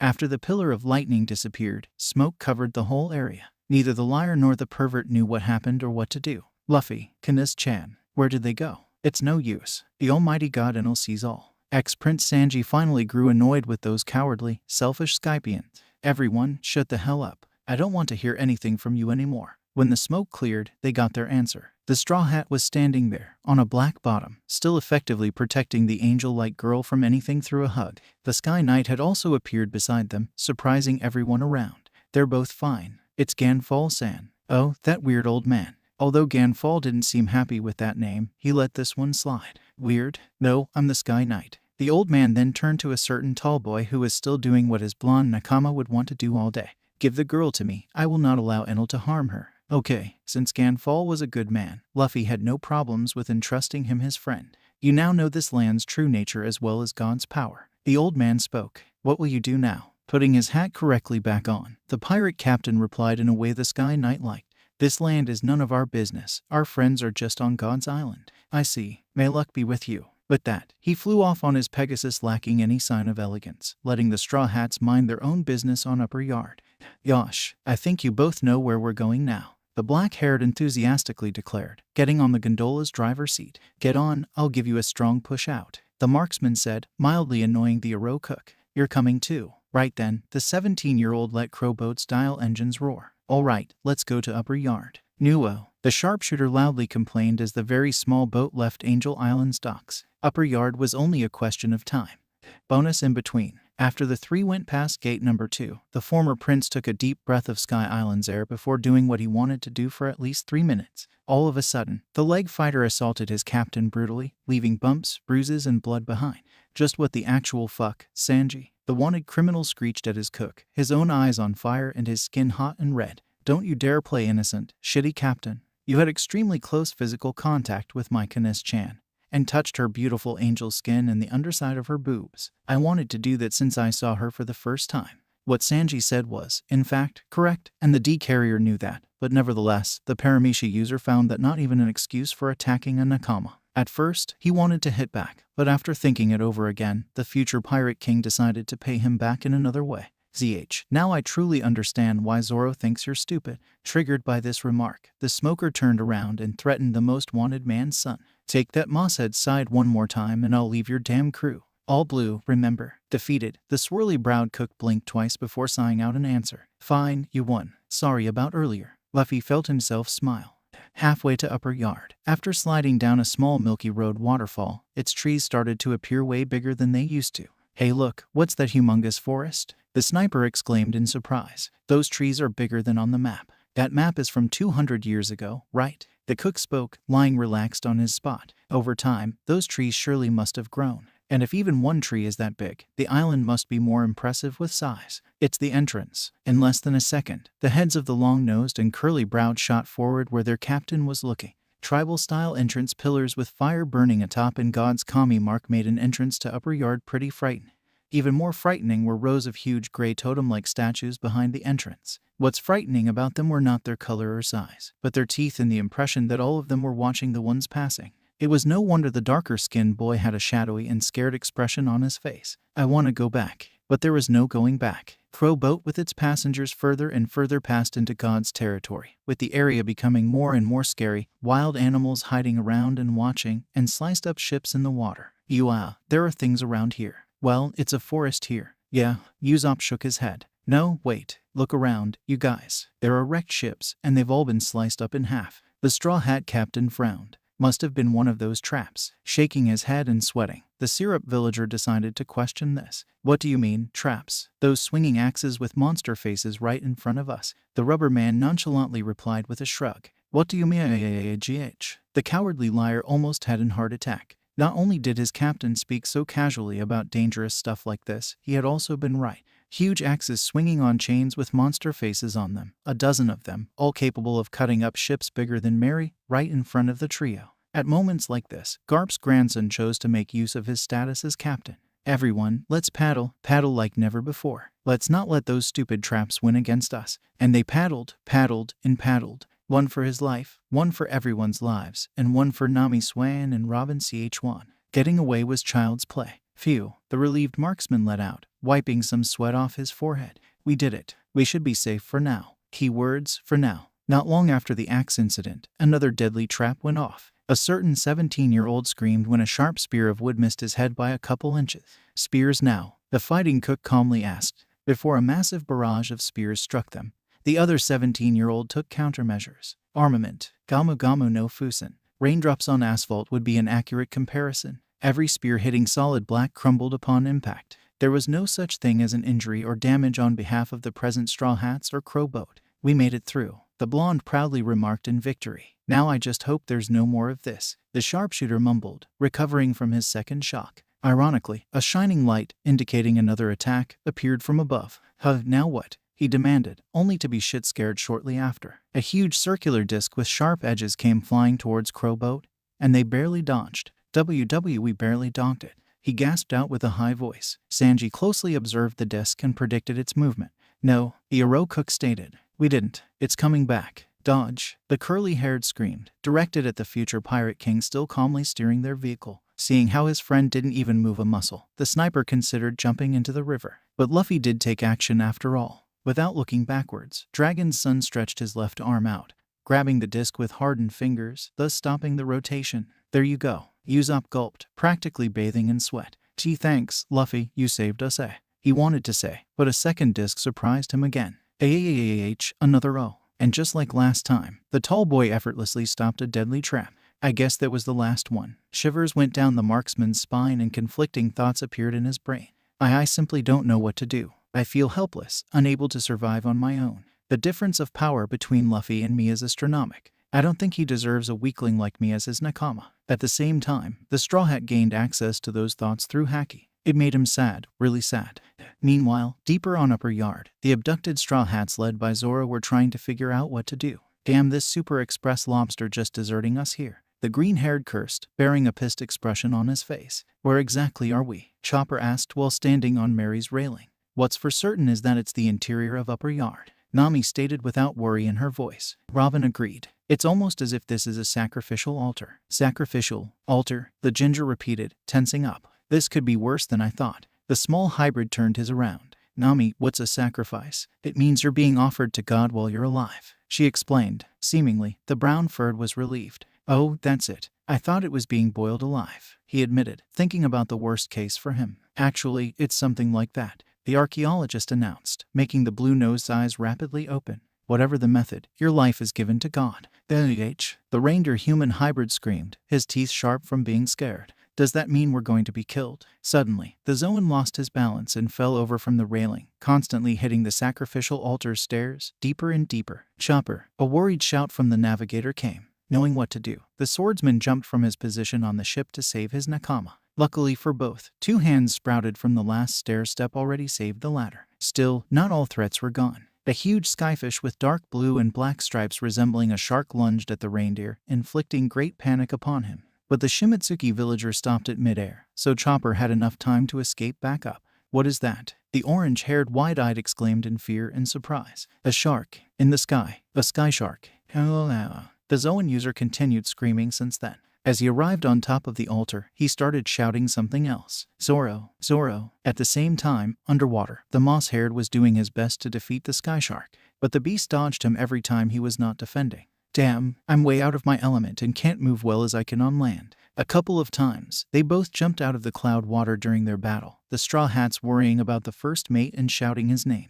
After another jump, neither of them started coming back for a longer span of time. Zoro isn't coming back up. Do you think? The 18-year-old began in shock. He got eaten. Zoro was eaten. The doctor hysterically screamed. The raven-haired didn't feel that way. If he was eaten, the clouds would have turned red. Nami turned her head to the right. How can you say something so scary so calmly? She furiously snapped at the blue-eyed. Just then, unexpectedly, the sky shark came flying out of the water, a bump on his head, Zoro following immediately after with a raised fist. I'm so sick of you. The 19-year-old then landed on the sacrificial altar's bottom stairs, and the sky shark right beside him, tears flowing out of his eye. This is bad, the mosshead muttered while walking up the stairs. Doesn't look like swimming out of there will do us any good. You punched that shark. The Kakoyasi villager spoke. I thought you were a swordsman. You're so strong, Zoro. What happened to your so-called swordsman's pride? Will you quit nagging about everything? He finally yelled at her in annoyance. Suddenly, at least 3 more sky shark fins appeared on the surface. There wasn't just one. There's a whole swarm of sky sharks, the reindeer doctor loudly observed, again with sharp teeth. Can't even swim to the shore like this. The 60 million berry man complained, wringing out his wet white t-shirt. Though we can't just sit here either, the 28-year-old added. From above, the money-loving ginger threw a dark blue sleeveless shirt at the muscular man. Much to his annoyance, it landed on his head. To put it on, the mosshead turned his head to the right as he put his left arm into the shirt's non-existing sleeve. While doing that, he noticed a huge hole on Going Merry. This is bad. We can't set sail with a hull like this, the green-haired observed, lifting his head again. Try to fix the ship somehow, Chopper. Okay, fix it. The orange-haired inquired, surprised. Are you planning to do something? I'm gonna get into this forest somehow. The swordsman answered. We should probably make this our base of operations. I'm sure Luffy and the others are headed here in search of us. It's like they say, if you get lost, stay where you are. Sweat dropping, the navigator pointed at the vice captain. Especially you. Without a second thought, the moss-haired shrugged her words off and approached the O'Haran. Oi, can you possibly get me something to go ashore without having to touch the water, like a vine or something? Yes, sure, the tall and slender woman replied, providing him with that vine without any problems. Swordsman said, mind if I join you? No, but don't be slowing me down. The mosshead said. That, of course, caught the 18-year-old girl's attention. Hold on, where are you going, Robin? She shouted, complaining about not wanting to be left alone with Chopper. Searching for history, the tan woman announced, exited about this theme. At least 1,000 years have passed since this altar was built, and there are many more historic relics that are waiting for me. Perhaps some jewel fragments would help our ship and budget. Hearing that, a smirk formed up on the Kakoyasi villager's face. I'm coming too. After you were so scared. The blue-nosed yelled at her in disbelief with sharp teeth. Berry signs appeared in her eyes. It's for historical investigation. She literally has berry signs in her eyes. Zoro, who was ready to jump, cleared his throat a couple times. Then he jumped off, letting out a Tarzan shout. A certain orange-haired both sweat dropped and cringed. What is this? Then, after Robin's turn, it was hers, and she was visibly afraid. Oh man, it's so high. It's about 50 meters. The ex-scholar informed. Mess up and you'll die. Could you stop doing that? Few more seconds passed, and the Straw Hat Navigator jumped. As she gained more and more speed, she came to a realization. Wait, it's too fast. I can't stop. Just before crashing into a tree, at least 6 hands safely stopped her. Thank you. See, you have guts. The Buster Call survivor nonchalantly spoke, walking forward. That's what you get for not saying It's not the issue here. When the first mate walked off too, he entrusted Mary to Chopper. You're in charge now, Chopper. We're counting on you. We'll be back soon. Chopper waved them goodbye. Right. Be careful, everyone. Come back safe. After 20 seconds, when the 3 were far away and small as ants in the hybrid's eyes, he admired them once more. I'm too scared to go. Everyone is brave and amazing. I wonder if I'll be as brave someday too. Anyway, I'll do everything I can now. The 15-year-old declared, turning around. Being all alone and in charge of the ship in this dangerous forest is enough proof that everyone trusts me. I gotta do my best. He then grabbed Usopp's toolbox and started moving. I just wonder what Luffy and the others are doing now. Awa, Sanji, Luffy loudly complained, pouting. Why can't we take those 2 giant loaches you just knocked out with us? I'm sure you'd do something super yummy out of them. Because, Sanji explained, each of them are as big as Mary. Do you think Crowboat can pull both of them? Realizing it's not possible, the black-haired gave up on that. But I still want something to eat. Geez, you damn glutton. Guys, Usopp alerted them, focusing on a large gray building in front of them. There's a huge scary statue and 4 different entries. Don't tell me they're each leading to 4 different places. The blonde muttered, unsure what to do. As the trio got closer, the darker-skinned was able to identify the kanji on each of the entrances. Swamp ordeal, iron ordeal, string ordeal, ball ordeal. That confused the cook a little. 4 ordeals. And we can choose to go into any of those? Does God want to play a game with us? Widely smirking, the 17-year-old pointed at the entrance on the right. From the beginning, he knew what to choose. Let's choose ball. It sounds the least frightening and most fun. Is that your reasoning? The long nose snapped at his captain, upset about the fun part, since it was an ordeal nonetheless. However, after fantasizing about the scary possibilities of the other ordeals, he came to an agreement. But yeah, I agree it sounds the least frightening. And so, they steered into that ordeal's entrance, where a long dark tunnel surprised them. After a while, the leg fighter spoke up. Man, this tunnel doesn't seem to have an end. I'm getting suspicious. Maybe this entrance right here is a trap. The curly-haired shuddered. We can't turn back now, can we? The Straw Hat laughed out joyfully. Relax, we aren't gonna fall off Sky Island, he told, which was technically true. We better not. The sniper angrily yelled with sharp teeth. You could reflect on your life multiple times on your way down. Right. The fighting cook joined in. That's obviously not gonna happen. Seconds later, directly after reaching the tunnel's end, two of them had to realize they were wrong as the trio fell off a huge waterfall. The sharpshooter's heart almost stopped beating, and the Vinsmoke never had a more comically shocked face. Everything seemed like moving in slow motion. You gotta be kidding me. Splash. Crow boat's landing made all the birds on the trees fly away from that sound. Still having to breathe hard, the marksman and ex-prince were recovering from the shock. Pant still alive. That was so cool and scary. I haven't had this much action in a long time. The future Pirate King let his nakama know, which wasn't a good idea. You dumbass, the former royal shouted, kicking the rubber man multiple times in the head, which had no effect since he was made of rubber. That was all your fault, misleading us like that. 10 minutes later, slowly, Crow Boat was moving on a forest road again. Everything seemed calm, even when big, floating white balls appeared out of nowhere after a simple turn to the right.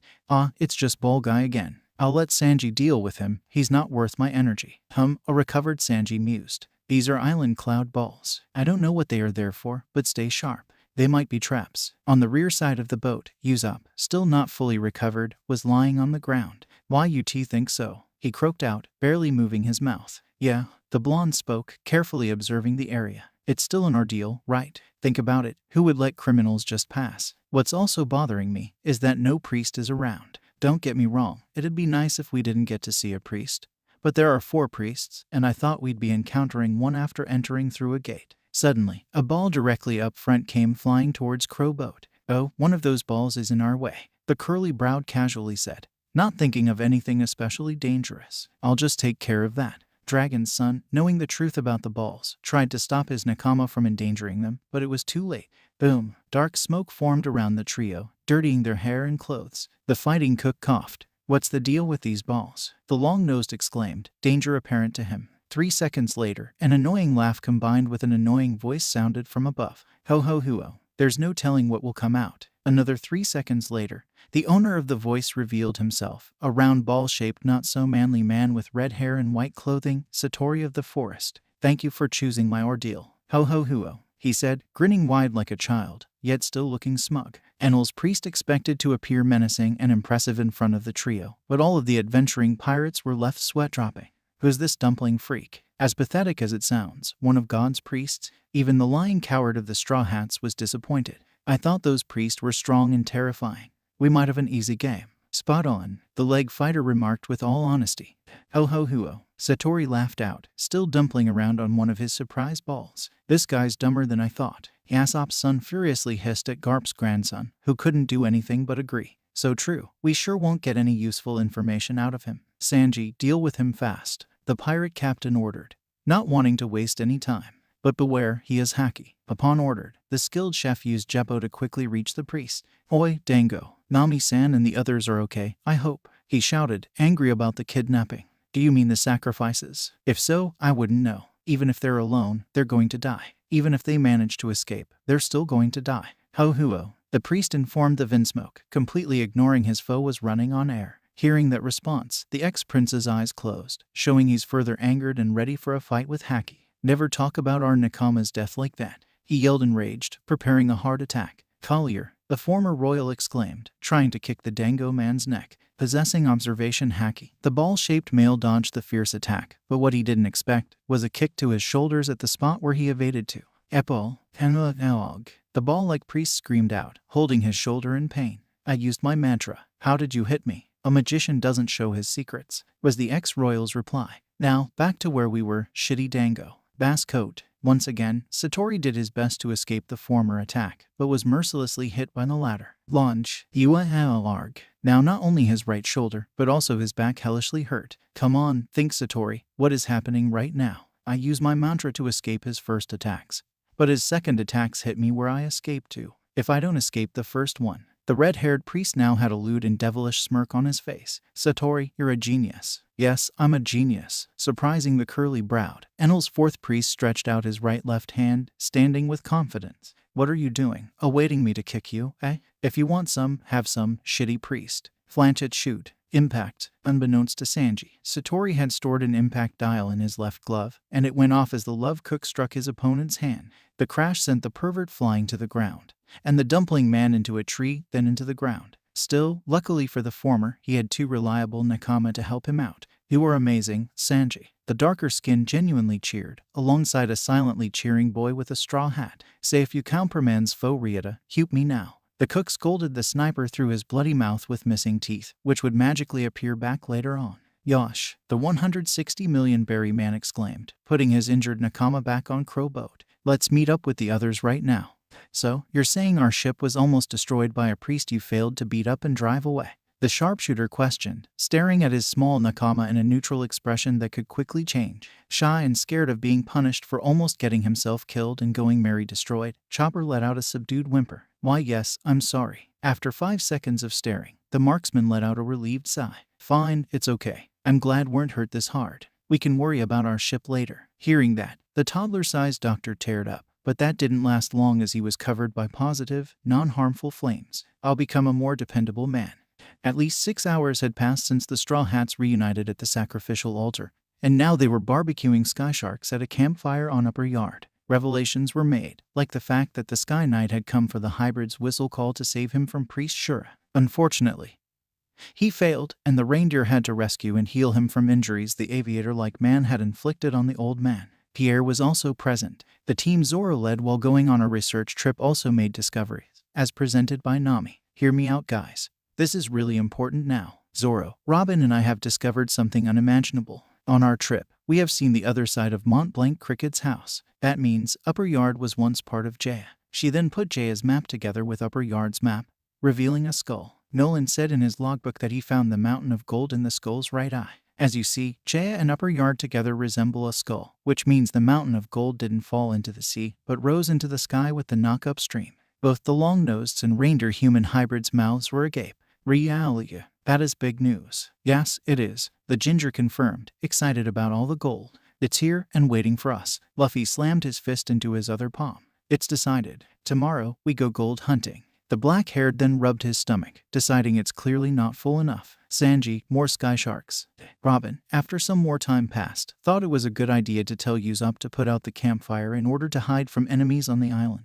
Against her expectations, he ended up trolling her about someone who lived in darkness needs a campfire. And just right after, Zoro and Sanji appeared with a huge load of wood requested by their captain to enlarge the fire. No, put the wood away, Robin's right. The navigator berated them for all the extra wood. Don't worry about that, Nami Swan. The blonde tried to reassure the girl, holding a torch in his right hand. Wild animals are scared of fire anyway. Over a dozen silhouettes of wild, carnivorous animals with fierce eyes shining in the dark were seen in the shadows behind the Aro cook. The orange-haired noted this of course and reacted like she'd always do. They're even behind you. Suddenly, a white wolf with sharp teeth jumped in front of the Straw Hats and barked at them. The Blue Nose translated. Most of the rant was about how the pirates were making noise and were illegally on the wolves' territory. Annoyed at this, the money lover bonked him on the head, tensions between the animals and humans getting bad. But in the end, the wolves' leader stopped them from fighting, and they all ended up befriending each other, which led to a party by both sides. Meanwhile, Ganfall,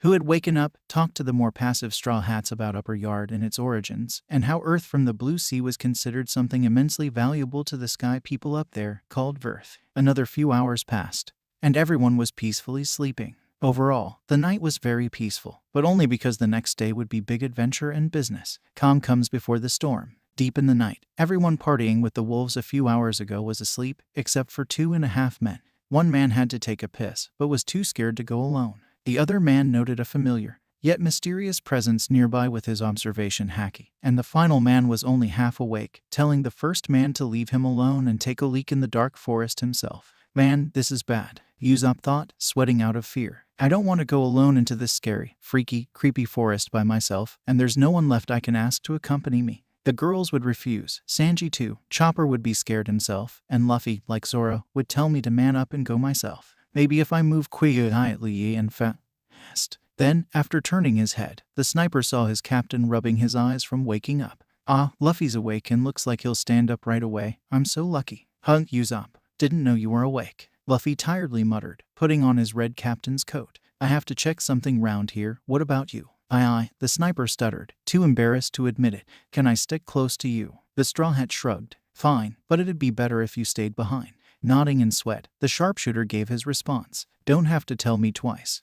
It had been short, the walk to this mysterious presence. Only a couple of trees, and they were at their destination, the coast around the sacrificial altar. To the messy black-haired's surprise, that presence he was looking for was on the sacrificial altar, exactly on Going Mary's right. Now that he and a further scared marksman approached the silent coast through the thick fog, a silhouette appearing to repair their lovely ship with a hammer came into their vision. 3 seconds later, it turned its head and smiled like an innocent child, leading to 2 different reactions. Frankie told me about this. If you care enough for a ship, its Clabberman will show itself during that ship's hard times and somehow fix it. This means that is Mary's Clabberman. The mentally 29-year-old thought, both saddened and happy about this phenomenon. Gee, ghost. A ghost, Usopp's son quietly exclaimed, pulling his fellow 17-year-old's captain's coat with the message, let's get out of here. Luffy, ghosts are scary. However, against the curly-haired's expectations, the tall boy stood there, not moving a muscle. Usopp. His voice was filled with anger, disappointment, and annoyance. If you can't face a friendly ghost,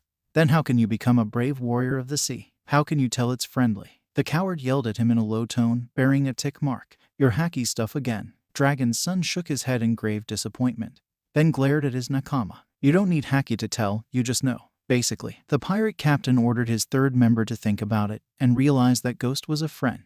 It was a nakama, having been with them since Syrup Village. Garp's grandson now proceeded to talk to his ship's spirit, after shortly feeling guilty for its body's fate. Hey, Mary, how are you? Hearing that spirit's cute, innocent childlike laugh nearly made his heart burst. Haha, nice of you to ask, Captain, I'm feeling good. Mary's lie was obvious, and the wanted criminal knew it too well, which made him anything but happy. I know you're not. You're heavily damaged. Despite the blunt, negative and exposing statement, Mary's Clabberman maintained its smile. It's okay, really, it's okay. At this point, no one can save me anyway. The 160 million berry man almost grimaced, knowing the sad truth. He even held onto his heart to prevent his tears from flowing. What can I do for you, T? Nothing, Mary firmly answered, slightly serious. It doesn't matter anyway. I don't have much time anymore to make you happy in your last days. Now Mary's expression changed too, as a consequence of the ship feeling conflicted.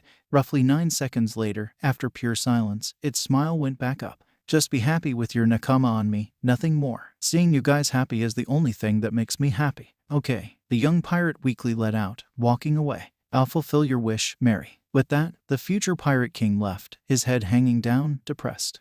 Meanwhile, the liar was even more depressed. Not only did he learn his longtime friends and love interest's most sincere gift was actually a living thing and a nakama all the way back from East Blue, but that living thing was dying, and he was unable to do anything to save his precious little ship. The long-nosed new-going Mary didn't have much time left, but he deeply refused to call another ship his home and friend. After taking a piss, the skinny darker-skinned boy left without a word and would not speak to anyone for a long time.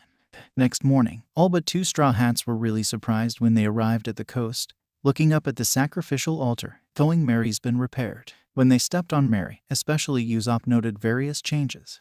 I hate to admit it, but those repairs suck, yet are all much better than my repairs. I seriously need to learn how to be a shipwright. Strange, the green-haired mumbled, holding his chin. The only people beside us in Upper Yard are our enemies. Who would fix our ship? It isn't even the flying model anymore, Sanji observed, carefully looking around. Who cares anyway? Nami spoke up, not caring, upsetting some of her nakama. If someone destroyed Mary, I'd be worried too, but that's not the case, so get going, we have lots to do. Robin frowned. I agree with you on that, Navigator-san, but how do we get the ship off this altar? Silence befell the navigator. I don't know, does anyone else have an idea? She asked, not knowing what to do. I have an idea, the most wanted man's son stated, walking up close to the small vessel. I'm gonna lift Mary and throw our little lamb into the water. Most of the crew sweat dropped at that. He can't be serious. But he was. The rubber man effortlessly lifted Going Mary and threw it into the bay, leaving all of his crew members astonished, some more than others. Yosh, that must have done less damage than Usopp's method last time.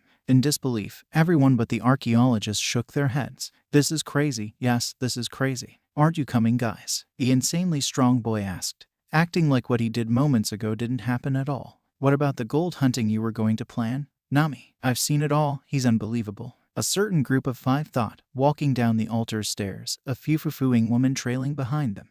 Okay everyone, here's the plan. The ginger called, drawing some lines and arrows on Upper Yard's map. You guys go to the Skull's right eye and get some gold, while me and 2 others use the ship to provide us a getaway at the Ruins beach area. After all this, we'll be super rich pirates. Chopper was astonished by the orange-haired selfish plan. You want to get all the gold without doing anything. You're so weird, Nami. Annoyed, she turned her head to the reindeer. Huh, did you say something? Not wanting to make her angry, the hybrid slowly backed away, shaking his head and sweating. And no, nothing. Get away. Sounds good to me. The sniper piped up, making sure not to enter the large forest. 1 minute later, the teams were made up, with Luffy, Zoro, Chopper and Robin in the woods, and Sanji, Usopp and Nami on the ship. Let's meet safely at the eastern coast. Yeah. 10 minutes later, contrary to his expectations, the large tropical forest wasn't that creepy. The reindeer-human hybrid mostly walked with the O'Haran, having a rather scientific conversation with her, soon changing the topic. While Luffy and Zoro were arguing on how right isn't west, the blue-nosed made a confession. You know, I feel safe together with you 3, but something has been bugging me since not long ago. I really feel like those big roots with weird patterns are moving, he admitted, nervously shifting his antlered head. The former scholar nodded. You're right, for some reason, I also feel like we're being observed, or even followed by someone. Maybe those weird roots. There are many scary, grotesque things weird big roots can do to a person. I don't want to know any of these. The brown-furred yelled with sharp teeth, scared about even one thing, which was justified the way she talked. Unfortunately for everyone, that scream had alerted the roots, which turned out to be a snake, a crazily huge, blue, scary snake. Once the master of the sky, Nola, growled at the 4, the Straw Hats knew they had to fight her to continue, because otherwise she wouldn't let them.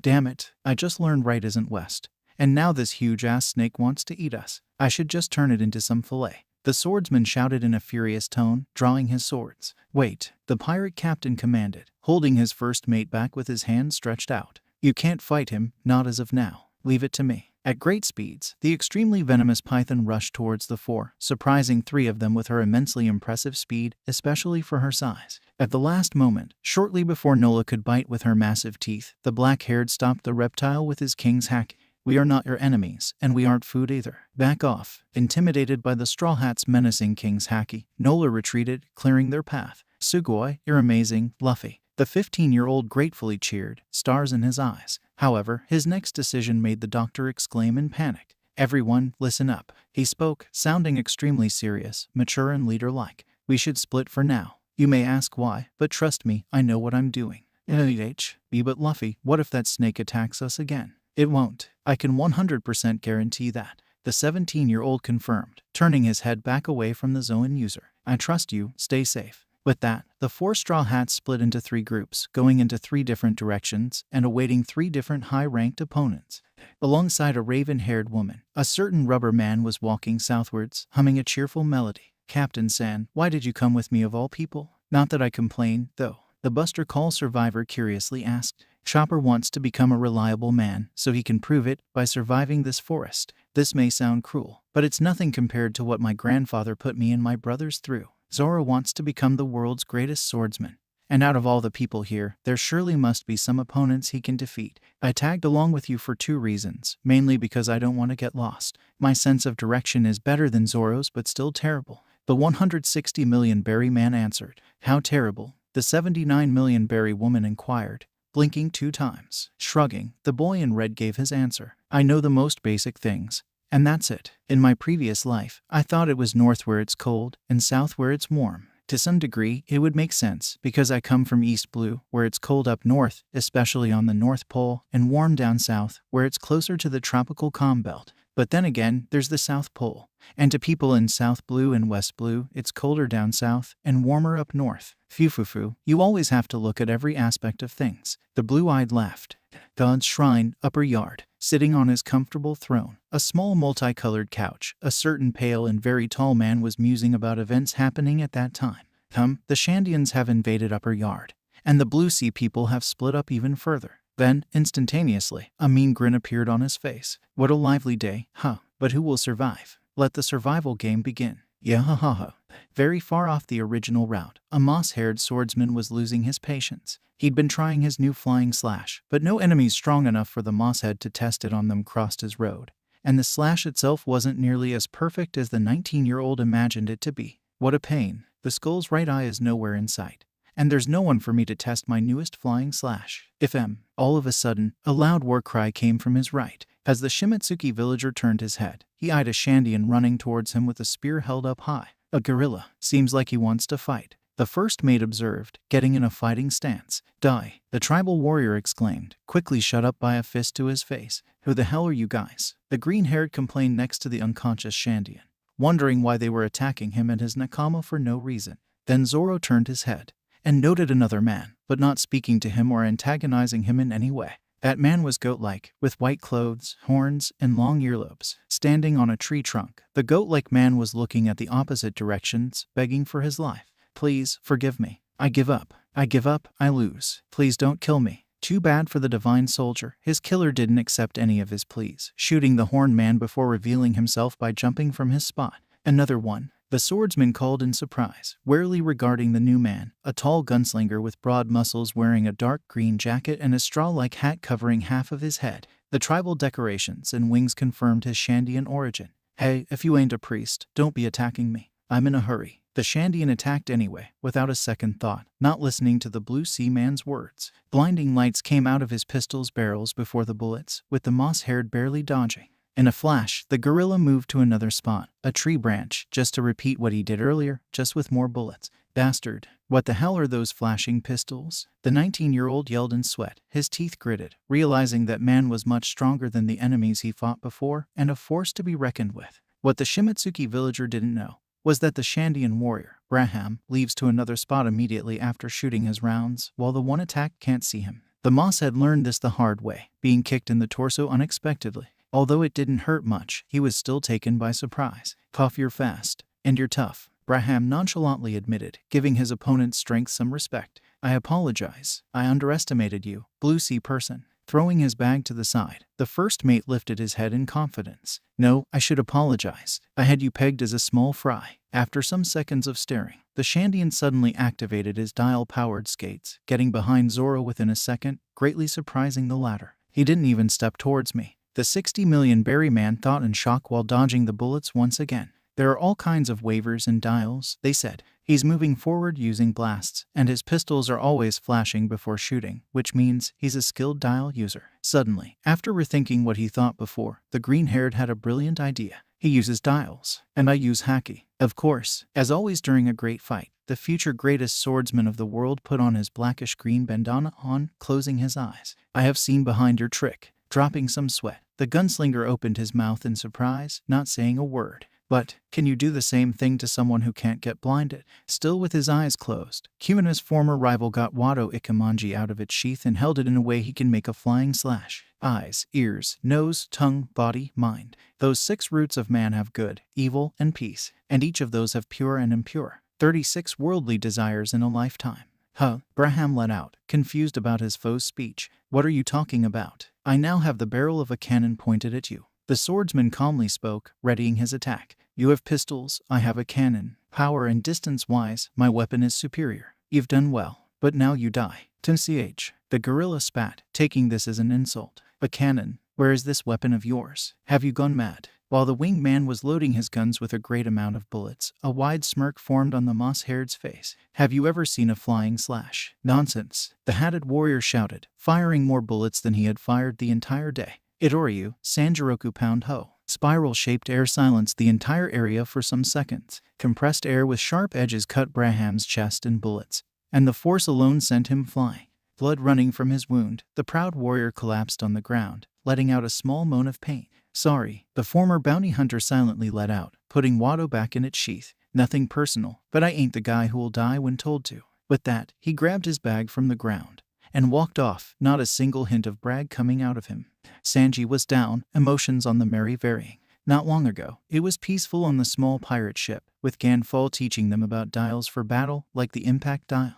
One moment, however, Enel decided to take a random trip and landed on Mary's railing. striking fear into the weaker Straw Hats. Despite not knowing who his opponent was, Sanji rightfully judged him as a threat and attacked him, a grave mistake. Sanji-kun, Nami exclaimed in horror, running up fast to him. Sanji-ai, Usopp screamed, fearing for his friend's life more than his own. Like Nami, he ran up to the knocked-out cook, checking his condition. Yahahaha, yahahaha. Enel laughed, amused by the Blue Sea people's worry about their friend. Hey, I can't hear his heart, the long-nosed informed, listening to the wrong side of the leg fighter's chest. No way. Yahahaha, yahahaha. What a foolish man, and I didn't even come here to bring you harm. Then why are you here? The old man demanded, intensely glaring at the current god, anger burning inside of him. Yahaha, what a cold-hearted hello. It's truly been 6 long years, former god Ganfall. At the same time, on the side, the curly-haired was crying about his nakama's death. Damn him, he killed Sanji. The darker-skinned cried, tears dropping onto the fighting cook's body. It's no use. His heart isn't beating at all. Hey wah, Sanji.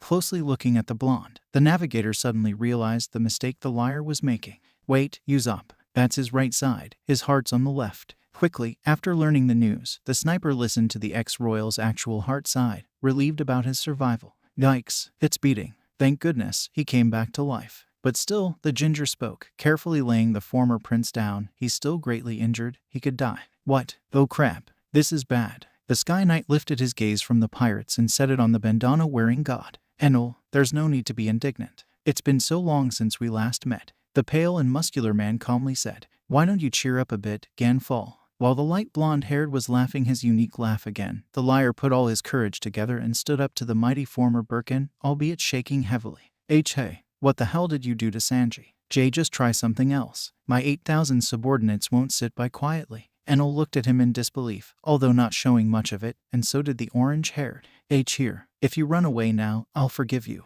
What do you say? God Enel's reaction was disappearing for 1.5 seconds, confusing the ship's passengers a bit, then brutally striking down the marksman with light, with Usopp getting the same treatment as the Aro cook. Damn you, the white-haired furiously growled, wishing he could take down his worst enemy right there. Remain silent, and I will do nothing. Got that? It was the calm, ruthless, ice-cold, psychopathic eyes the Loja had at that moment, which struck more fear than ever into the 18-year-old girl's heart. She nodded obediently. Good, he said that. But the Kakoyasi villager didn't feel like that. Who is this guy? What did he just do? Just what are you thinking? Skypia's former god scolded, trying to retain his patience. Your men that I captured when we invaded this island 6 years ago are working hard for me, the tyrant told, infuriating the peaceful old man even more. My divine squad. They're also very strong. Truly great talent, they are. But it appears their 6 years of hard labor is nearing its end. And as I'll no longer have any need for this island when they're done, I thought I'd come to bid you farewell, that's all. A smirk then formed on the younger one's face, changing the topic of their conversation. But the denizens of Skypia are all fools, you know. They only view this place as a clump of earth. What do you mean? The reason we forcefully took this island away, the reason the Blue Sea Flies stepped foot onto this island, and the reason the Shandians are intent on returning to their home are not at all different. In other words, there is one thing everyone seeks on this island. It was because everyone desires the relics of Shandora, the legendary city of gold that prospered in the Blue Sea long ago. The knowledgeable lightning man proudly revealed. Ganfall was a little perplexed at this. Gold? What is that? Yahahaha. That's what I mean by ignorant. No one living here knows of gold and its value. Funny enough, this game is the final battle. The winner of this survival game will make the bountiful gold his own. Enel then proceeded to walk onto the railing, indicating his leaving. Yahahaha. Can you hear it? The sounds of this lively festival. As a matter of fact, I am a participant myself, so I must be off. Wait, Enel. The Sky Knight urgently called. The Divine Squad, are you going to free them? One last time before disappearing, he looked back. God only knows. Wait, Enel. But it was too late. Nami, still scared of the wingless man's powers, was relieved. Now she could treat her nakama's wounds without interruption.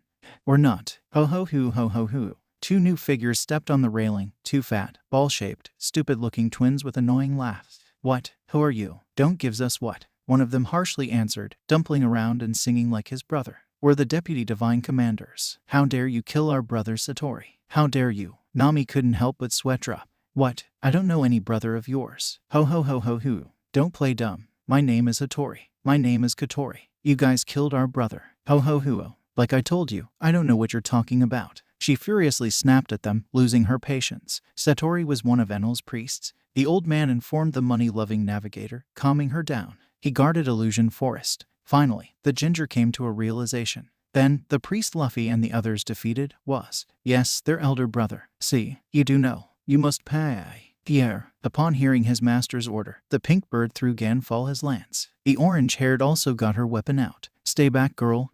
No. The Kakoyasi villager interrupted him, a determined look on her face. Sometimes even I have to protect these guys. Understanding, Skypia's former god switched his gaze back to the Dango brothers. Very well. First, ascertain their dials. Okay. Meanwhile, Hattori and Katori were dancing arm in arm. We're going to avenge our brother. Ho ho ho. I've had enough of this. Thunderstorm tempo. Electricity surged through the bodies of the Dango duo, defeating them quick and easily. Even the Sky Knight was impressed, grabbing them and throwing them into the Milky Road. You did wonderfully, girl. Yes, Nami cheered, proudly holding her climb attacked. We protected our ship and crew. Following that, they sailed on, looking after the injured. Close to the ruins, Chopper was wandering around, looking for his nakama. All the time, he'd been hunted either by the Shandians or the Divine Squad. After finally having found some peace, he hoped to reunite with at least one of his nakama in hope of not having to run again. Oi, guys, where are you? Is anyone here? It's me. At the same time, Priest Chidatsu, who had his eyeballs rolled back, tried to look at the reindeer and say something, but his mouth was closed as well. A tanuki, a divine soldier standing beside Chidatsu, patiently told his master what he obviously was doing wrong. Chidatsu-sama, you must open your eyes to look forward. Instantaneously, his eyeballs rolled back to their normal position, and his mouth opened too. How careless of me. Fulfilling his duty as upper yards priest, the dark-skinned man then walked over to the reindeer-human hybrid, trying to cross his arms, accidentally rolling his eyeballs backwards again. Where are you, Tanuki? HM. The blue nose turned around, and to the doctor's shock, he saw a scary-looking man, not because of his appearance, but because of his stupid actions. What's this? Grabbing a stick, the brown-furred poked the priest into the face, then into the nose. The latter was, of course, enraged, but due to having his mouth closed, the odd-haired couldn't answer. It took the goofy priest 10 seconds to open his mouth. Where did you disappear to? Chidatsu's stupidity made Chopper visibly confused. A concealment technique, the idiot thought, turning his head around twice, not knowing this would give him the ability to see again. Oh, his eyes are rolled back in his head. That's so scary. Chidatsu-sama, you cannot see the enemy with your eyes rolled back, the goat-like soldier explained, trying to stay calm. Realizing his carelessness, the Birkin's eyes opened up wide. How careless of me. His opponent's outright stupidity now completely baffled the 15-year-old. Is he an idiot? After his surprise faded 2 seconds later, the Zoan's face got serious, so did he himself. An enemy? I guess so, Are you a priest? Indeed I am. My name is Skypunk Chidatsu, priest of the almighty god Enel. I am in charge of Upper Yard's swamp ordeal, he answered, unable to speak out loud due to having his mouth closed. Say something, you jerk, the Zoan user yelled, losing his patience with the priest. Chidatsu-sama, he can't hear you unless you speak out loud. How careless of me. Is that something you normally forget? One moment to another, the comicality stopped, and even Chidatsu got serious. You had best watch your step. This is already my territory. We are surrounded by swamp clouds. Once you get caught by one of them, you cannot escape on your own. The survival rate here is 50%.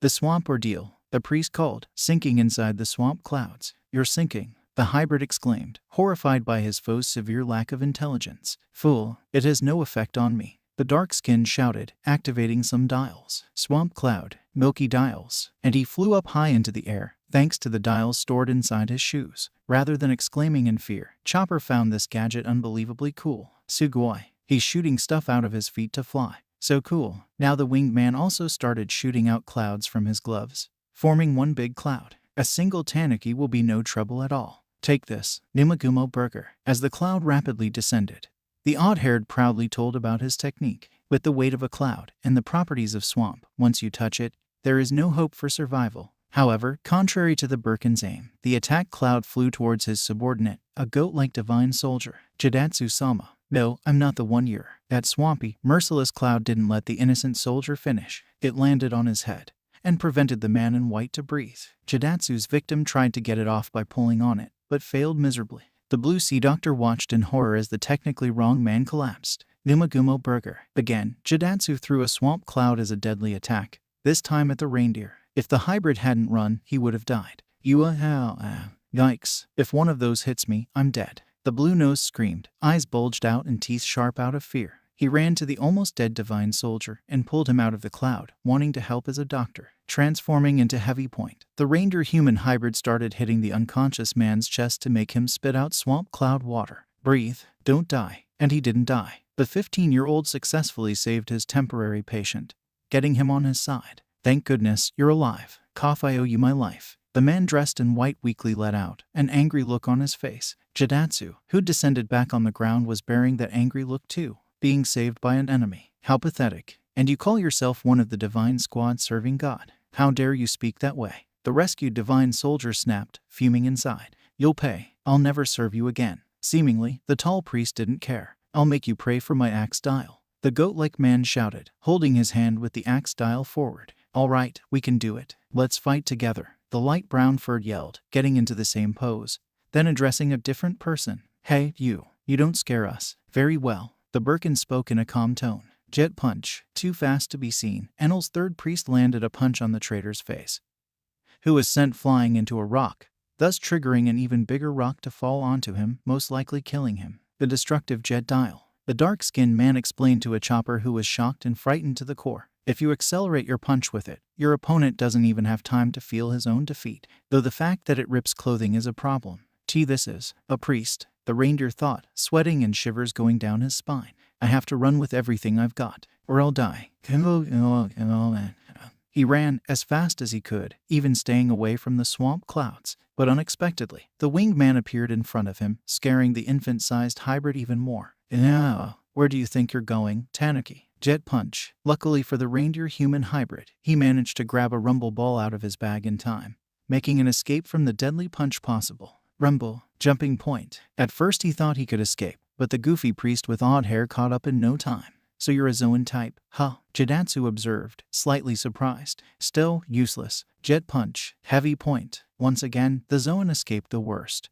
But Enel's third priest didn't waste any time. Yumagumo burger. Hey, the Zoan user exclaimed, shocked and surprised. One of these things again. Guard point. The swamp cloud bounced off guard point chopper, and the moronic priest really got angry. You insolent little. Jet punch. Jidatsu chased after the brown furred and sent him flying into some ruins with his dial-accelerated punch. The latter wasn't feeling that well after the impact. His fur stained in blood. The 15-year-old was lying on the ground, watching the approaching priest. His feet, a weak spot. Then, in spite of having his entire body hurt like hell, the doctor stood up, bearing a smile. He was going to turn the tables. You can still move. The man in purple spat, thinking he had already won the battle. Slow but steady, the strongest out of the weakling trio approached the Birkin, firm, determined, and lacking fear. This is my time. Every time, I keep running, and the others need to protect me. That's why they don't rely on me. But from now on, I will not run away, and become a reliable man. Thick, humanoid fingers held on tight to the dark skin's purple shoes. Slowly, without realizing, the winged man would lose one of them.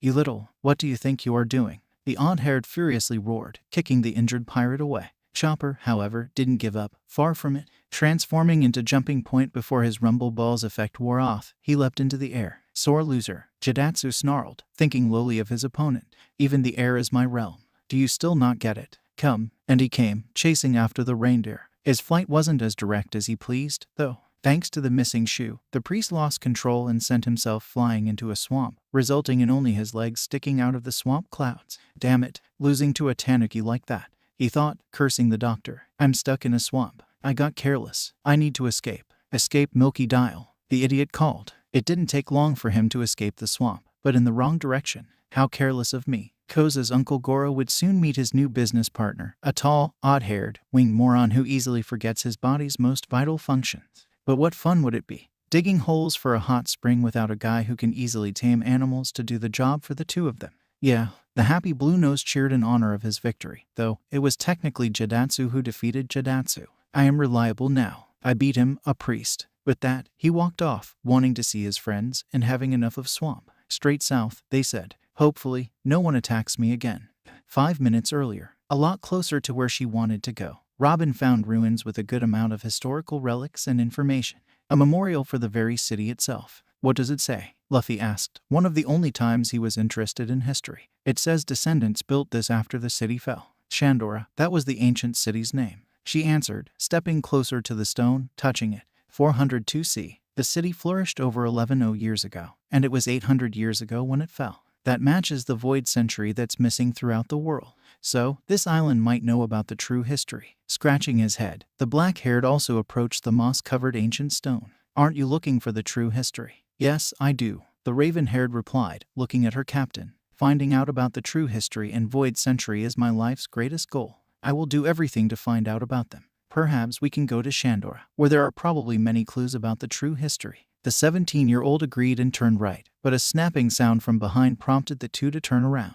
Who's there? Out of the shadows, a large and incredibly fat man with big lips and white clothing stepped forward, revealing himself. Why, hello there, cutie pie and hat boy, he said, his chin not even moving from all the fat. Hearing the cutie pie part, the pirate duo cringed, feeling a little disgusted. Are you another one of God's henchmen? This question made the massive figure angry. Henchman, watch your mouth. The man ranted, feeling insulted by having been put lower. I am Yama, divine commander of God Enel. So, the straw hat demanded, a bored expression on his face, not impressed at all. What brings you here? But Yama didn't answer that question. Enough talk. Mia, the divine commander screamed, punching his arms in the air. Using observation haki, the rubber man predicted Enel's commander's attacks, and he didn't like the way that winged bunch of fat would attack. Robin, he's going to aim for the ruins. And knowing how much you value history, I think you'd want to take him out, Dragon's son told, angering the O'Haran on the inside. But before, we should get out of here so the battle won't harm the ruins in any way. The tan woman spoke, upset and furious about Yama's willingness to destroy culture. No, if you run away from here, he'll chase you and destroy everything in his path, and more of the ruins would go to waste. Take him out here if you want to save that historical stuff, just like you killed that goat soldier not long ago. She closed her eyes and took a deep breath of the refreshing,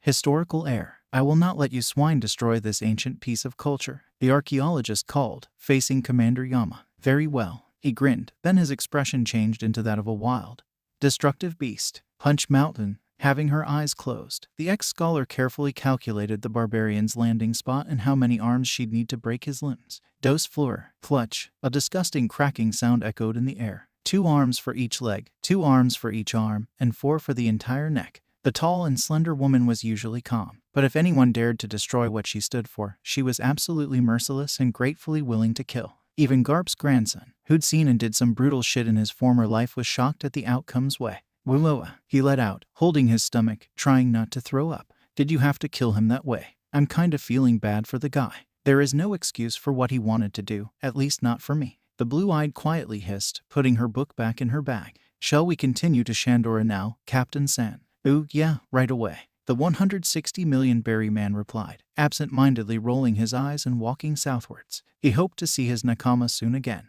Present timeline. What do you mean, you're leaving? Mommy snapped at the Sky Knight in disbelief, both scared and angry. The Sky Knight had just told her he must leave, in order to check up on Enel's doings and his former subordinates, the Divine Squad. Sorry about that again, but it is necessary for me. You can keep the impact gauntlet to stay safe, girl. In the next moment, the old man sat onto Pierre and flew away with him, leaving a disappointed girl on the going merry behind. Eventually, she gave up on him coming back, so the navigator went to temporarily treat the injured. For now, I need to give these guys first aid. You're both alive, right? Hurry up, Chopper. Suddenly, a loud bang occurred down the milky road, the sound frightening her greatly. Wow. What?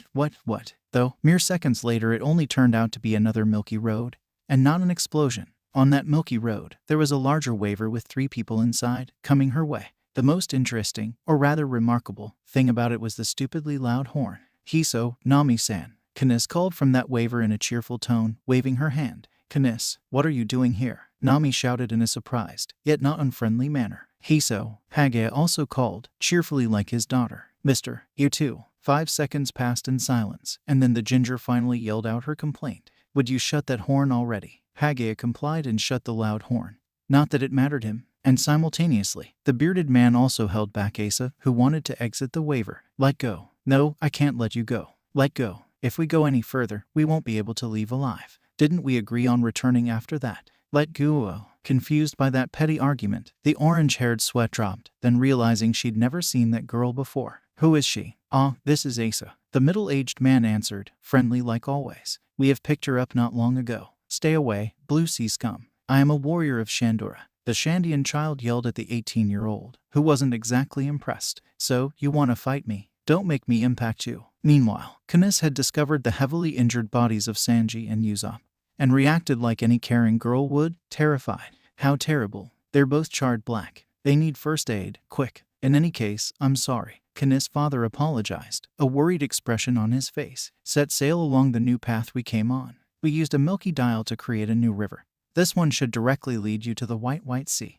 Then couldn't you have come more quietly? The 18-year-old questioned. Oh, yes, I also have something for you, he added, clapping his hands together. For me, the money lover repeated, surprised about a gift. The Skypian reached for something in the large waver and pulled it out, a smaller waver. This one's yours, the waver you brought from the Blue Sea. Happy about her waver, the Kakwayasi villager danced in excitement.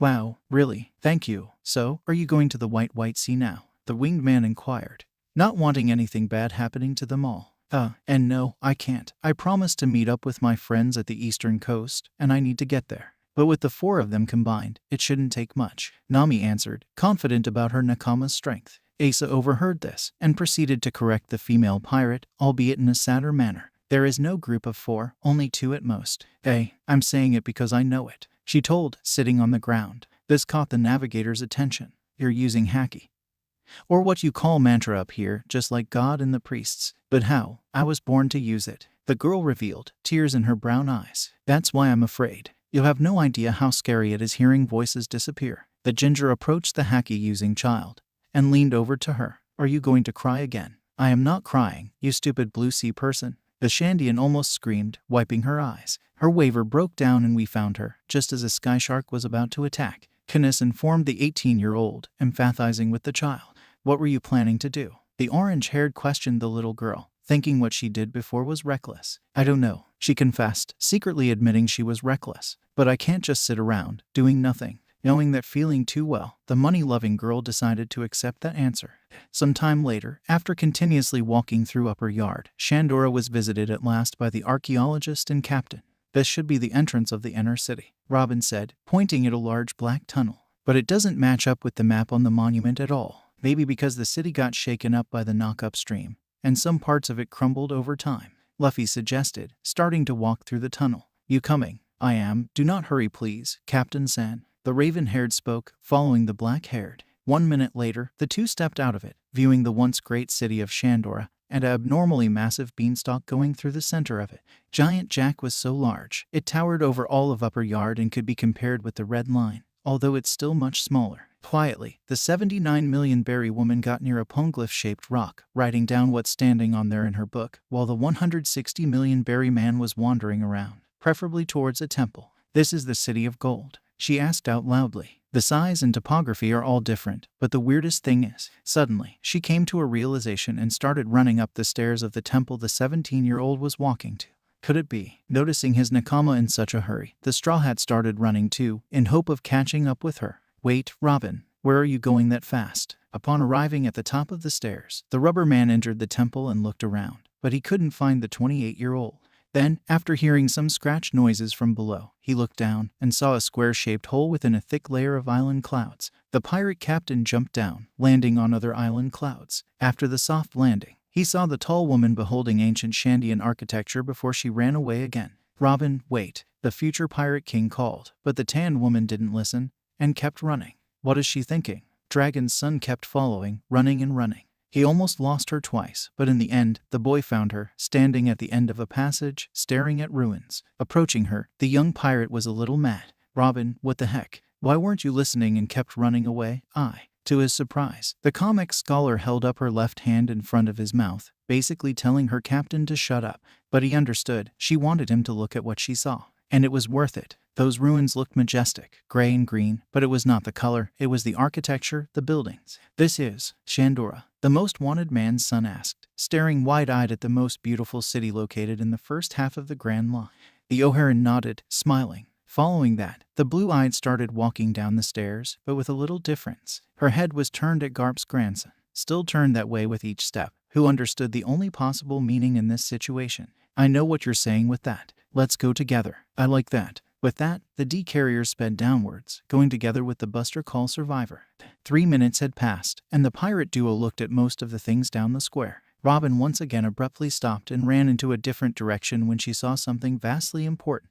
Again, where are you heading now? Luffy complained, running after the archaeologist. Having arrived at her destination, the raven-haired stopped in front of a poneglyph, her mouth agape. They wrote with the ancient poneglyph symbols so easily, the 79 million berry woman remarked, very much amazed by the fact. Only the ones who made the poneglyphs could use these symbols. Just then, the black-haired arrived too, standing beside 28-year-old. Oh, it's one of these things again. The 17-year-old mumbled, his nakama glancing at him in a warning manner, slightly angered for calling this poneglyph a thing. Anyways, Robin, what does it say? Hold our true motives in your heart and not speak of it. We are the ones who weave history. With the sounding of the grand belfry, she translated for him, then coming to a conclusion. That's right. Nolan's logbook did mention a golden bell here. Moments later, the tan woman started walking again, telling her captain to come with him. The city's history was eradicated. There's no question about it. The city fought against hostility. Shandora, the city of gold, fought and fell, trying to protect that poneglyph. Wow, a tall boy spoke out, seriously impressed. That's a genius conclusion. I love how you're so intelligent. Silent but still thankful about the compliment, the ex-scholar continued. In which case, the grand belfry located in the center of the four altars might contain the true history, the Rio poneglyph. And, let me guess, you want to look for it? You know me, Captain San. That's an of course. Great, the Straw Hat said, nodding in agreement. I want to look for it too, but more because of the golden bell. Yosh. With that, the dangerous pair of Paramecia users went off, determined and a clear goal in their heads. Somewhere else, not far away, Chopper realized he must climb up the giant green beanstalk to continue, which upset him greatly, but he did it anyway. Covered in dirty sweat, and mostly recovered from the battle with Jadatsu, the small hybrid climbed out of an island cloud, liking their fluffiness.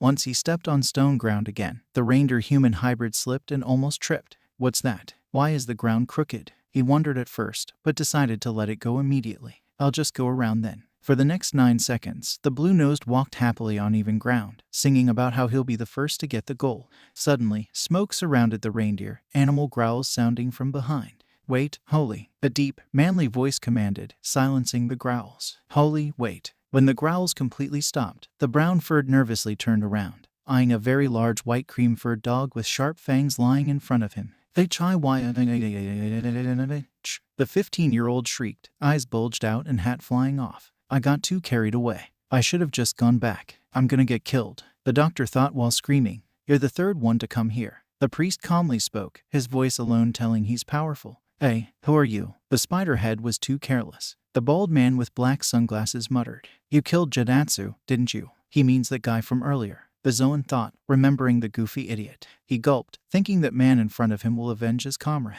No, it's all right. Being rid of a fool like him is best for the world. He told the Zoan user, slightly laid back. Don't you agree? Hiluluk's adoptive son slowly stepped back, shuddering. After his 5th step, the pirate tripped over something, and the moment he found out over what he tripped, the naive coward freaked out. A bloodied corpse. Chopper screamed again, looking at the dog. Don't be so afraid, that's my pet dog, Holy. He won't bite. The Birkin reassured, not meant as a reassurement. But this guy is lying here, all torn up. Holy is well trained, so he won't bite anyone recklessly. I cut that man up. That's even scarier. The reindeer yelled, wide-eyed and with sharp teeth. Who are you? My name is Ohm. Just be silent. Ohm shouted, tears suddenly running from his eyes. I am saddened by the frailty of man. A confused reindeer-human hybrid let out. Why do people fight and rot, despite knowing the transience of life? The winged man wept, even further confusing the blue-nosed. What now? They're born to be happy, and they desire happiness in life, only to die in battle. In which case, it would have been the best to do nothing from the start. Enel's strongest priest ranted in tears, sniffing. Such is the dilemma of man's nature. It's so sad. But there is one path to salvation. He continued, his tears stopping. Visibly confused, a question mark appeared on top of the light brown furred's head. Everyone just needs to die. What scary stuff is this guy saying?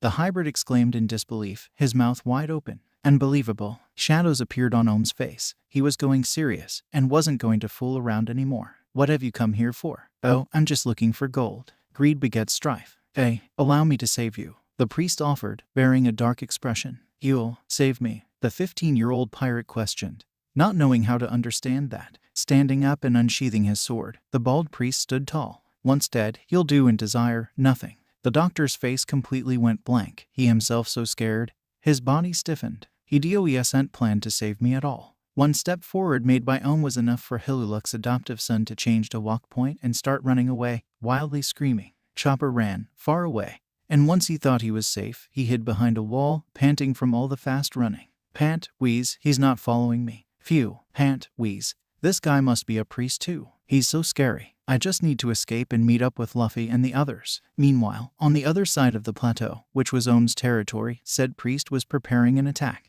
He's run quite a long way. How foolish. Running from salvation. That itself is an attachment to life and an earthly desire. The man with sunglasses grumbled, holding his sword. However, he then sent a long, wavy stream of sharp iron directed towards the reindeer, precisely calculated by mantra. The hybrid didn't even see it coming, and it sliced his back, only leaving him the option of crying in pain. Gah! The blue-nosed weakly let out, falling over unconscious. There are no means to survive on the sad path to attaining peace. This is the iron ordeal with a survival rate of 0%. Although the skilled doctor didn't die, his voice disappeared, much to the shock of someone else. Another voice disappeared. Asa exclaimed, tears building up in her eyes. Asa, Nami asked, wondering what happened. That girl was a mystery to her. I can't just sit here. I'm going to find Lackey, the child declared, jumping into the white sea. Hold it, the navigator ordered, pissed off that she had to go after her. The ginger took her shirt off and jumped. Catching up with the Shandian. The orange-haired kept hold of her, sternly refusing the winged girl to go. Stop it. What's your problem? Let go. Let go of me. Let go. The mantra user screamed, struggling within the 18-year-old's grip.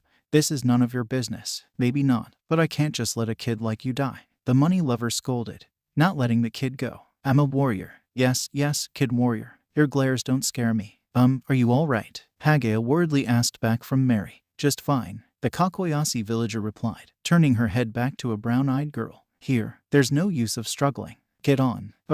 No, I'm gonna save everyone. Let go. Asa still yelled, refusing to get on the waiver. Knock it off or I'll slug you, Nami warned, a strict look on her face. The girl in front of her was about to cry. And no crying. Even 2 of our crew have been done in. I can't leave you alone. That was one of her big sister moments. Knowing the dangers of this forest, and being good with children, the navigator just had to take care of the Shandian.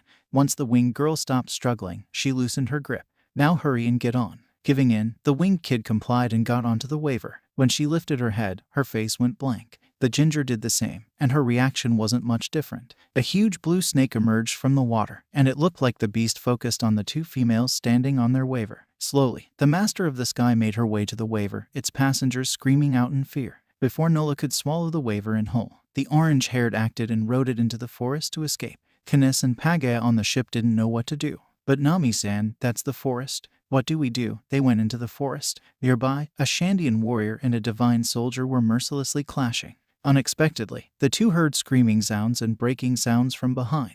What's that? The goat-like man demanded, staring at the direction of where the sounds are coming from, just like his enemy. 4 seconds later, a waiver came flying towards them, tailed by a massive light blue python. It's the master of the sky. The divine soldier shouted, his life threatened. Was that Asa? The tribal warrior let out, wondering what a child of his tribe was doing here. 2 seconds later, they both were eaten by the snake, while Asa and Nami managed to escape. Once the girls were far enough away from Upper Yard's monster, they stopped on a remote milky road, and were frightened about their current situation. We're in the forest. Ulitle, Zoro roared, falling from the sky. Long story short, after defeating Braham, he got lost again, and encountered a giant south bird while eating his bento. The south bird wanted to have some of that bento, and because he didn't get any, he followed the green-haired around. When the bird realized the swordsman got lost again, he laughed at the former, earning the former's wrath. The mosshead threw his brown bag at the south bird's face, who thought there was food inside. Realizing his great mistake, the moss-haired clinged onto the bag, but the giant bird flew off anyway.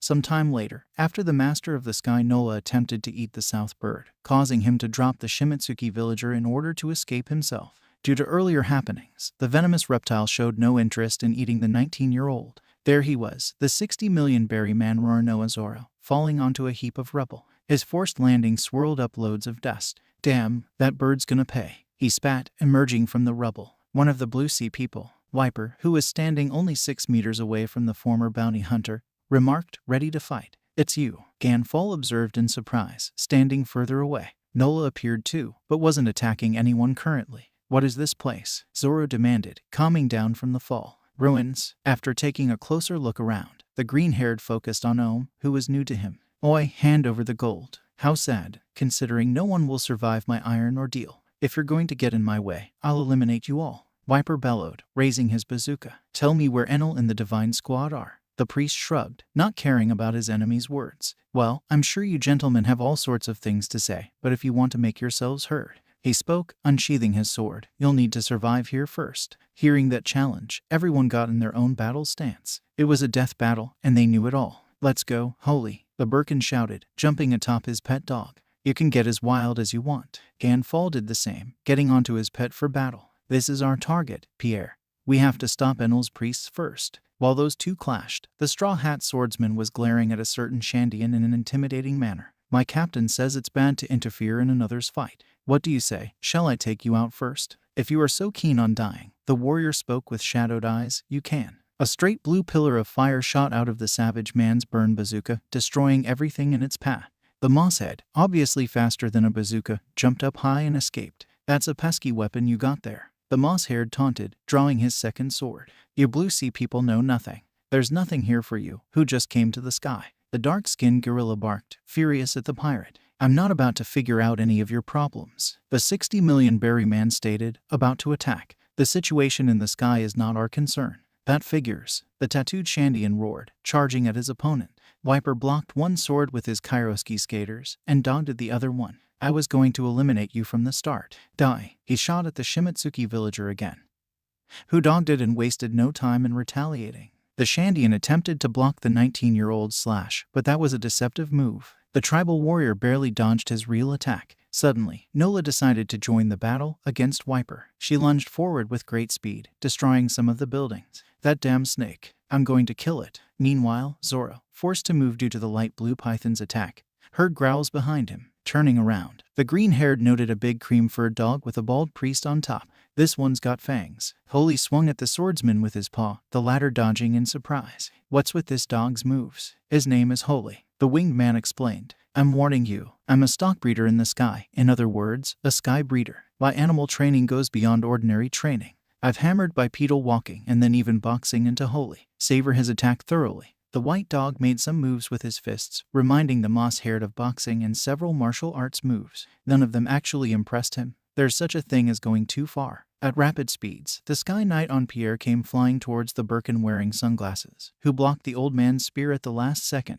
Ganfo, he snarled in distaste. You were defeated by someone like Shura. Haven't you learned your lesson? You probably can't even wield your spear any longer, can you? You old fool. Yet I can't withdraw. The white-haired firmly stated, lacking any fear. Because I don't know what you and the others are going to do. HMPH. Don't be conceited. Even if you knew, someone like you wouldn't be able to understand God's noble thoughts. Ohm exclaimed in rage, heavily annoyed by Skypia's former god. Not that far away, the moss-haired turned around, his view changing. At first glance, nothing seemed special, but having a closer look, the first mate noticed Chopper small in his view, far away and with grave injuries. His eyes flickering, the vice captain ran to aid his nakama. Oi, Chopper. During the mosshead's run, barbed wire shot out of a hole in a building next to him. It would have certainly sliced the skin of anyone with either low or no observation haki. Training his haki did benefit the 60 million berry man, allowing him to detect danger without closing his eyes. Despite this all, the Shimitsuki villager barely managed to dodge. Chopper, hey, Chopper, the 19-year-old called, holding the reindeer in his arms. Say something. Why did you come to a place like this alone? Hey, such a shame. The priest quietly and calmly spat, disrespect in his voice. Enraged, Zoro his upper body around a little. They're iron clouds. They are light as clouds and hard as iron. They're blown into this shape by a milky dial. Each one is connected to some part of the ground. When you step on it, it gets discharged. On this field, you will never know when and where they'll be activating to strike you. That animal was partially defeated by me, but he also became a victim of the ordeal on his own. Calmly, the green-haired laid his injured friend down, shadows in his eyes. So, do you want to get revenge now or something? The winged man asked, sitting on his obedient pet. No, the blue sea swordsman answered in a calm tone, standing up and facing his enemy. I don't like to fight for this sort of reason. Oh, isn't that something? Enel's first priest mocked the pirate, putting his sunglasses back to their spot. But, the mosshead continued, standing determined and fearless. I'm getting a little fired up. Grinning, the Birkin lifted his sunglasses again. Fine then. Holy. Barking, the giant dog punched forward, almost hitting the moss-haired. While the Shimitsuki villager landed on his feet in a fighting stance, Ohm whipped with his sword, greatly lengthening the blade. Foreseeing his enemy's attack, the first mate parried it, although surprised by the shape of it, and not that easily. What kind of sword is this? A 60 million berry man questioned, acknowledging the strength of it. Humph, this sword is also made of iron clouds, the bald man explained, displaying his weapon. Iron clouds are added to the blade by a dial built in the haft, so it chases the enemy to the end of the world. He shot out another whipping attack, forcing the Straw Hat vice captain to defend himself. Were you able to understand that, Blue Sea swordsman? It's like a whip. Yeah, I get it. The White Sea has a bunch of circus warriors, Zoro taunted, handling the situation coolly. Suddenly, the mantra-using priest detected presences climbing up Giant Jack. He knew what that meant, a larger battle. Holy, he muttered, getting off him. Let's fight separately. It seems that it'll get a little busy here on Upper Ruins. 2 seconds later, a good amount of divine soldiers and 3 Shandians came out of the clouds, landing on the plateau with their dial skaters. Mia, Sama, we will assist you. Wiper, we'll help you reach Enel. 15 seconds later, 2 more entered the plateau after climbing up Giant Jack. 2 girls on a waver, 2 screaming girls, followed by some divine soldiers intending to kill them. Hold it, stop pestering us. Both from appearance and voice, Zoro, Ganfall, and Wiper recognized at least one of the females. Being shocked of their appearance up there was an understatement. And Nami, Asa, young lady, kill them, one of the goat-like soldiers following them shouted, the trio about to hit them with their impact dials. However, none of them were ready for an assault of 3 worried men, each stronger than all of them combined. The threat those divine soldiers posed towards the young girls was eliminated in no time, allowing the duo to safely park their waver. Asa, what are you doing here? Nami, why are you here? Zoro, where's everyone? Wiper. But Wiper was angry, not happy to see his fellow Shandian. What are you plotting, Blue Sea person? He snapped at Nami in animosity, loading and raising his bazooka. Asa, step away from there. Luckily, before the pillar of fire could hit those 2, the Sky Knight acted fast, picking them up with Pierre and flying away. Phew, that was close. Demon, you're a demon, Wiper. Why did you 2 come to a place like this? The old man questioned in a scolding tone. He was right, that place was dangerous for those 2. Why? Because of a huge. The navigator wanted to answer, but was interrupted by the sight of the exact thing she and Asa were fleeing from. Snake. Pierre had flown too close to the giant snake's snout, allowing her to eat and swallow them. Both the ex-bounty hunter and war demon were equally shocked from this sight. That idiot. Asa, while they watched Nola licking her lips in disgust. And Holy both attacked silently, landing hits on their opponents. Wiper was directly hit by Holy on the shoulder head part, without an escape, and Zoro in the side. Despite deflecting most of the attack thanks to his prediction, the sheer speed alone let the green-haired get hit by the Birkin. Both fell on the stone-hard ground. You're both idiots who can't even protect yourselves. Quit worrying about others. Called, sheathing his sword, confident in victory. At any rate, no one will survive. Overconfidently, the soldiers dressed in white started praising their superior. Mia, that's our Sama. The survivors on the upper ruins are 4 divine soldiers, 4 Shandians, and 1 Blue Sea person. Including the animals, there is 1 snake and Holy. In total, 10 people, 2 animals. The winged man informed in a calm manner. Now, let's continue the battle, shall we? I'll finish you off. You bastard. A Shandian warrior snarled, readying his bow and arrow. How dare you harm Wiper?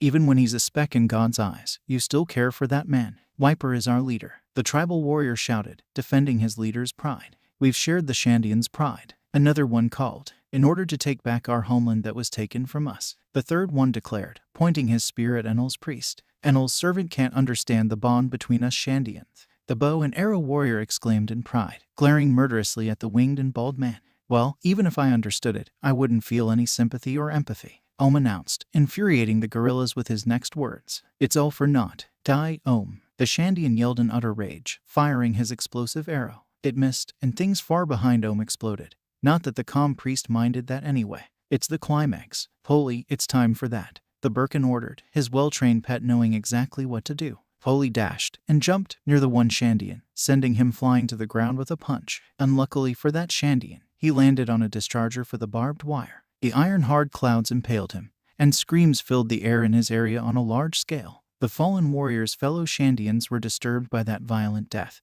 but the bald priest wasn't finished at all. Holy, complying, the cream-furred dog dashed around in a circle, letting barbed wire sprout out from the ground. The other 2 tribal warriors didn't know what exactly that was, but they predicted it'd be trouble. This turned out to be true, as confirmed by a divine soldier. This surely is the Iron Ordeal's true form. The white barb death match. At the same time, the first mate and leader of the Shandian guerrillas stood up, having been lying on the ground for longer than enough. Fence or no fence, I ain't running away, the green-haired declared, standing there without sweating out of fear. Bae, you fool, it's not just so you can't run away anymore, a goat-like soldier informed. You're surrounded by barbed wire. So what? In other words, Wiper spoke, kicking that divine soldier into the barbed wire, taking him out. If you touch it, you'll get hurt. So where do I get out when I'm finished with all? The swordsman asked in annoyance, pointing out the wire-caged flaw. Correcting his black sunglasses for the third time, Ohm gave a simple answer. You can think about that when you're done. 8 more people and 2 animals left. Suddenly, a black-haired woman on a dial-powered board flew through the clouds, landing on the death match's plateau 20 meters next to it. She was in a hurry and had a worried face. Wiper, listen to me. Hearing this voice so close to a dangerous battlefield, the warmonger felt worried, even if he didn't want to display or voice it. Why did you come here? I came to submit Kamakiri's message to you. Don't fight, Wiper. Get out of here. Lackey almost screamed, running towards the cage. After ceasing the running, the female warrior was breathing hard. Enel is in the forest. Boy, Lackey, Wiper loudly exclaimed, dropping his large weapon and running in her direction. Enel is lighting itself, the very thing people feared as gods centuries ago. Don't come near here, the tattooed gorilla shouted, clenching onto the barbed wire able to cut deep into his skin. Get out of here. There's no way we can defeat him. Hey, stop it. Silence befell both of them as single lightnings appeared behind Lackey, their terrifying sounds ringing in their ears. Expecting the worst, the female warrior slowly turned around. And there he was, God Enel, worst enemy of the Shandians, standing almost 3 heads taller than her, and more muscular than anyone she'd seen before. He was a terrible sight, mostly because of his power. You have called me, Enel, she gasped out wide-eyed, seeing his childhood friend so scared. And in such danger, Wiper was about to lose his mind. Stop it, Enel, don't. She abandoned the battle. Hey, Lackey raised her rifle, placing it on the Loja's chest. Lackey, don't fight him, the proud Shandian desperately ordered, yelling in fear of losing her. Lackey, run. Sadly, the woman didn't listen and shot. 2 times, 2 holes. Nothing for the lithing man, who was far from impressed or dead. That was such an insolent and suicidal act. No one dared to say a word, save for one foolish divine soldier. You fool, he sneered at the gorilla, who heard everything, but did nothing. Don't think you can survive while worrying about others. That man then jumped from his position and landed behind his enemy shortly after. I got you, Wiper, he shouted in victory, hitting the bazooka wielder with his axe style. Despite his external and internal injuries, the strong warrior ignored the pain and continued worrying about his dearest, who clearly was in much greater danger than he himself. You fool. Memories of her finding heavily wounded Kamakiri, and Kamakiri's words about Enel went through Lackey's mind. She certainly was aware of her life in danger and was scared about that, yet more about someone else's life. Slowly turning her head back, the black-haired woman looked deep into her friend's eyes. Get out of here. The next second, her body was electrocuted, mercilessly. So bad, even the metallic gun she was holding turned black. For Wiper, this was the worst thing that could have happened. Enel, yahahaha, yahahaha. Oh, the divine soldier who attacked the war demon from behind let out, surprised his usually deadly dial didn't work. It didn't work on him. Then, I'll give it another shot. Without even looking, the fuming Shandian grabbed his head from behind and slammed it onto the barbed wire with full force, taking out the goat-like man forever. You're softer than I thought, Shandian warrior Wiper. The tall and pale man mocked his darker-skinned enemy, grinning evilly. Even if she is a woman, she still is a warrior. I treat all those who challenge me equally. Well, try your best not to die. With that, the tyrant vanished in lightning, his laugh echoing in the sky. The gorilla had a long way of calming down ahead of him. Well, she deserved that. Ohm spat, intending to pour salt into the tattooed man's wound. Insolently attacking God like that, she received divine punishment. Almost unable to control himself, Wiper joined back into the fight, going for the giant snake first. The Mosshead did too, but preferred to stay away from the raging Shandian. Men get stronger and fight harder when they're angry, and a manly man like him knew that. During their way to Nola, they were interrupted by Holy Ohm and a divine soldier, the last one taken out by the Shandian leader. 6 people and 2 animals left. Meanwhile, forced to quit going after the giant python, the moss-haired leaned onto a wall, complaining about the local priest in this difficult situation. Man, that priest's extendable sword is a real pain, forcing me to abandon that stupid snake like that. I have to get Nami, the Sky Knight, and that girl out right away. Well, they were swallowed in whole, so they didn't die immediately. Leaning over, he saw the master of the sky fighting hard with Wiper and his burned bazooka. But it's just a matter of time before they do. Eisen whip. Suddenly, from far away, another blow of sharp-whipped iron cloud came, almost scratching the first mate. Once again, his trained observation haki saved him. All right, I've let that guy waiting enough. I should make my way for him right now. Concentrating his haki on only one person, the vice captain made his way for him. This time, unlike most other times, the Shimitsuki villager didn't get lost, thanks to his haki guiding him. On the other side, Ohm was awaiting him. 4 people and 2 animals left, he muttered, after having slain a Shandian, and having sensed a divine soldier cut up by his foe. 2 minutes later, the 60 million berry man finally arrived, directly lunging at his opponent the second he saw him. Midoriya, Takanami, Eisen back. A solid wall of iron cloud formed by iron clouds extending from the Birkin's sword Eisen whip. Zoro managed to cut a piece of it, but not all, as the wall was very stable. This sword is made out of iron cloud, the bald-winged man stated, confident in his abilities. You think clouds have a set shape? Eisen fan, Eisen fork, Eisen flurret. For the green-haired, the problem wasn't that he couldn't dodge them, since he could. The problem was that each of those extending attacks kept him at distance, not allowing him to get close to Enel's loyal priest. What's the matter? Ohm sneered with a mocking voice. You depend on your swords, so keeping distance does you no good. He was partly right, that's what the swordsman knew, but also partly wrong, which the moss-haired had to prove him. Not quite. Itoroyu, Sanjiroku pound ho, Eisen whip. To counter the Blue Sea swordsman's technique, the mantra user used his primary technique again. It took long for the flying slash to be repelled, but eventually it was. Technically, the single flying slash was stronger, but the iron whip was supported by pressure from behind and more iron. Therefore, the mosshead had to roll to successfully dodge his own and his enemy's attack. I am impressed, the 60 million berry man admitted, smirking. You've held your own against me with your sword and made me bleed, even without being a real swordsman. But, just like every other time, I'll have to finish what I started and move on for my friends. Thanks though, for everything I've learned fighting you. Have a close look at this. Santoryu, Hyakuhachi pound ho. Not just one flying slash spiraled towards the Birkin wearing sunglasses, but 3 looking like 108. Ohm knew that technique was too strong for him. Still, he held up his iron cloud sword to minimize damage, as it would help him much. Once it hit, blood sprayed out of his deep wounds, and screams of pain and agony escaped his throat. Ohm was down, making it one less fighter in the death match and the last priest to fall. In victory, but without gloating, the tan muscular man put his swords back in his sheath, and rapidly jumped away when he realized the white dog came back from beating down a Shandian to avenge his master. Wait, okay, sadly the chapter is over. And if you enjoyed the video, just leave a like and subscribe with post notification, so when the next chapter is ready, you will be notified. Okay, see you in the next video. Bye.